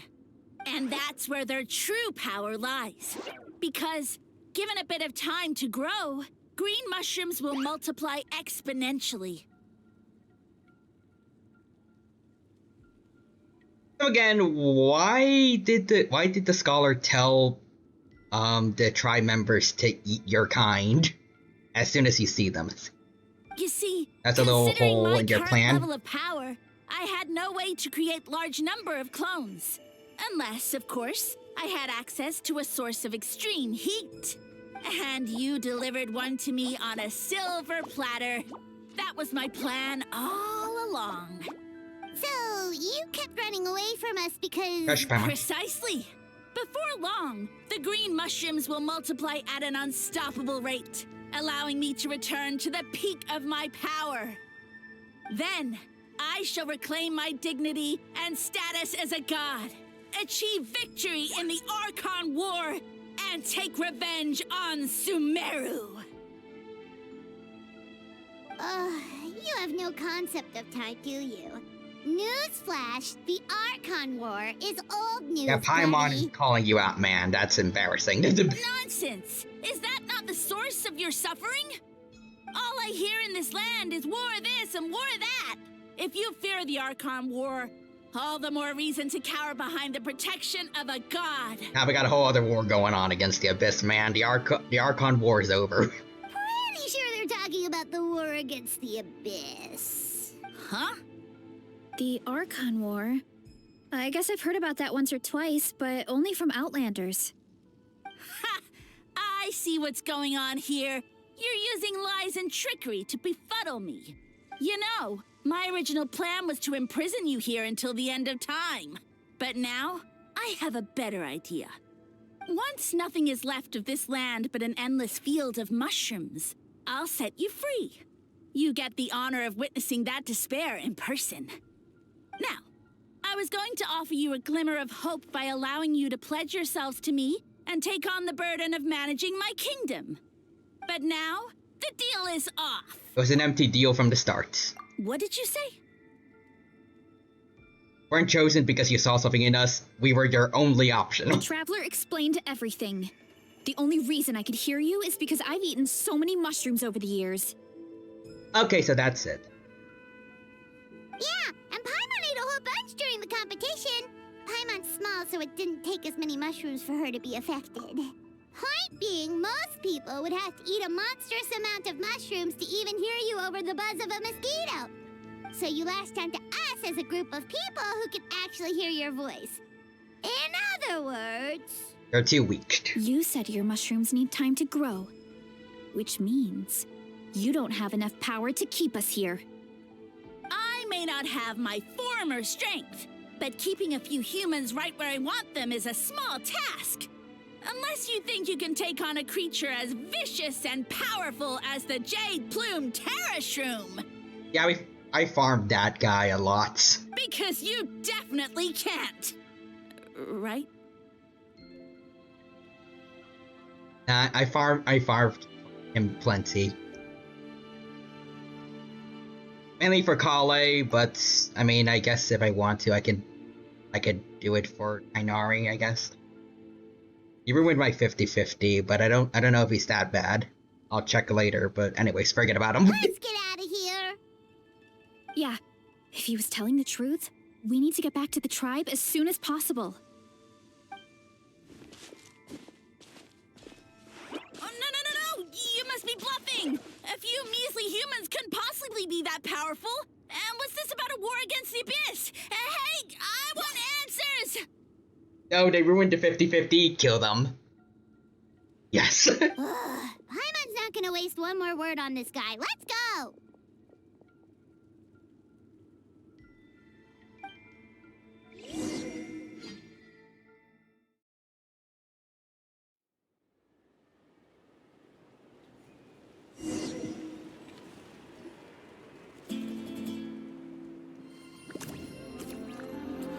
Oh. I forgot the cutscene. What should we do? Worried? Don't be. It's just a few mushrooms. Unholy! Get ready to feast!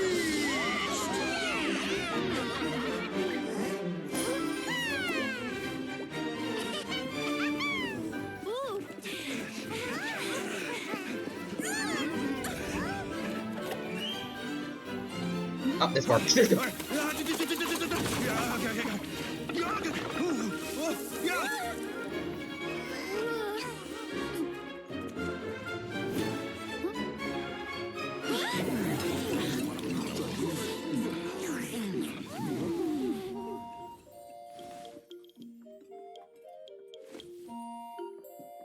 It's your time to shine, Marisa. My voice actor can't do the same.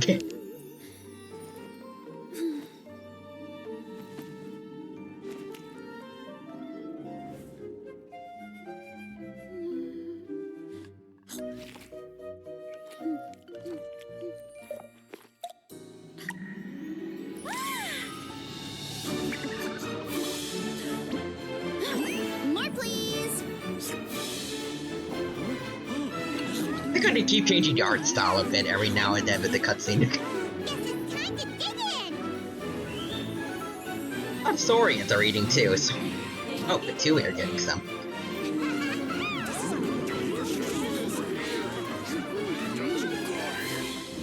Stop this at once! Huh?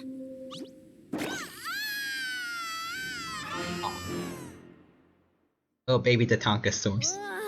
What a great meal. Thanks, everyone. I feel like a whole new me. And with that, we took care of all the green mushrooms. Now, care to tell me what happened earlier? It was lights out for all three of you. So here's some mushroom lore. Someone planted a god in Varessa's orchard, and she's been eating it ever since. Yeah, we know not every god that's still around is super strong, but this one reached a whole new low. Also, didn't he have his facts all wrong? He kept going on about some kind of Archon War. Ah, well, Natlan was never part of the Archon War, so it rarely comes up around these parts. It makes sense that you don't know much about it, Varessa. Whoa, hold on. Are you serious? Ironic that the Nation of War was not participating in one of the biggest wars ever. Of course. The infighting between the dragons pretty much took over everything. So, there was no room for the gods to join in. I mean, the dragons are pretty much like a whole other level of god out there, so most other gods probably didn't want to come in. Unless they want to get wrecked by dragon sovereigns. Yep, that checks out. Living under a rock all those years, Mushroom God wakes up, thinking it's still the Archon War, and tries to use that to convince people to worship him. Little did he know, our lives are much better now than in the Age of the Dragons. So what do we do now? It can't be easy to slay a god. I guess it's back to business as usual. As long as we keep picking the green mushrooms, that god is just a tasty mushroom at the end of the day. actually, Traveler? Can I borrow you for a minute?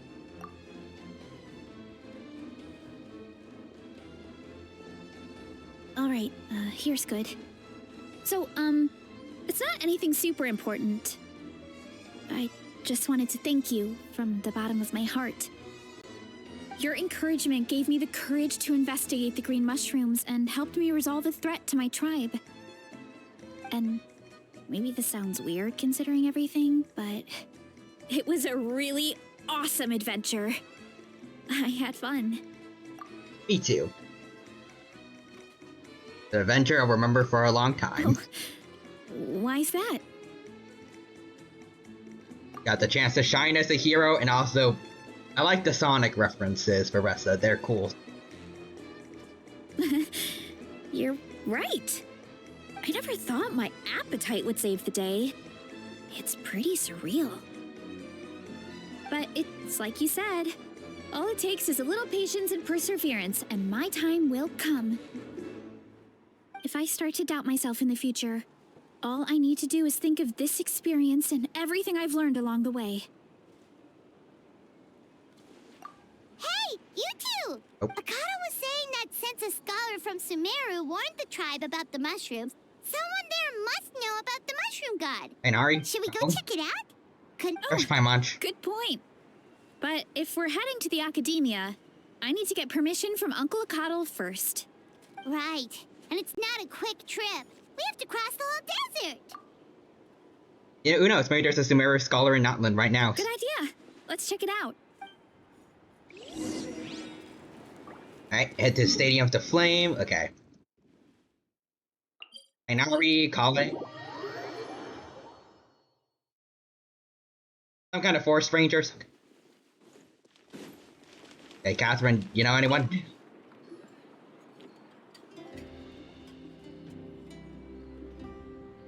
Oh, Catherine's back. And isn't that Tainari? Hey, it is Tainari. There he is. I guess I won't kill you this time. Word from the speaker's chamber was that an Omerta scholar happened to be conducting research in the area. So they helped me to get in touch. Never mind, he's got no voice actor. That's good. That's as good as death. Also, real humans is why not? So.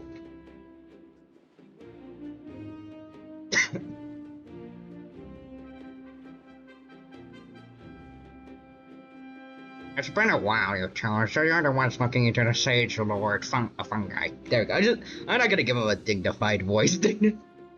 I gotta give him the nasally one. Real humans is murderous great. I'll do that later then, sure. Yep, you're an expert, so you must know all about him, right? Of course, to those in the Amarta Darshan, his case is a well-known part of ecological history. His power is tied to his number of clones, so at one point he possessed a truly fearsome form. As his clones diminished in number, he got smaller and smaller until he couldn't hold on to physical form at all. And so he became impossible to track. Scholars could only keep tabs by monitoring what remains of his clone. Now I'm learning his true form fled to Notland? Yeah, the mushrooms started popping up in our orchard not too long ago. Well, from what I've heard, he has very few clones right now, so there's nothing to worry about. Feel free to use the mushrooms as you see fit. They really are delicious. Of course, in the interest of research, I prefer to send a few scholars from my Darshan to monitor this situation every so often. What do you say? I want to get your permission before submitting a formal request to the Speaker's Chamber. Of course. You're welcome anytime. That's a huge help, actually. I wanted to ask, though, you said what remains of his clones? Does that mean there are clones outside of Natlan? Even now? Oh yes, there's a huge one beneath the chasm. Oh, what chasm? Zamaran? You know that name? Yeah, Paimon calls it Hush. Took a long time for Zamaran to grow into this form. Luckily, Zamaran isn't a green-capped mushroom, but it's no danger to us.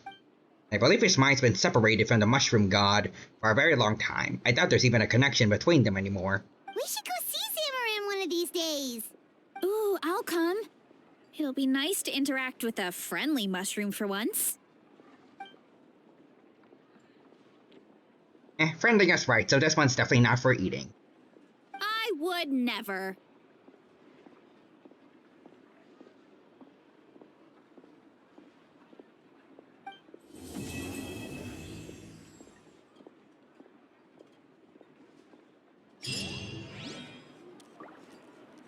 Oh, that was fun.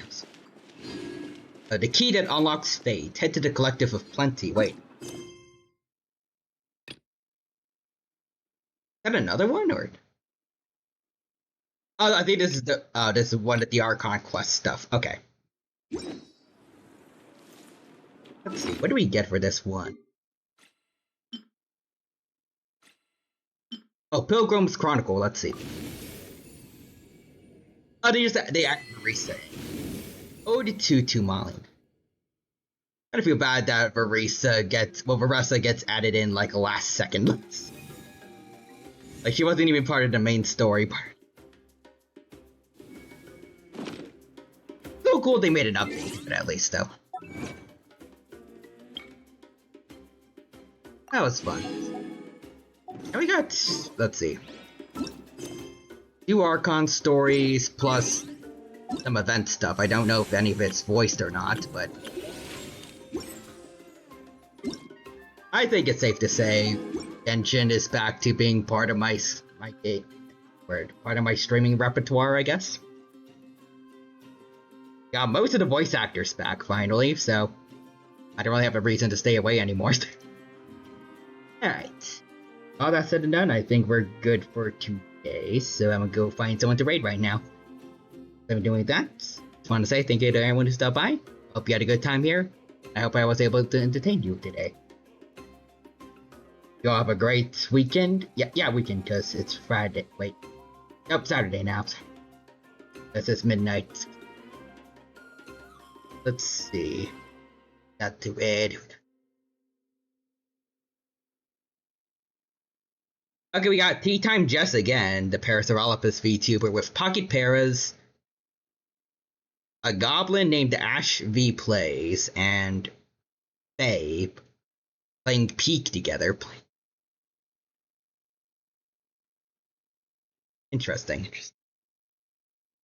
As in Peak, like an actual mountain climbing game trying to reach the peak. Apparently, that seems cool. Let's go check that out then. And in, there you go. You should go from watching a T-Rex to a Parasaurolophus. Up for you humans to see a dino, see a real human, take care. And same thing to everyone else. Have a good rest of your day. Have a great weekend. Take care. I enjoyed talking with y'all. Hope to see you again soon. And bye-bye. Or